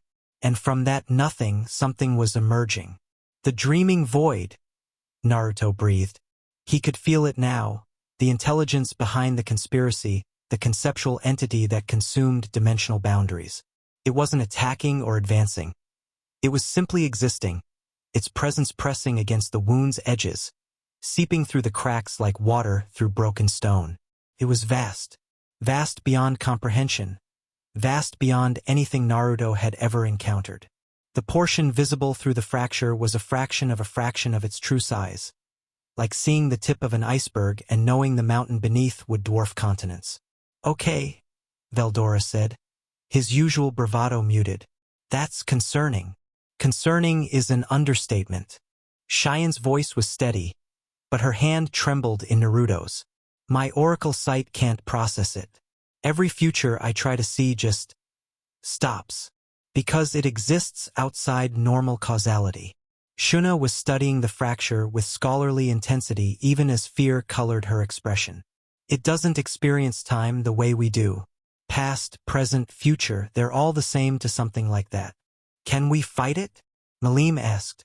Her combat instincts were screaming for action, for something to punch, for a problem she could solve through overwhelming force. No. Naruto's answer was immediate and certain. Fighting it would be like fighting gravity or entropy. It's not an enemy. It's a force, a condition. Then what do we do? Naruto stared at the wound in reality, at the void pressing against its edges, at the slow seeping dissolution that had been happening since before this world existed. Chloe's words echoed in his mind. The dreaming void isn't trying to destroy the dimensional barriers. It's trying to repair something. We don't fight it, he said slowly. We help it. What? Multiple voices, simultaneous outrage. Think about it. Naruto turned to face his companions. The void isn't evil. It's just doing what its nature compels. It exists in the spaces between dimensions, and those spaces are damaged, broken. The fracture is a wound that's been leaking for eons, destabilizing everything around it. The void is trying to seal that wound the only way it knows how, by filling it with itself. That would dissolve everything into undifferentiated chaos, Shuna objected, because it doesn't have another option. But we might. Naruto pointed at the flame of origins, still blazing in her hands. That thing is a dimensional anchor, a fragment of stable existence that holds local space-time together. What if we could create something similar? Something big enough to actually seal the fracture instead of just containing it? You're talking about generating a new fundamental constant of reality, Veldora said. That's not something mortals do. That's something gods do. I'm not mortal. Not anymore. Naruto let his power rise, both ultimate skills activating simultaneously. Golden light mixed with shadows, creation and destruction balanced in perfect harmony. And neither are any of you. Even combined, our power wouldn't be enough, Cheyenne said. The scale is simply too vast. Our power alone, no. But what about our bonds? He reached out, not physically, but through the connections he'd formed since arriving in this world. Cheyenne's hand in his, warm and real. Malim's presence at his side, overwhelming and loyal. Shuna's intellect and determination. Veldora's chaotic enthusiasm. And further back, felt across dimensional distance. Luminous watching through magical connection. Benimaru holding the home front. Hundreds of others who'd chosen to trust him. Something stirred in his soul. Something new. Ultimate skill, will of fire, Lord of Bonds has awakened. The notification hit him like a thunderbolt.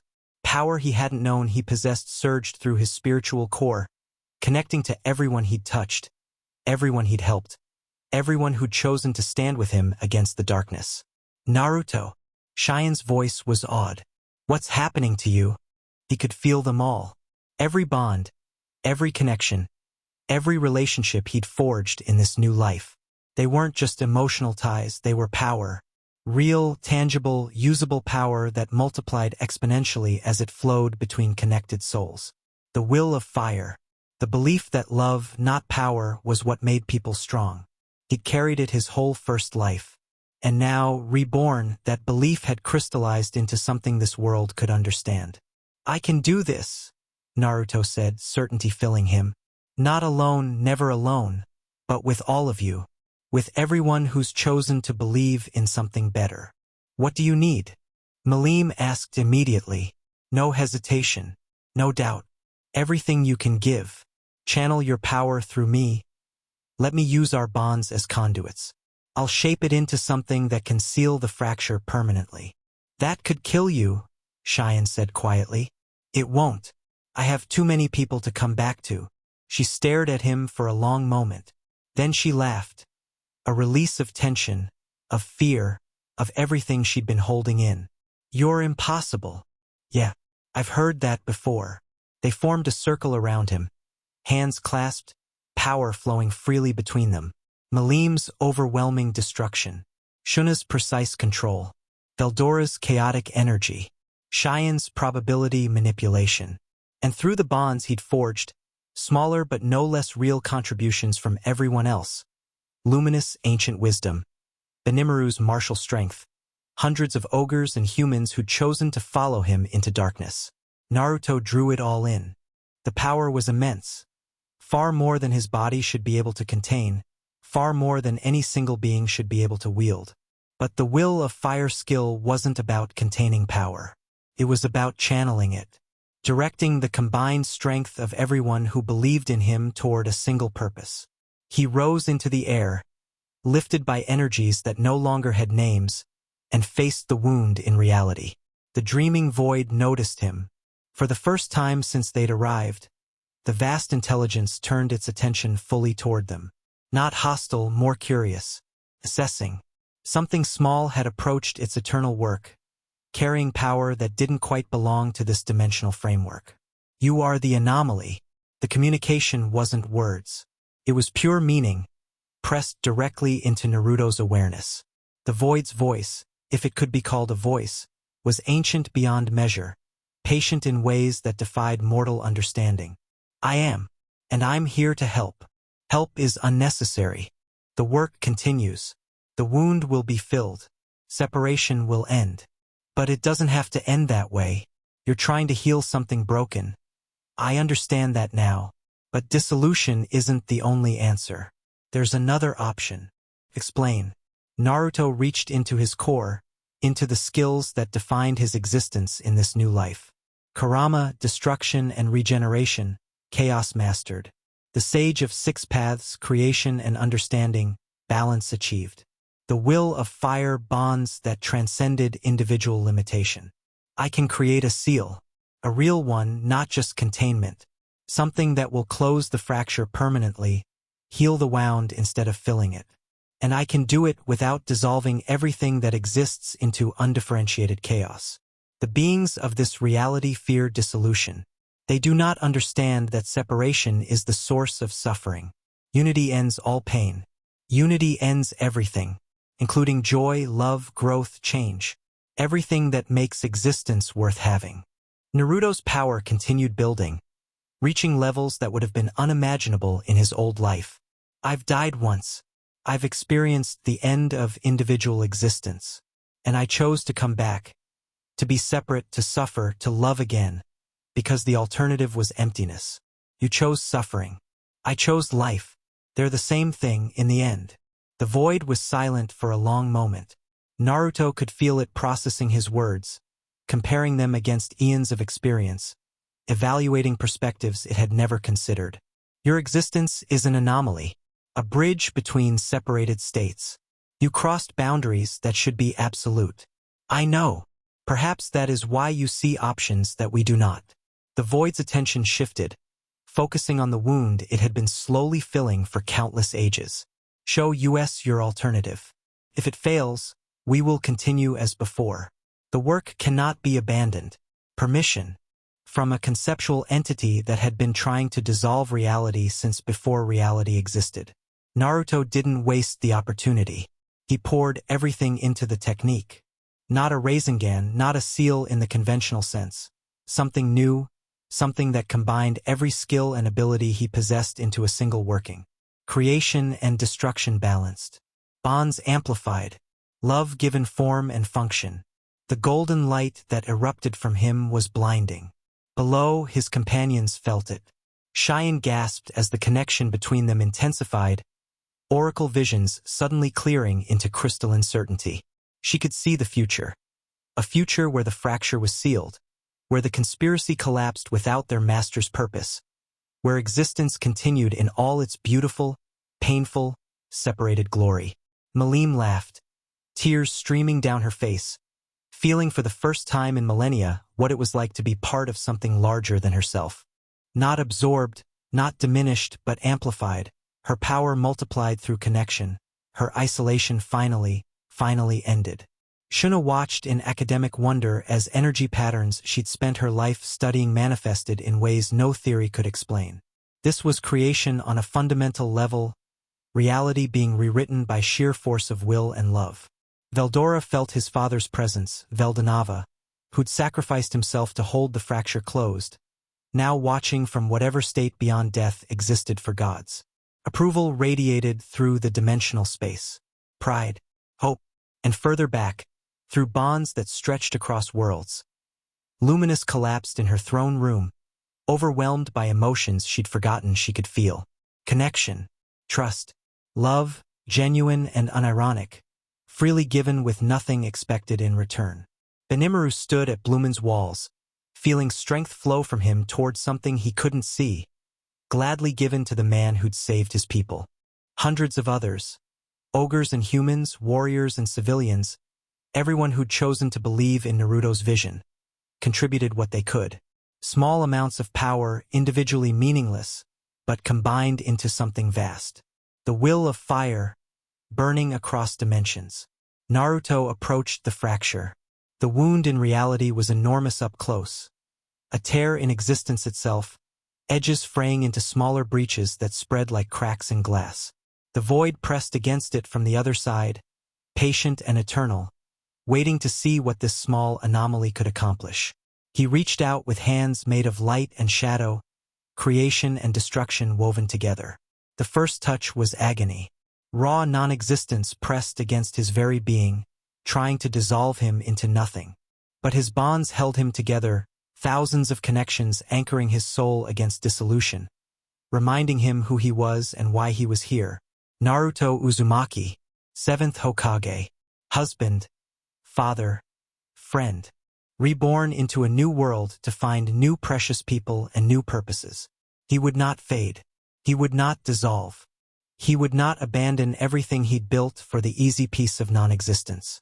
He began to seal. Creation energy flowed from his right hand, spinning new dimensional fabric to replace what had been torn. Destruction energy flowed from his left, carefully eliminating the frayed edges that couldn't be repaired.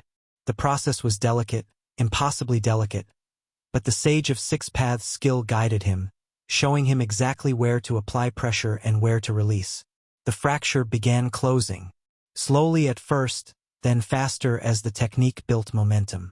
New reality crystallized along the wound's edges, connecting to the existing fabric, strengthening it against future damage. The void withdrew slightly as its path forward narrowed. Not hostile, not resisting, simply acknowledging that another approach was succeeding. Unexpected. The void's voice carried something that might have been surprise. The wound heals. Separation persists. Yet, the pain lessens. Because the pain wasn't from separation. It was from damage. Naruto's voice strained with effort as he continued working. Existence doesn't have to hurt. It just needs to be whole. A perspective we had not considered. The wound was half closed now.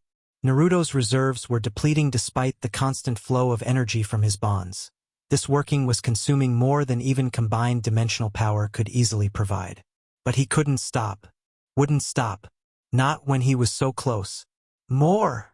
he called to his companions. Everything you have. They gave it. Every last drop of power, every ounce of determination, every fragment of hope they possessed. Malim pushed beyond limits she'd never reached before. Cheyenne burned through oracle potential she'd been saving for emergencies. Shuna channeled the flame of origins itself, adding its ancient stability to the seal. The fracture snapped closed. Light exploded outward, not destructive but cleansing. The wound that had defined this reality since before its creation finally healed. Edges fusing into seamless dimensional fabric, stability returning to spaces that had been chaotic since the beginning of time. Naruto hung in the air, exhausted beyond measure, watching the void recede through the healed barrier. The work is complete, it said. Not as we intended, but complete nonetheless. Are you going to try again? Find another wound to fill? Perhaps. But your example has altered our perspective. The vast intelligence seemed almost contemplative. Dissolution remains an option, but other options exist. You have demonstrated this. That's all I wanted. Anomaly. The void's attention focused on him one final time. You are unique. Across all dimensions we have touched, across all iterations of existence we have observed, there has never been another like you. This is valuable. Valuable how? We will watch, learn, perhaps, in time, understand why separation persists despite the suffering it causes. Your existence is data we lack, not a threat, not exactly a promise. Something in between, a conceptual entity acknowledging that its eternal purpose might not be the only answer. The void withdrew fully, its presence fading from the healed dimensional fabric. The space between realities felt different now. Cleaner, more stable, no longer weighted down by ancient damage. Naruto let himself fall. Hands caught him before he could hit the ground. Malim on one side, tears still streaming down her face. Cheyenne on the other, her expression mixing exhaustion with overwhelming relief. Behind them, Shuna and Veldora, both looking like they'd aged a century in the past hour. You did it, Cheyenne whispered. I can see the futures now. They're bright. So many possibilities that didn't exist before. The fracture sealed, Shuna confirmed, consulting the flame of origins. Dimensional stability across all measured layers has increased by orders of magnitude. The damage that's been accumulating since the beginning of existence, it's actually healing. And the conspiracy? Naruto's voice was barely audible. Their master is gone. What happens to them? They'll collapse. Veldora's tone was grimly satisfied. Without the void's influence, without the promise of dissolution, their whole purpose evaporates. Some might continue causing trouble individually, but the coordinated threat is finished. Good. Naruto let his eyes close. That's good. Don't you dare fall asleep. Malim shook him frantically. You promised you'd come back. You can't sleep until we're actually home. Not sleeping. Just resting my eyes. That's what sleeping people say. Despite everything, the exhaustion, the cosmic scale working he'd just completed, the fundamental restructuring of reality, Naruto laughed. Fine. I'm awake. Happy? No. I won't be happy until we're back in Bloomend and you're eating something and I can verify you're actually okay. She's right, Cheyenne added. We should return before our exit route destabilizes. The dimensional restructuring might affect the pathways we used to get here. Shuna was already adjusting the flame. I can create a return path. Everyone stay close. The transition might be rougher than before given all the changes we've caused. They gathered together, hands clasped once more, and let the golden light carry them home. Bloomend was still standing when they emerged. More than standing, celebrating. Word had somehow spread about what they'd accomplished, and the streets were filled with people cheering, crying, embracing strangers in shared relief. The existential threat that had lurked at the edges of reality since before memory was gone, and everyone could feel the difference even if they couldn't articulate it. Benimaru met them at the palace gates, his usual composure cracked by obvious emotion. You succeeded. We succeeded. Naruto corrected. All of us. Everyone who contributed energy, everyone who held the line here, everyone who believed it was possible. This wasn't a solo victory. Nevertheless, Benimaru clasped his arm in a warrior's greeting. You have saved more than any of us can comprehend. The debt is incalculable. There's no debt. That's not what bonds are for. Before Benimaru could respond, a new presence appeared, luminous, materializing through a transportation spell that shouldn't have been possible at this distance. I had to come personally, she said. Her usual composure was entirely absent, replaced by open emotion that made her look younger, more human. I felt everything. The seal forming, the void withdrawing, the futures opening up.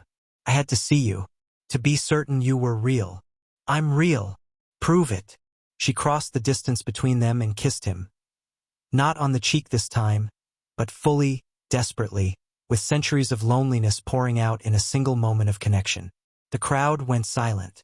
Cheyenne's expression flickered through several emotions. Malim made an indignant sound. Shuna suddenly found something fascinating to examine on the flame's surface. Luminous pulled back, slightly flushed, apparently realizing she just kissed someone in front of several other women who clearly had claims on his attention. I'm not apologizing, she said firmly. Nobody asked you to, Cheyenne replied, her voice carefully neutral. Though perhaps we should have a conversation about arrangements. Multiple conversation, Malim added. I want to be part of the conversations.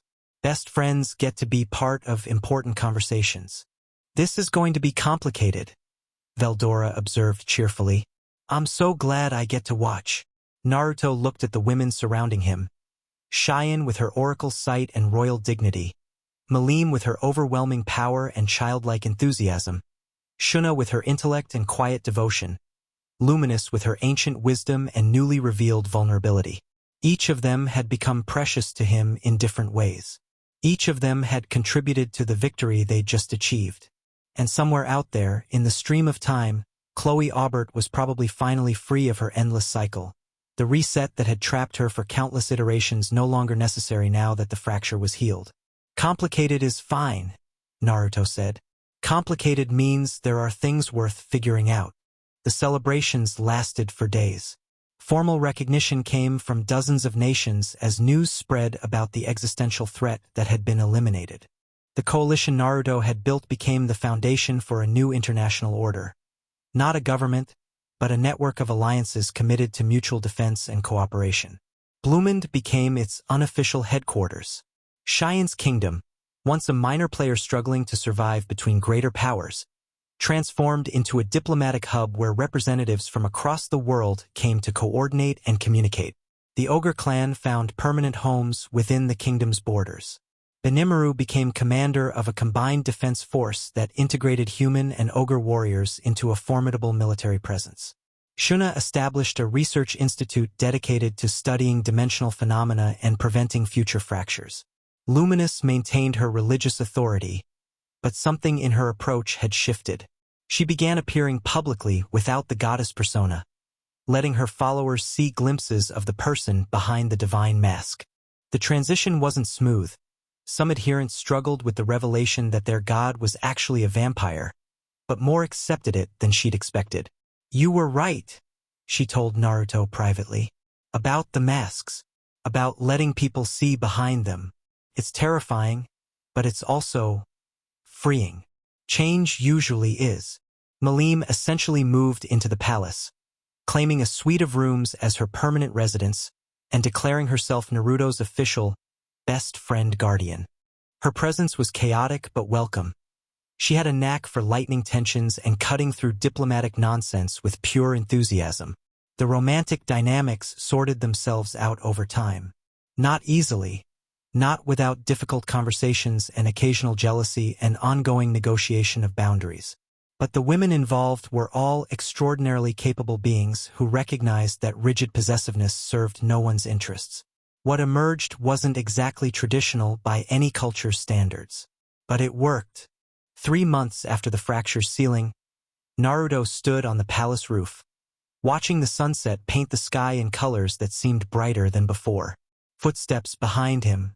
Cheyenne, arriving for their evening ritual of quiet companionship. The council approved the trade agreement, she reported, settling beside him. Luminous Nation and ours will have open borders by spring. Good. That should help with resource distribution. It will. She leaned against him, her presence warm and familiar. You're thinking again. Always. What about? Naruto considered the question. What was he thinking about? The battles fought. The losses suffered. The victories achieved. The life he'd left behind and the one he was building now. I'm thinking about purpose, he said finally. When I first arrived here, I didn't know why I'd been reborn, what I was supposed to do, what meaning my existence had. And now I know it doesn't matter. He smiled at her confused expression. Purpose isn't something you find, it's something you create. Every day, through every choice, through every connection you make and every person you help. The meaning of existence is whatever we decide to make it. That's either profound or a clever evasion. Probably both. He kissed her temple. I'm good at both. Cheyenne laughed softly. You're impossible. So I've been told. They watched the sunset together, content in the moment, grateful for everything that had led them here. Below, in the palace gardens, Malim was chasing Veldora around in some kind of game only they understood. Shuna was discussing research findings with a group of scholars. Luminous was reviewing documents with an efficiency that suggested she'd been running organizations for millennia, because she had family, not the one Naruto had left behind, but no less real for being different. New world, new precious people, new purpose. The story wasn't ending. Stories never really ended. They just transformed into new chapters, new adventures, new challenges to overcome. Naruto Uzumaki had died as an old man, content with a life well lived. He'd been reborn as something unprecedented, carrying power that could reshape reality. And he'd built something worth protecting not through strength alone, but through the bonds that made strength meaningful. The will of fire burned on. Epilogue: the masked figure materialized in a dimensional fold, reporting to intelligences beyond mortal comprehension. The fracture is sealed. The void has withdrawn. The anomaly succeeded where all others failed. Silence from the darkness. Processing. Evaluating. This changes nothing, another voice said eventually. The great work continues. Other fractures exist in other realities. Other opportunities will arise. But the precedent is irrelevant. One sealed wound does not heal all damage. The dissolution of boundaries remains inevitable on sufficient timescales. And the anomaly? He could oppose us again. Let him. His victory bought this reality time, nothing more. In the end, entropy claims everything. The darkness shifted, considering possibilities beyond mortal conception. Besides, his success has taught us something valuable. The bonds he forged, the connections that amplified his power, perhaps those can be turned to our purposes. Corrupted rather than opposed. You want to recruit him? I want to understand him. The rest will follow. The darkness smiled, or produced the conceptual equivalent of a smile. We have forever. He has a single lifetime. The mathematics favor patience. The masked figure bowed and withdrew. In the eternal darkness between dimensions, the remnants of the primordial conspiracy began planning their next move. The battle was won. The war continued. But for now, in this moment, in this reality, hope had triumphed. And that was enough.